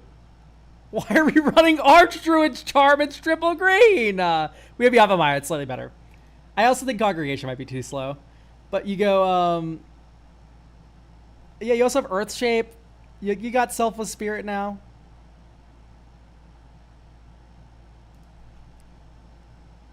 Let's just run an offer you can't refuse. 135 has been feels bad to me due to needing 20 to 25 dedicated ramp cards. Is that wrong? I think 20 to 25 dedicated ramp cards is insane. I think that is that's too many. Like, when I look at why I'm ramping on to 3 in here, I don't have that many ramp cards in here. Oh, type and tag. Because I think I have this tagged. Ramp, 16. Ah, this feels pretty good. And these aren't all even, like, the 3 to 5 ramp that you actually need. I don't think you need that. Like, how many ramp cards do we have here? We have Overgrowth. We have Palladium Mirror. Like, it's just something that happens. Like, you just want to set yourself up to be able to do it. You don't have to do it every game.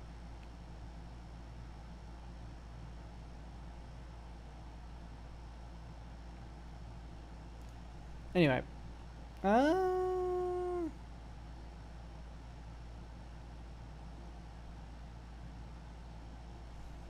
What to run?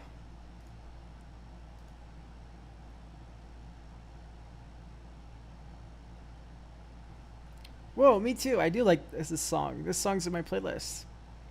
Do you need something? I know. All my music's awesome. By the way, I'm being very short with this person because it's my roommate. What you need?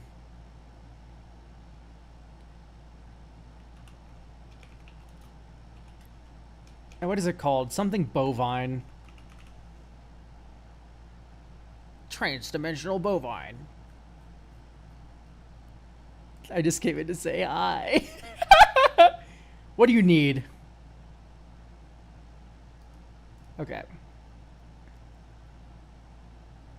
Verdant Catacombs, Shock Inn, Temple Garden, Green, Worldly Tutor, UA on top.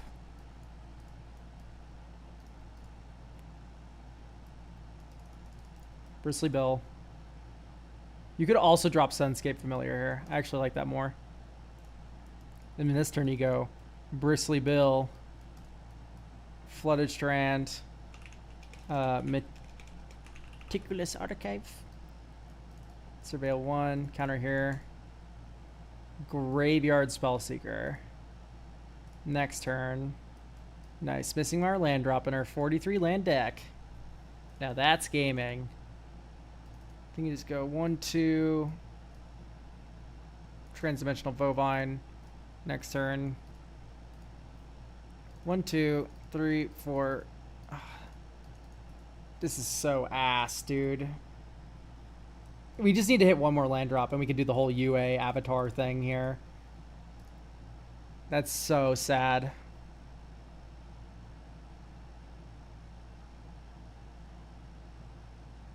I mean, I don't think that's the deck's fault, to be clear.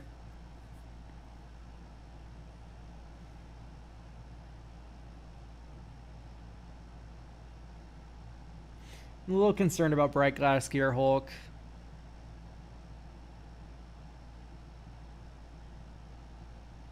I think that should maybe be a Trinket Mage. Oh, but you can just cheat it into play with Aang. Okay, I like that. It just looks hard to cast is all. Okay, this is super keepable. Another awesome thing about dorks here. Oh, never mind. We drew the bovine. So anyway, 1, 2, 3, 4, 5. Like, we can just Aang right now if we wanted to. Which I don't know if we want to do. So I think you could go Tireless Tracker. Land. Fetch. Surveil. For Meticulous. Surveil. Decisive Denial. No. And then you crack one of the clues, draw a card, put a counter here. Next turn. Crack the other clue, draw a card. Shifting. 1, 2, 3, 4, 5. Do you ever just like fire off Aang just for value?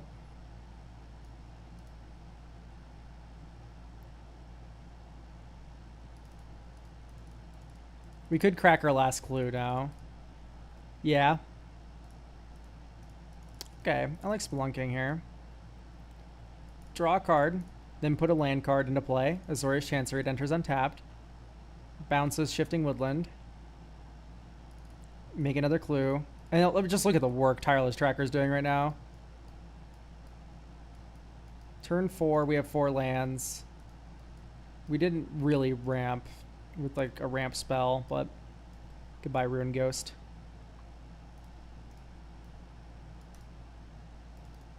Yeah, I think at this point you just should accept you're not going to get UA. UA. What are your stats, lady? 3-2.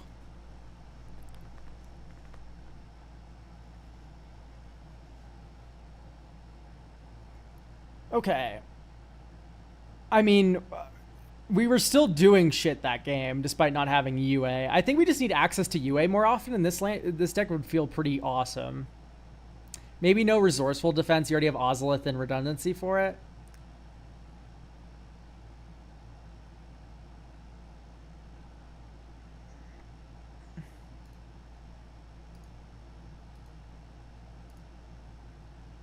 Maybe no Growth Spiral. Crop Rot. For what? Oh, I guess Vesuva's cool. Hang on. Vesuva is cool. Because we're doing UA clone stuff, so Vesuva is awesome, actually. Thespian Stage, I think, is a little bit more awkward. And we're not running Dark Depths either. Okay, so that can stay.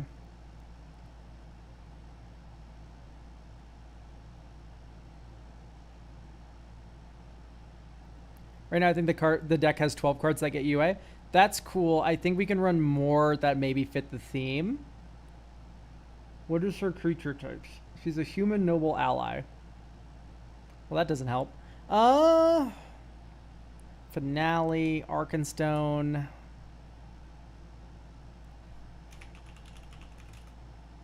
Did we already put in Malevolent Rumble?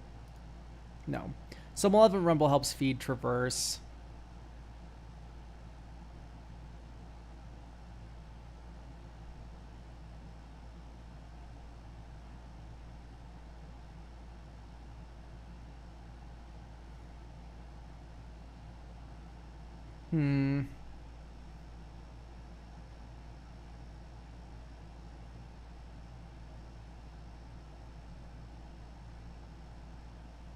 Tapping at the window.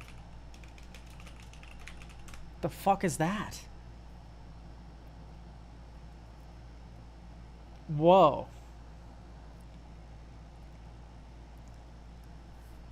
Steward of the Harvest.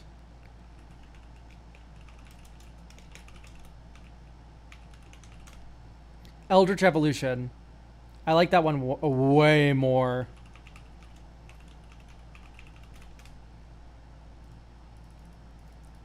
One mana dork into Eldritch Evolution, which turns into UA. That sounds really good. Is Tale of Momo. Tale of Momo.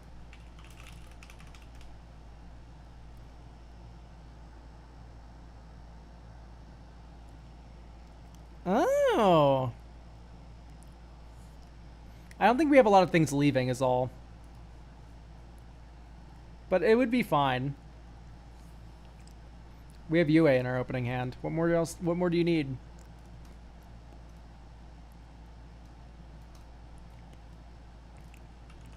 It's a hedge maze kind of hand.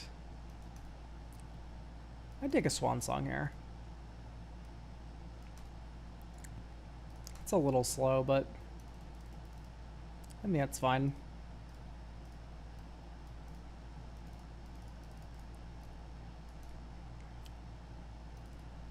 An offer you can't refuse. Temple Garden. Okay, so we go 1, 2, 3, 4, 5. Aang. Top 5 cards of your library. 1, 2, 3, 4, 5. Okay, we hit the clone. Everything's going right. So this enters as a copy of UA, which then, boop, turns into a land. Well, she doesn't do that, but then Aang trigger. 1, 2, 3, 4, 5. Okay, I don't like Evolution Sage anymore. But Flesh Duplicate. Then Flesh Duplicate comes back here. 1, 2, 3, 4. We'd have to legend rule one of these, right? Because these are both legendary moons. Yeah, she's still legendary. So we'd have to legend rule one of these. Because they're both moons. Anyway, Clever Impersonator. So we'll legend rule the Flesh Duplicate. Tapped as well. Okay. These go to the bottom. Okay, Clever Impersonator. Clones UA. Which clones Aang. And then you go 1, 2, 3, 4, 5. Okay, and then here you go Archaeomancer. Pick up an offer you can't refuse.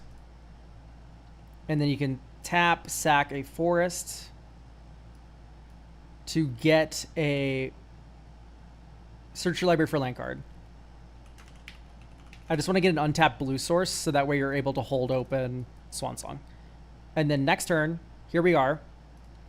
You go 1, 2, 3, Ghostly Flicker, Archaeomancer, and your land Clever Impersonator. This comes back. Archaeomancer comes back and picks up the Ghostly Flicker. And then you get to do the whole song and dance again. That feels great. If we had a landfaller here, we would be so set. So what's the UA sauce? I don't really understand. I think the answer is landfall. Like you have a Bristly Bill or a Scythe Cat Cub. I will say I've come around to Felidar Retreat. I think that should be in the deck. This is more of a landfall card than a counters card. You could also maybe do like Tatiova. Get a little boring with it.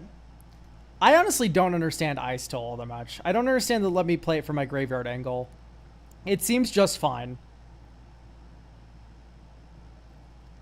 Maybe see a Spark Double here. If you're going to add one of those in, it's going to be... because Spark Double would work, right? It'd be it would work for itself.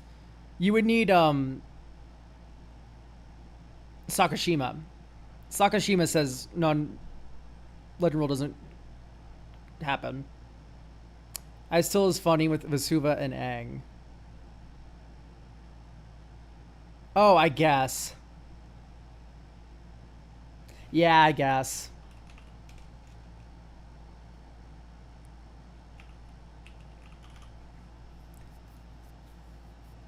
Is Irma in this? No, Irma doesn't enter. Springheart and Tuco. Springheart and Tuco would be fine for sure. I said I didn't like the evolution stage. We can cut that.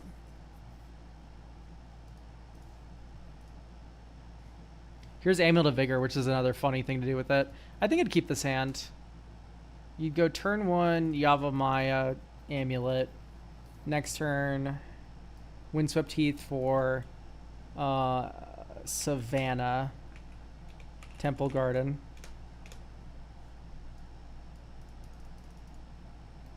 For Selfless Spirit. Actually, no. We have blue sources in our hand. We're fine.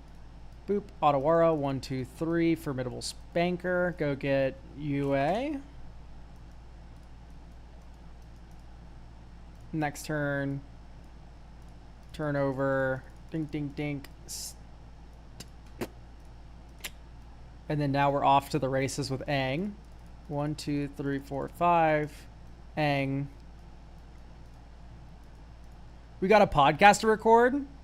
Yeah, we said we would do it after stream. What did I do? I haven't done anything wrong.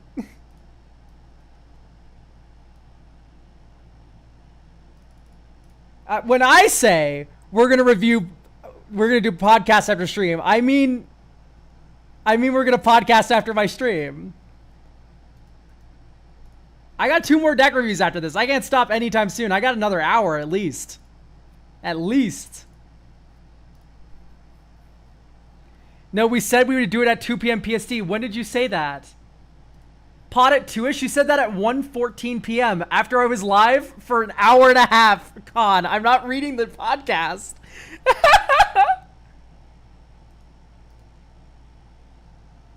This morning. Am I blind?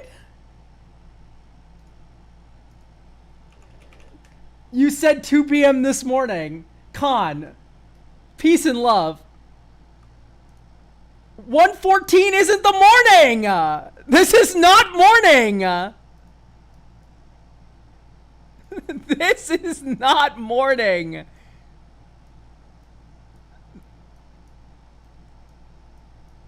This is afternoon. You wake up at noon. I woke up at 10:30 today, Con. I woke up at 10:30, and I was like, "Yo, is Alex up?" Alex was not up.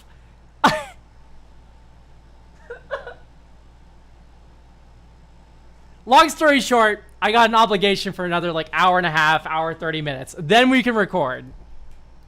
There's nothing I can do about it. I have to review this Princess Yue Aang at the Crossroads deck. This is not a me. Anyway, watch this. 1, 2, 3, 4, 5. Okay, you whiffed. This deck sucks. Just delete it. I guess you can get 6 and then try again this turn with the Clever Impersonator. Boop. Oh, you do it on UA and then comes back and then you clone Aang and then you go 1, 2, 3, 4, 5. See, like you just whiff every time, so you might as well just delete your deck. No, honestly, I think it's fine. Maybe another clone or 2 would probably be good. Maybe you don't do 6. I normally love the grindy value of 6, but I think we have no issue of getting value here. And I do think Bright Glass Gear Hulk's a little bit much. I know it gets all these, and that's cute, but I think we should just be... Visage Bandit. Let's do Sakashima. Sakashima's just the best one, right? Oh, but Sakashima doesn't let you legend rule! You can't do that! You can't do that at all. You need to be able to legend rule stuff.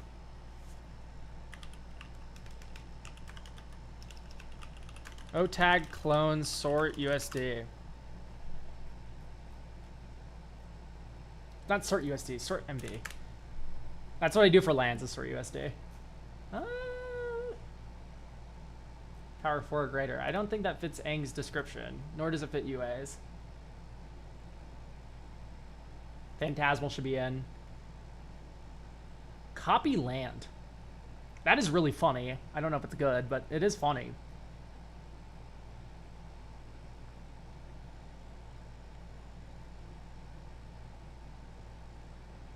Chameleon.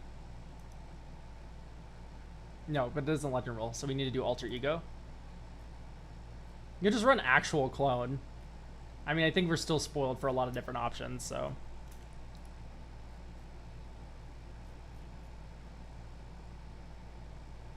This is keepable. You use this to get blue-green land. Hedge maze.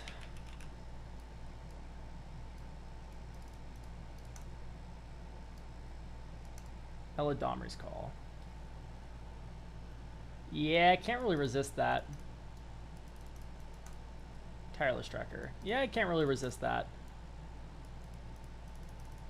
Play the creature with Summoning Sickness with the activated ability that matters. Play the 3-drop that actually wants to be played on 4. Get a clue token.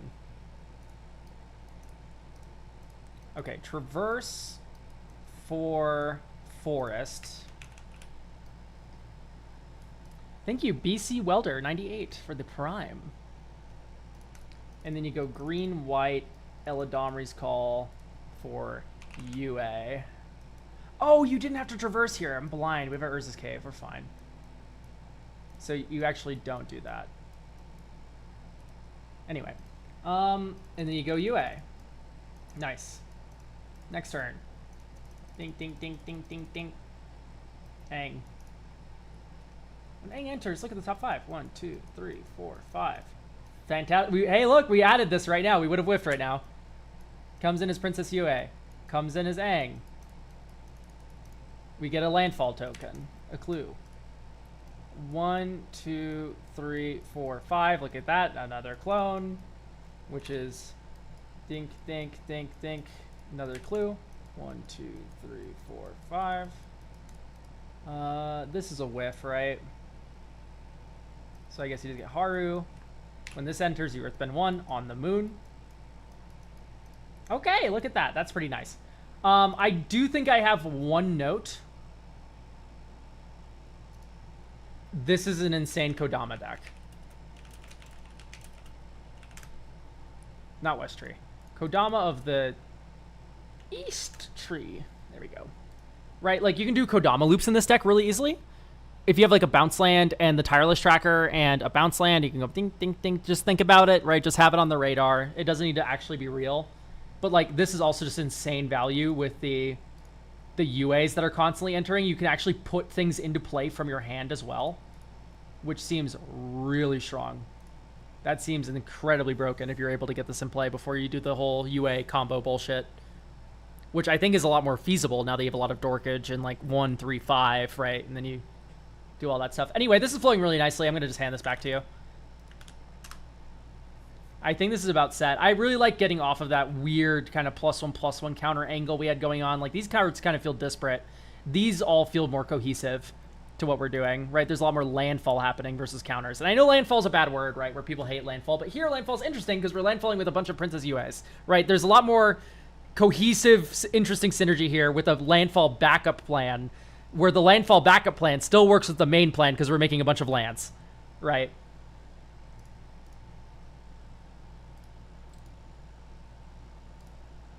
Anyway, thank you for getting a deck review.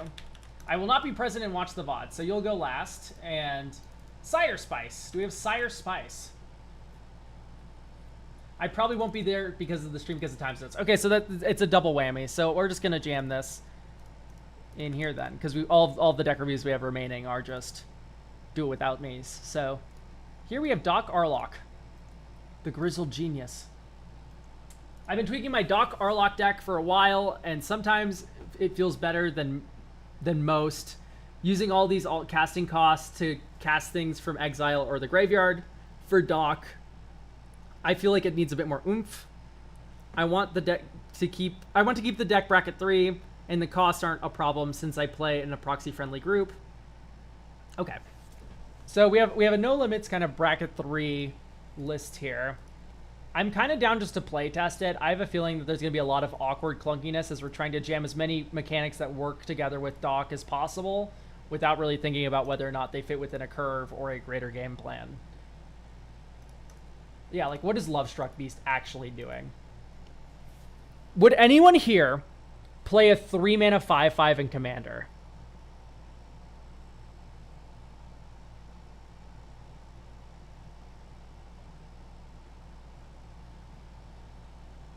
Yes. Like no other text. Like 3 mana 5/5. That's what it does.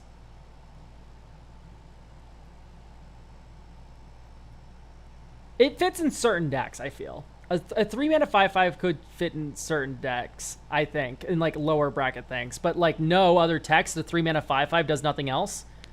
Like, I don't know. I'd run a 3 mana 6/6, I think. That's the break point. So, yes, this is an adventure card, which goes into exile, and then it becomes 1 mana when Doc Arlock's out. But what's the payoff? Well, the payoff is you get a 5/5 that does with downside. Like, that's not a commander level play. Also, holy shit, Underscores is playing right now. Yay! I love the song. Beanstalk Giant is at least huge.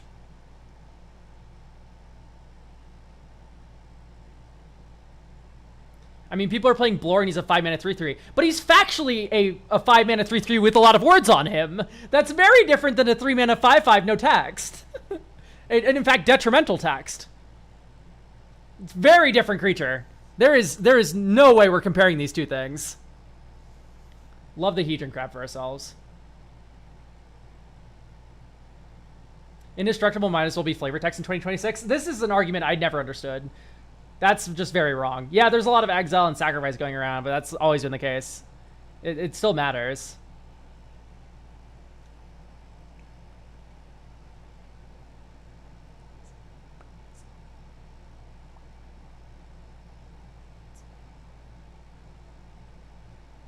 Happy to see Snapcaster. Not happy to see the fact that he only has 16 targets total. Isn't Disturb an activated ability? You may cast this card for... Okay, that's fine.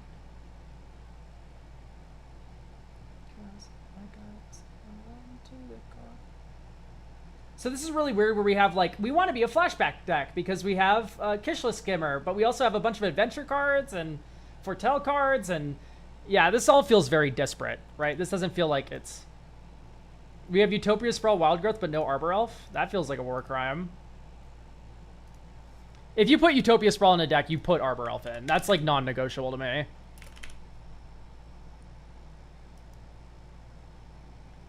First time attending one of these streams. Been following your vids for a bit. Well, welcome to the stream. Anyway, Arbor Elf always goes in the decks with Utopia Sprawl. If you draw them together, it's literally... They double the mana they produce. Okay. What does this transform into? It's a 4/4. Sure, it's fine.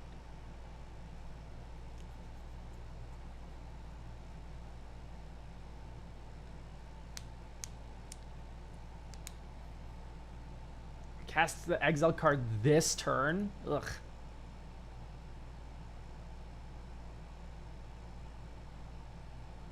Ugh! Wait, I just saw these. Hi. Extra turn, extra turn, extra turn. Alrund's Epiphany. Oh no, Alrund's Epiphany's 4 mana. That's fine.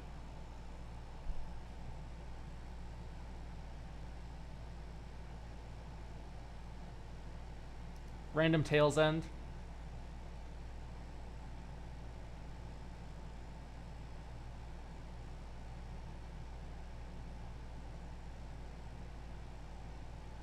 You may cast it without paying its mana cost for as long as it remains. Then Doc doesn't do anything. The fact that I'm rooting against my spell is a little funny.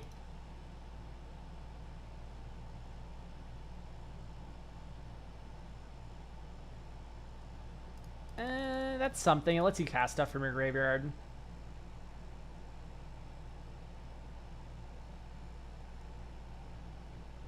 This is fine. I think Beanstalk Giant's too slow. Yeah, it's 6/7. Lol. Everyone laugh. It's a 6/6. It does nothing else. Great. Awesome, man. It's nothing. None of these do anything. You know what does do something? Lier. And Lier, by the way, only 16 fucking things give flashback with Lier. Oh, I'm gonna lose my fucking mind. At least this is kind of cute with adventures. Unlike Snapcaster. Okay, great. It's a 6/5. This one's fine. It's okay. Some of the now that we're getting down here, some of these are fine, but it's like honestly, I think we just need to pick a lane, and I think the lane is flashback. Self-mill flashback.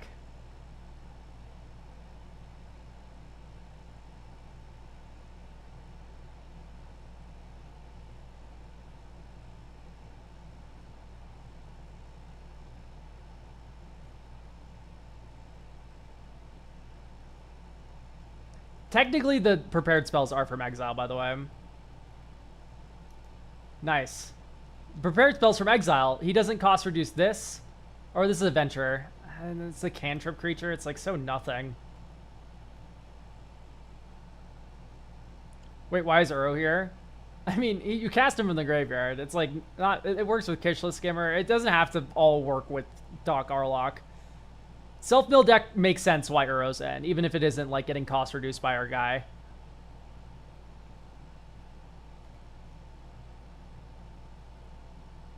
Well, Uro isn't just a good stuff card. We are a self-mill deck. So that makes Uro totally fine. There is synergy with Uro here. There are other self-mill payoffs. Yeah, but they're not named fucking Uro, are they? Uro's stupid. Also, 1 mana dork into Uro is also very good. Like, the fact that this is a 3 mana ramp spell is also fine. Like, yeah, there's self-mill payoffs. Are they good as Uro? Probably not. I don't know if we're ever discarding Chameleon. I know Mayhem works with it technically.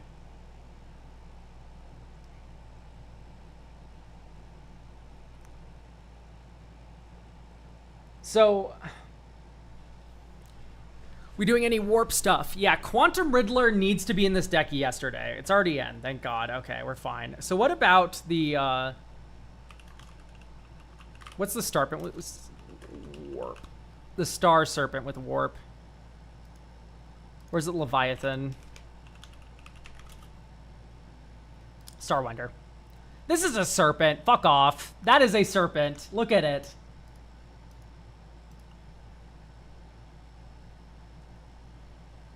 Yeah, Malevolent Traverse. But that doesn't really work with Doc. I'm desperately trying to think of good things to use with Doc, and Adventures is not the answer. I kind of want more instants and sorceries. I kind of want to traumatize myself. Shigeki. Alright, and then let's just focus on instants and sorceries now.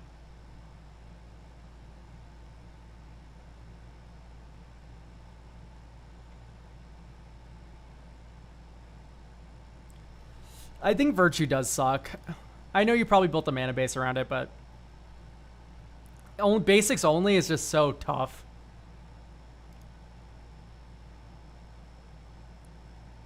Deep analysis, yeah.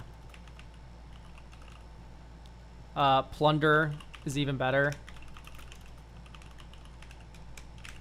Plunder the Troll Shaws. Flashback.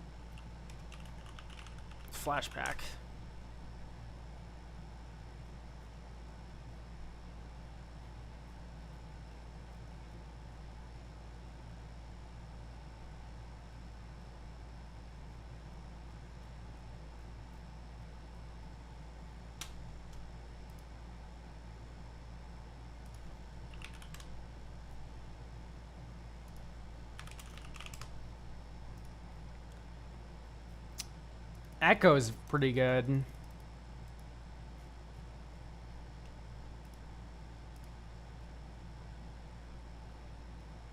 Coma is a serpent? True. Coma is indeed a serpent.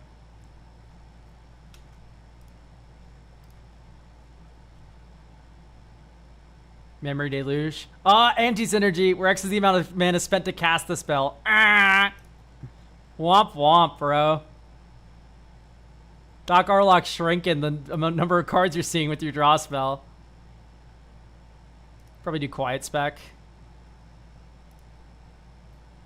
Quiet Spec's funny.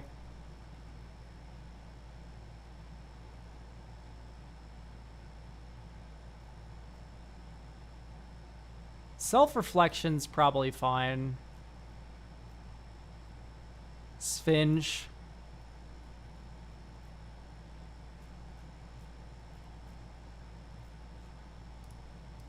Okay. So now we have a lot more instants and sorceries, and in fact, I want to up it even more. Counter spell.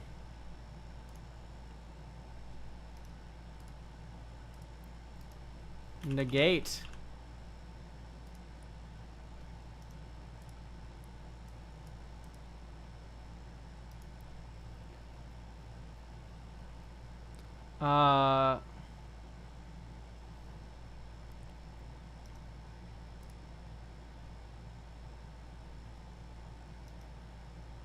You can plot it, it's fine.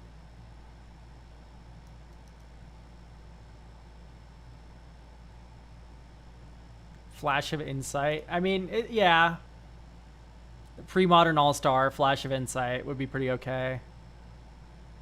Bilbo, Jace, Kishla, Loveland Hermit. Brazen Borrower out.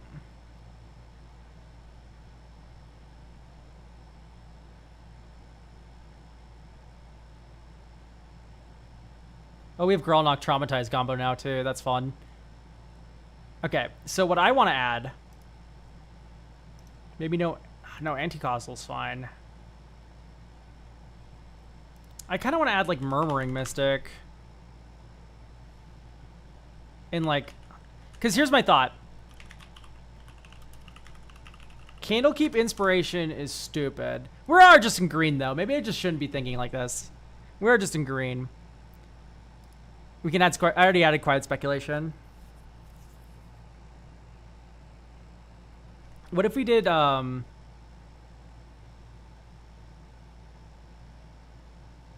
What's her name? Octavia. Turn things into 8/8s.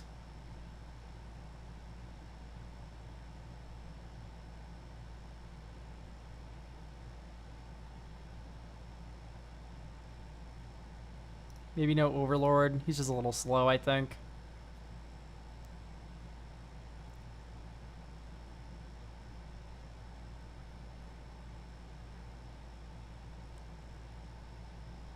Secrets of the Dead? No, I think I want more instants and sorceries more than anything.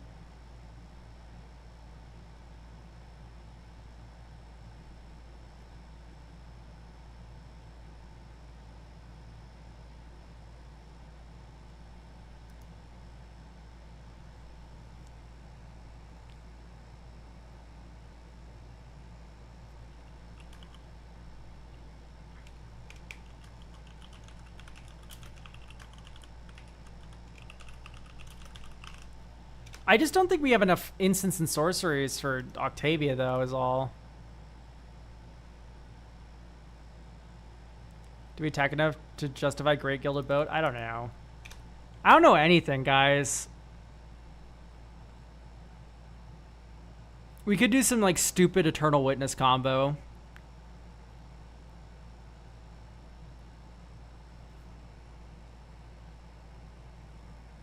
Because we do have extra turn spells. Like, it would be really easy to go infinite with, like, an Eternal Witness.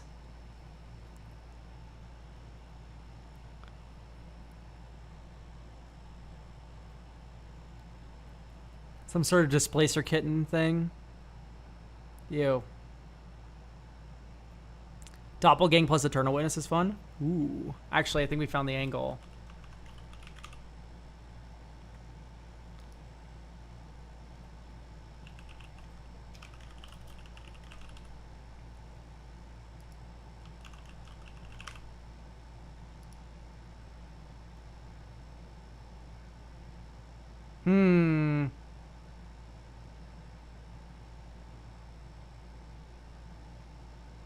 Moment's Peace? Yeah, Moment's Peace makes sense. So now we have Shigeki loops as well. So, the joke is with Eternal Witness, and keep in mind your Simic, so you're going to have a lot of mana here. With Eternal Witness plus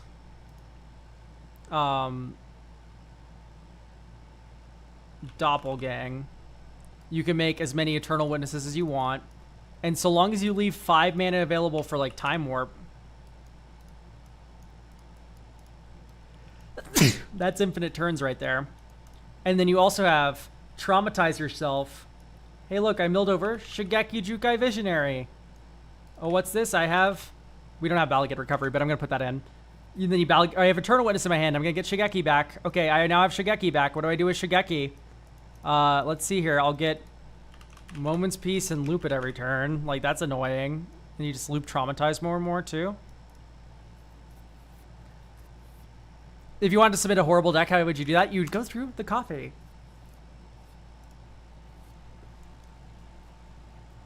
Okay. So that's interesting. Balagate and Rude Awakening.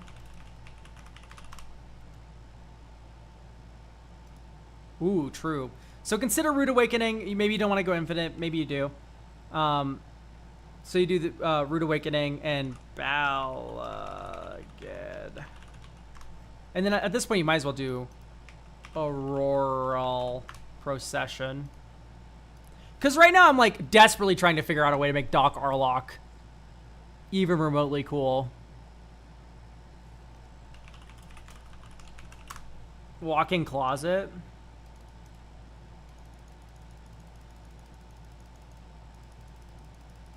Like, it is just green Yawgmoth's Will.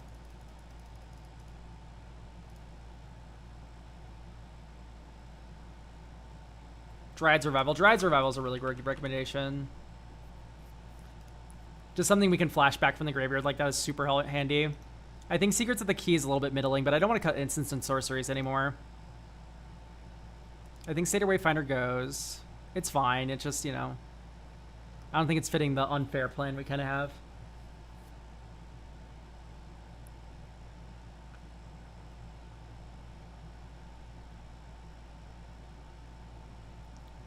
The top card of your library has plot. Plotting cards from your hand. That's so sad.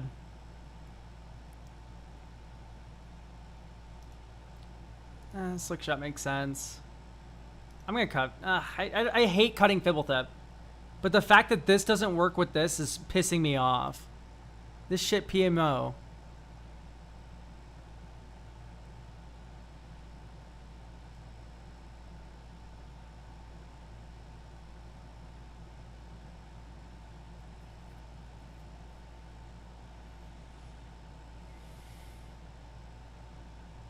Maybe unable to scream.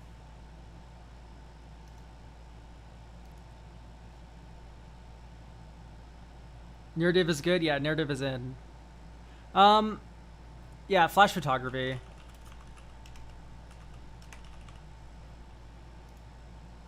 Card's insane. It's just self-reflection in reverse. Maze of It. That is not a real land.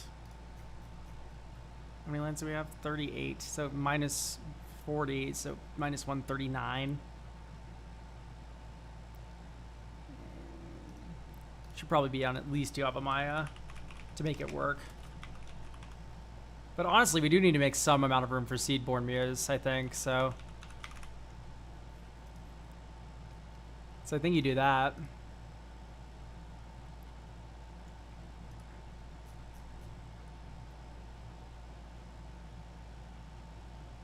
No. Where are my lands? 1. Are you shitting me? Huh?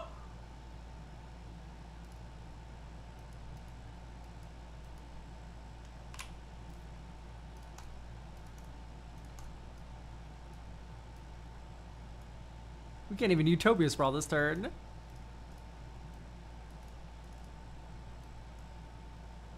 Can't even Utopia Sprawl this turn. Okay. We put Moment's Peace in the graveyard. That's pretty valuable. We also put the other one into the graveyard, which is also pretty valuable. Deep Anal.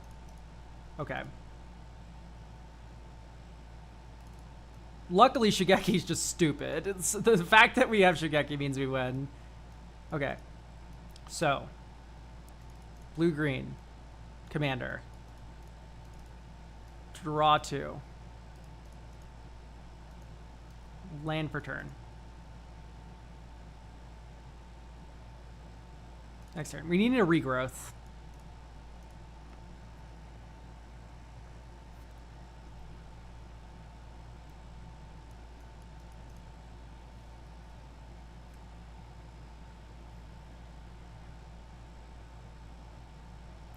Wow. Okay. We kind of got fucked there. As it turns out, starting with 5 cards is actually bad. This is keepable. All of these are not green on turn 1. That is so hilarious. Okay, I'll keep this one for real. Draw. Hedge Maze, Surveil 1. Graveyard. Next turn. Whoa, mama. 1, 2, 3. Flashback matters. These two don't. There's Seedborn. I'll mill another 3. 1, 2, 3. Okay, there's our Traumatize. That's kind of important to earmark.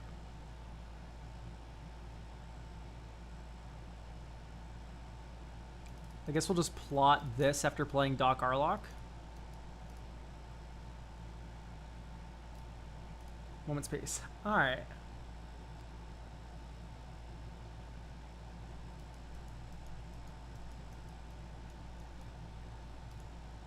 I just have no way to draw cards.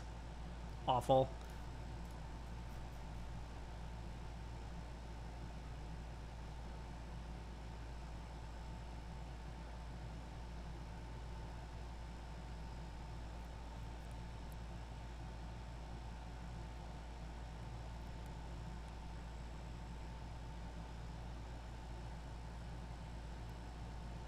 I don't think I like all the clones. I just don't even know what I'm cloning.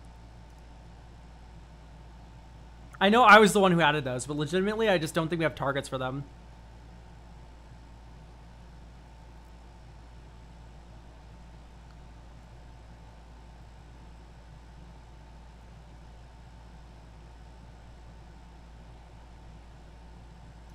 I think Root Coil's too slow.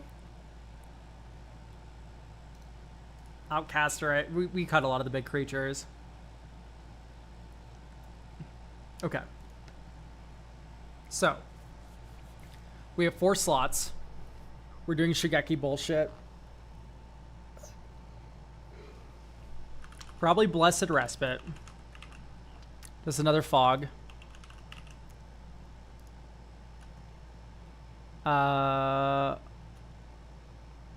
Solve the equation.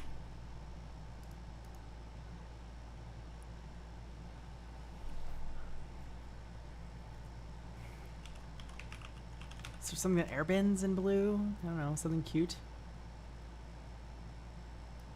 For 6 mana, you can airbend 2 things. Pukes and cries. Well, is there anything this card does that's cool in Simic? I'm just like desperately trying to figure it out because it's not Adventures. Formidable Speaker? Yeah, I guess so. Find Shigeki, and then also... Well, you would want to find... We need to find Traumatize is what we need to find. If you find Traumatize, you draw half your deck. That seems way more important than finding Shigeki. You just do Mystical.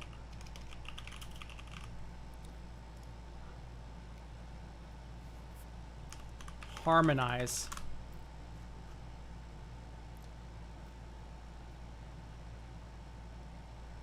Like Winter Night Stories, maybe.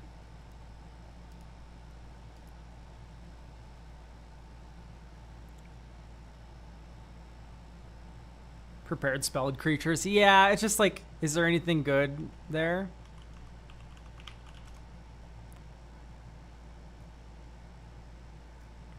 Ah, I see. You can make a 3/3 for 3 mana. You can draw your first 2 cards off this for free.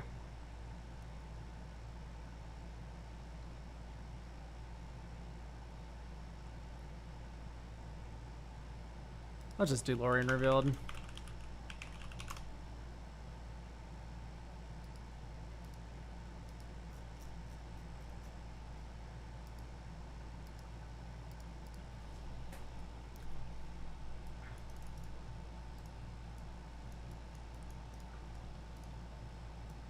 Maybe you do this a little differently. Maybe you don't actually play the tap land in turn 1. You play Delighted Halfling turn 1, and then now you're able to solve the equation for Traumatize. Next turn, Restless Vinestalk, pick up, solve. Island, Traumatize yourself.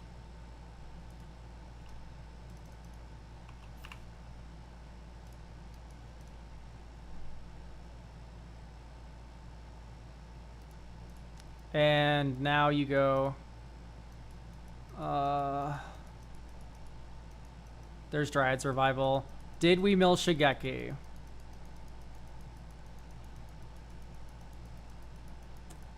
Yes, we did. So, what you do is you go 1-2 Commander, and you have to tap differently. And then you go 1-2, or just 1.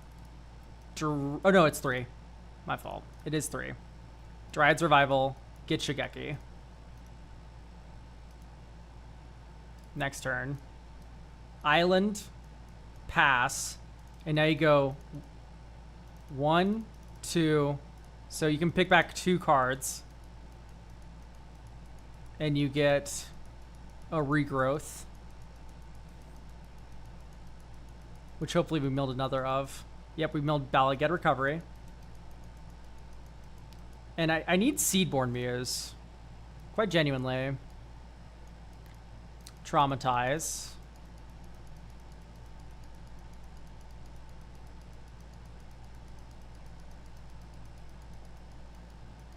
And then Shigeki goes, or you can get Moment's Peace if you need to fog. Okay, you go Command Tower, draw 2 from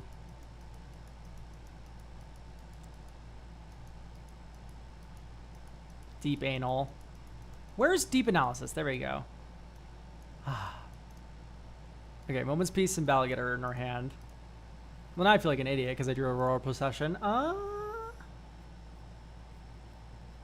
You could solve for Traverse.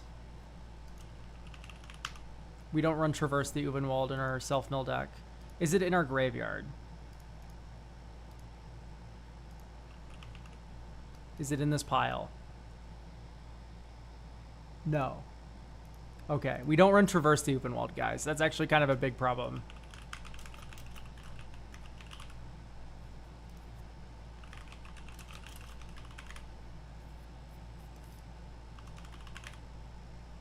Plunder the Troll Shaws. You should have been here an hour ago when I put it in. It is already in the deck.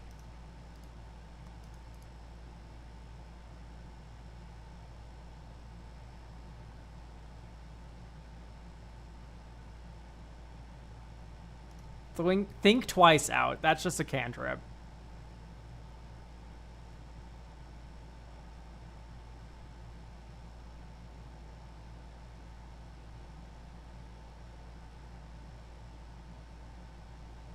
We're just not railway brawling anymore. Technically, with the sack outlet and railway brawler, this goes infinite. I think we could fit an altar. But then this becomes all about this combo. I guess just keep it on your radar. If you have Altar Dementia, which is a good self-mill card, River Kelpie, and Railway Brawler, that's infinite mill.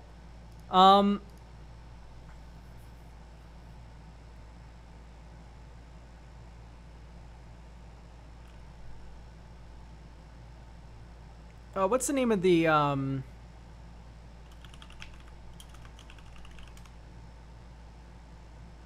so your next turn, target creature gains reach and vigilance. Spells you cast from a graveyard or from exile. This doesn't even work cool with like future side effects. Imagine like if this worked like from anywhere other than your hand, they cost you less. Come on. Anyway, this lets you exile creatures and stuff. Is 6 here? Yeah, 6 is in. All right. No.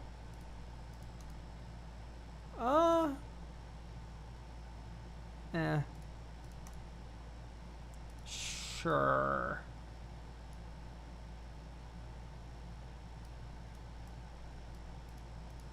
We'll draw a blue.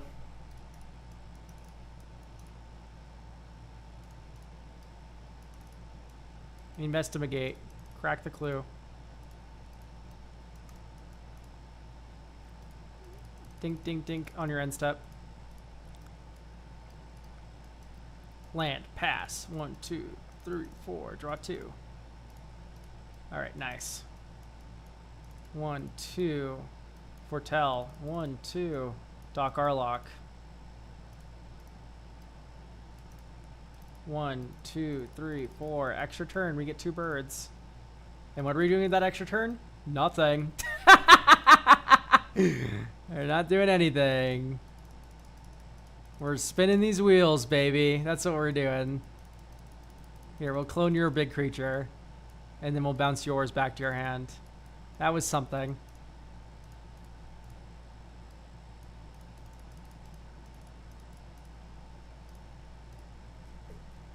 Yeah, there's a lot of basics because it originally had Virtue of Strength. This I don't blame it for. And honestly, that was not the problem we had at that game. Drawing 50 of them is the issue.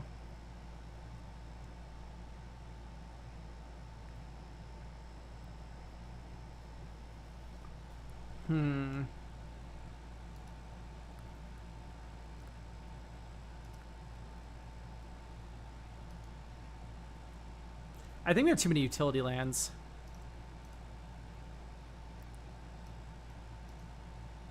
I like Gyre. I don't like Maze. Maze gets better with Seedborn. That's about it.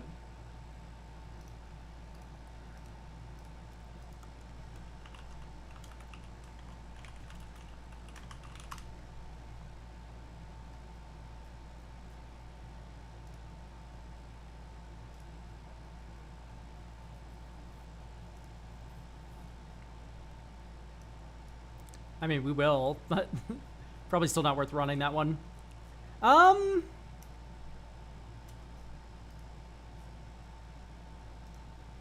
Add one more forest because Analyze and Traverse are also lands.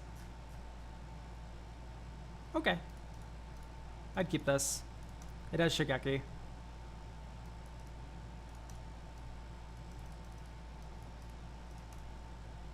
Unironically, right on time, Arborelf. I was about to do a 2-mana play this turn anyway. Land into play, rest in the graveyard. Wow, that was actually an incredible mill.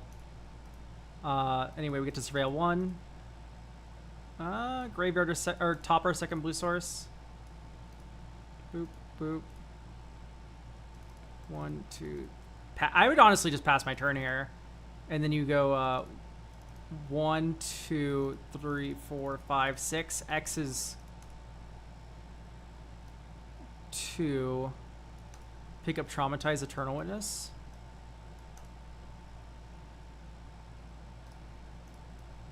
Boop, forest. 1, 2, 3, 4, 5. Traumatize ourselves. 80, so it'd be 42. And then you go untap forest. Maybe you Besage your thing. Or you can, no, you can't Flash Moment's piece yet, but. Okay, 1, 2, 3. Eternal Witness back, Shigeki. 1, 2, 3, 4, 5. Temporal Manipulation, take an extra turn after this one. So now we're going to take an extra turn. 1, 2, 3, 4, 5, 6, 7, 8. Draw. There's Alrund's Epiphany.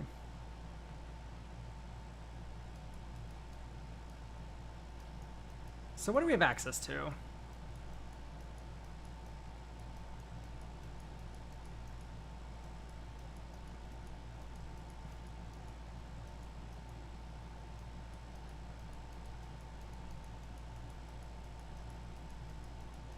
So we don't have Seedborn or anything. We do have Time Warp. And we, of course, have Temporal Manipulation.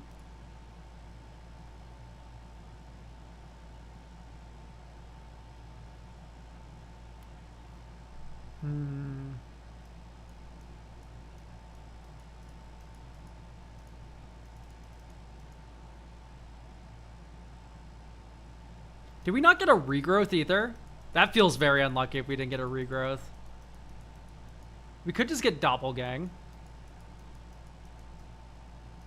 Plunder matters. We didn't get a regrowth. Ooh. Okay.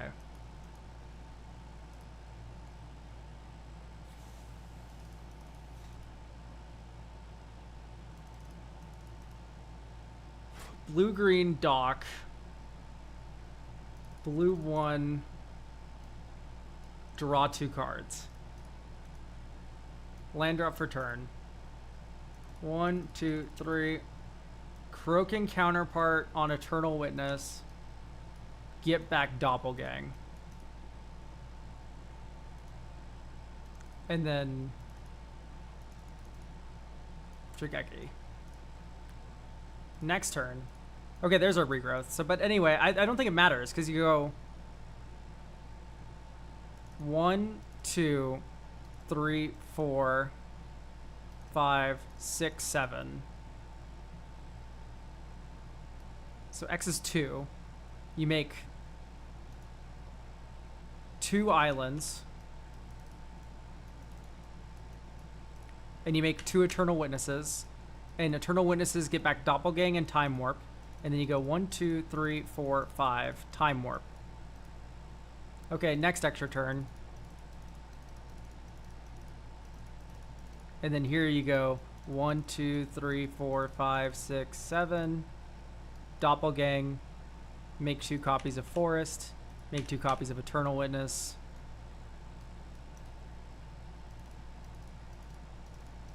Time Warp.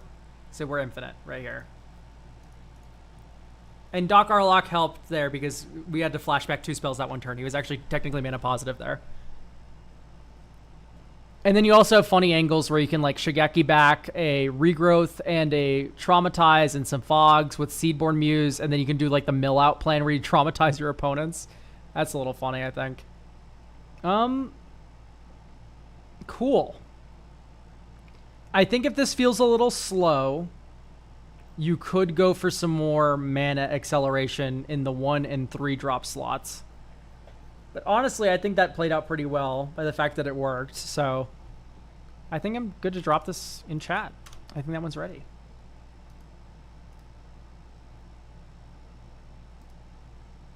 Thank you, Sire Spice, for getting a deck review. I think I found something that makes Doc a little interesting, which is this kind of like Simic self-mill kind of deck.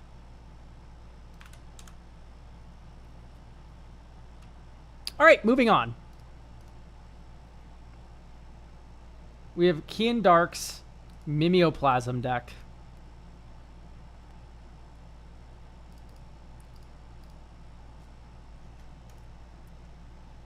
This is a silly Mimeoplasm Reanimator deck inspired by my favorite deck in Yu-Gi-Oh! I wanted this to be a Battlecruiser style deck that mills giant creatures for Mimeoplasm to copy and take advantage of the counters on it with a backup of reanimating giant monsters. The creatures have different purposes, but wanted to get a deck where I could put Void Winnower and Ulamog since they're hilarious to use and I can't find another deck for them. The problem I'm having with the deck is that it feels very feast or famine. Either the deck works and I can get a threat on board, or I lose Mimeoplasm early and not much. Okay, I can help. Only card I'm hesitant to remove is Underrealm Lich and Angel of Suffering. They're fine. Don't worry about it. All right, we can definitely help here. Because there's a lot of ways to protect this idiot.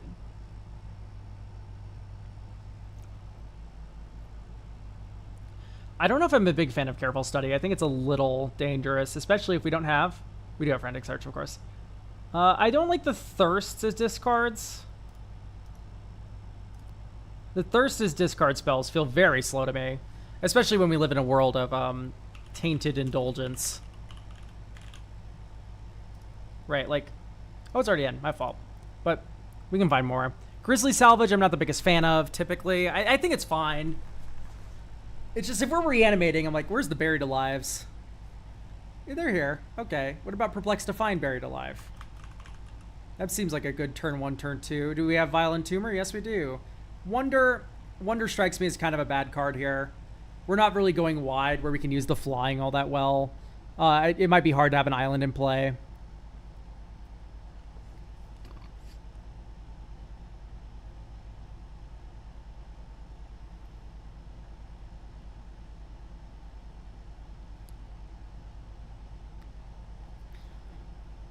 Tyrannix Rex.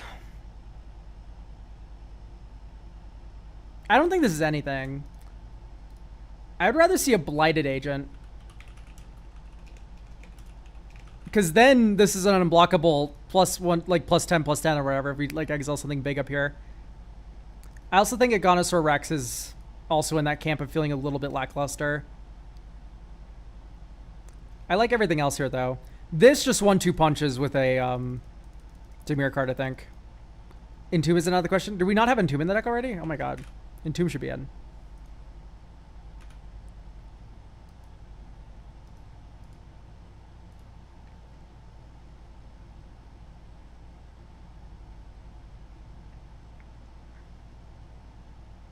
I'm a little curious about the I don't think we need Cultivator Kodama's Reach because I don't think our issue is accelerating into our 5-drop commander. I think the issue is keeping him alive and also having the setup in our graveyard for it. So I don't think we have time to ramp. So what if instead we ran Commander Hexproof? Guardian Augmenter? Seems pretty good to me. Sereth. Viper's Fang. Sereth? Viper's Fang? There we go. It's with a Y. Other tapped creatures you control have Death Touch. Other untapped creatures you control have Hexproof. And then you can twiddle a creature. Or twiddle anything, in fact. I do think Birds is in the deck. Death Rate should probably be in. These ones I could take or leave, honestly. Okay. Final card before we start play testing it up.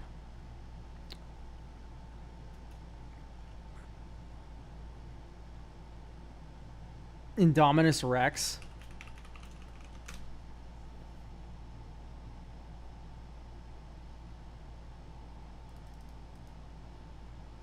Yeah, it seems pretty good. I was like, I don't know, we're not really cute. And then it seems pretty good. Draw a billion cards. Why not? Yeah, makes sense to me.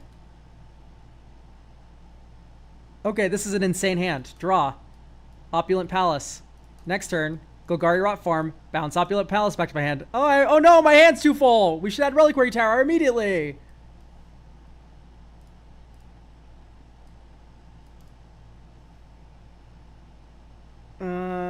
Pass. Well, I guess he actually played Opulent Palace here. And then you go pass. And then you go Entomb. And then you go get Yargle Motani.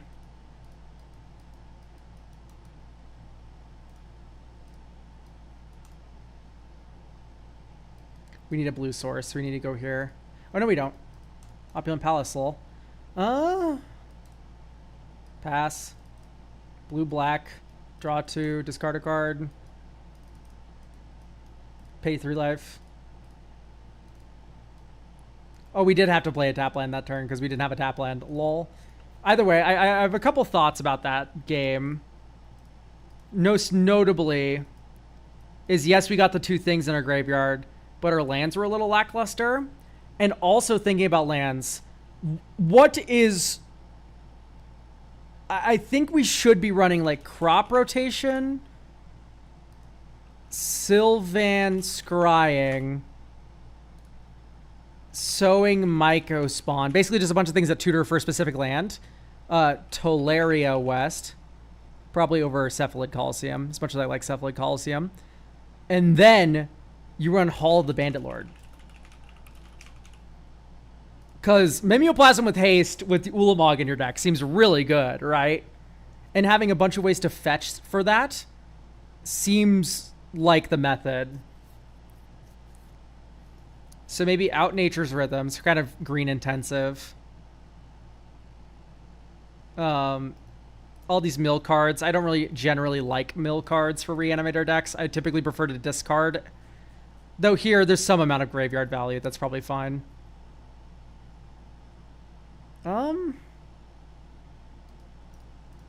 Honestly, I would keep this. Especially when you draw Reanimate.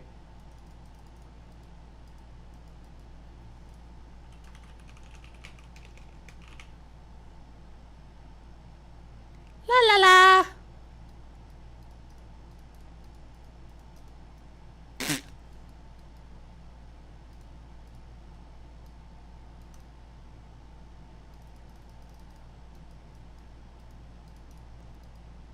Yo.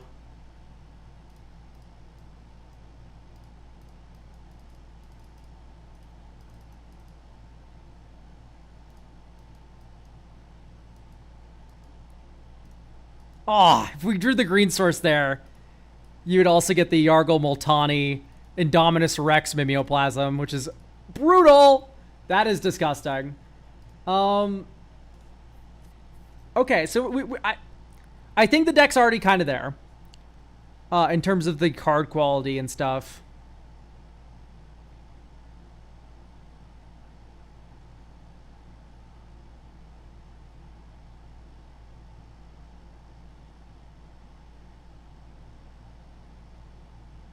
Maybe high market goes. And so do these dorks, right? Like, these all make me want to have green early.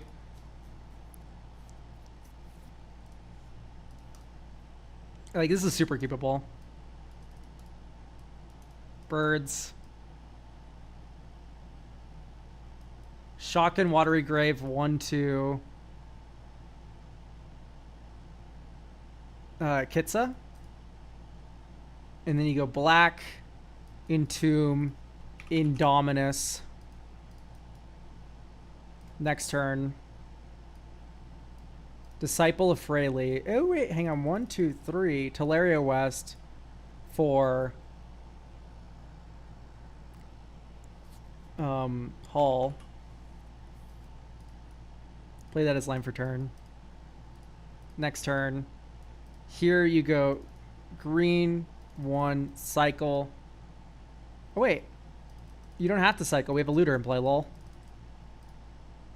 Draw. Discard. 1, 2, 3, 4, 5.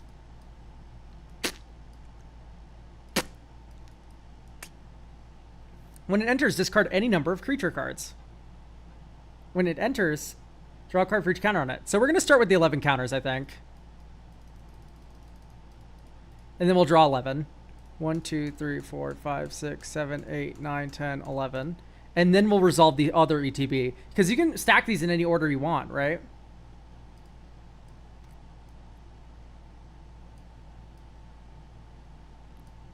So it's now flying.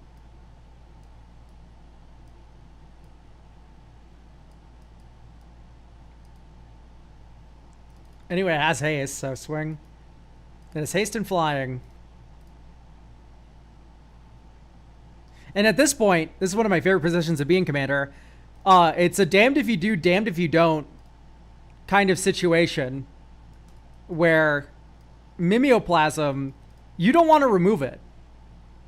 1, 2, 3, 4, 5, 6. Like, you can recast it if you remove it, which is really annoying for opponents to deal with.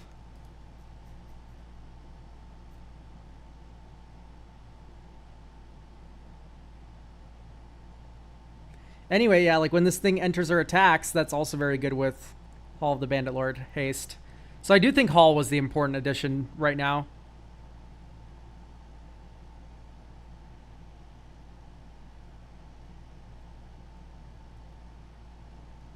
Cruel Somnophage or Consuming Aberration can be incredible. Yeah, I think I'd just put in, like, Lord of Extinction first, if I did that.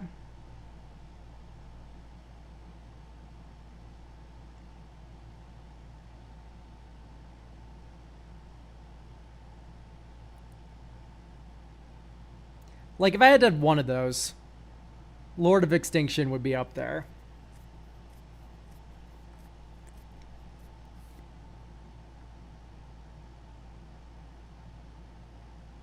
You know, I have very little notes now. The draw trigger has to resolve, but they're on the same card at the same time. Or is it as it enters? Did I misread this card? As it enters. I see, my fault. It's as it enters. Very different. Oh no, we wouldn't have had flying. That's not that big of a deal.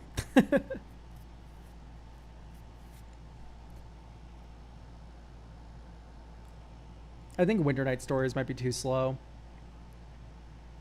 Maybe Blighted Agent's too different from everything else is doing.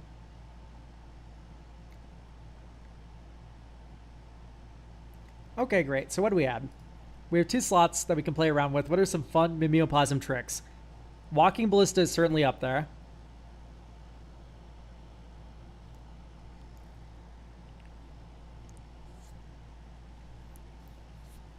I mean, I do think Lord of Extinction is worth it. But we're not really filling up the graveyard too much. Like, we fill up the graveyard with very specific big bombs.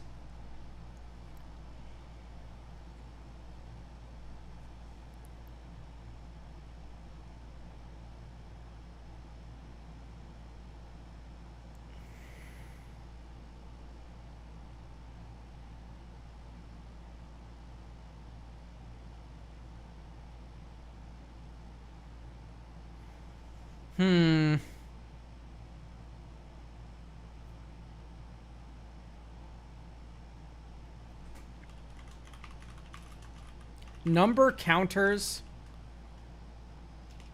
Sort MV type creature.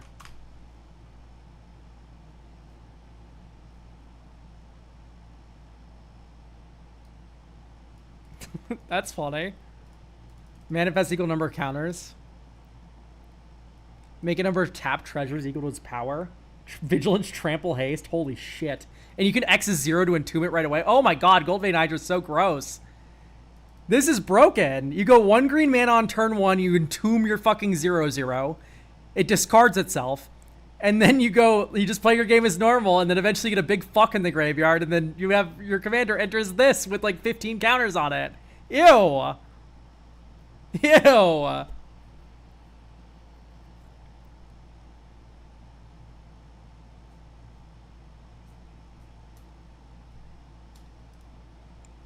Okay, let's just try out Lord of Extinction.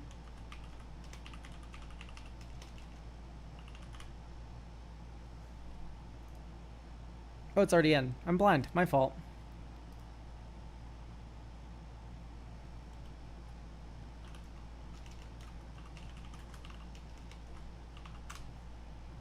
Gigantosaurus. Nope, Grothama. Grothama's broken. Grothama's stupid. Grothama's perfect. Because it's a big power thing in the graveyard, and then if you already have a big power thing, it's like a draw 50. Whenever this creature attacks, you may have it fight Grothama, and then you like punch it for 200 with a fucking stupid idiot and draw your whole deck. Seems pretty good. I mean, this is a nice slow stable hand. I just don't think stable hands are what you want to keep. This is keepable though. Drop. Tap. Next turn. Command tower. 1/2. Likeness Looter. Verdant Fetch. Watery Grave. Teleria West.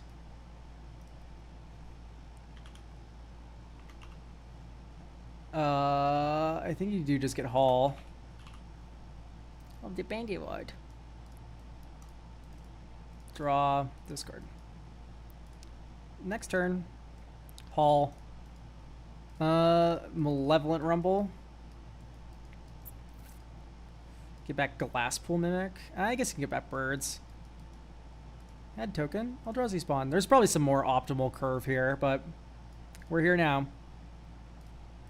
Lord. Draw. Discard. Land for turn. Fetch.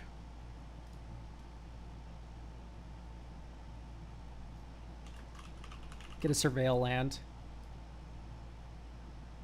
You get Undercity Sewers. Surveil 1. Underrealm Lich to Graveyard. So now this idiot's a 10 something. Like, he's probably even bigger because opponent's graveyards. And then I think you just like boop. Whoops, you don't sack this. You sack Eldrazi spawns. Alright. Mimeoplasm.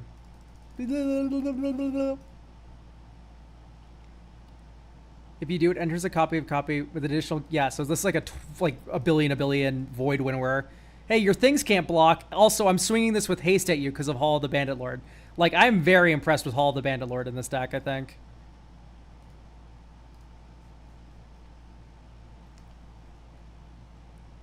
Okay. Like, I think that looks good, right? Like, I don't need to really... Tried and true commander deck here. Like... Only other thing I want to mention, Walking Ballista, pretty good when it has a billion counters put on it. That's just kind of no-brainer sometimes. And also, keep in mind, we added Teleria West to get Hall the Bandit Lord. Now, Teleria West also works to get Walking Ballista, and you can X0 Walking Ballista, right? So there's more Walking Ballista synergy here than there was before. Also, I do feel the need to shout out, because you are a Ulamog enjoyer. This is not the correct thing to do, but it is something you can do. There is 2 other fun play patterns that Ulamog has. And that is Nexus of Becoming. Always Becoming. And then God Pharaoh's Gift.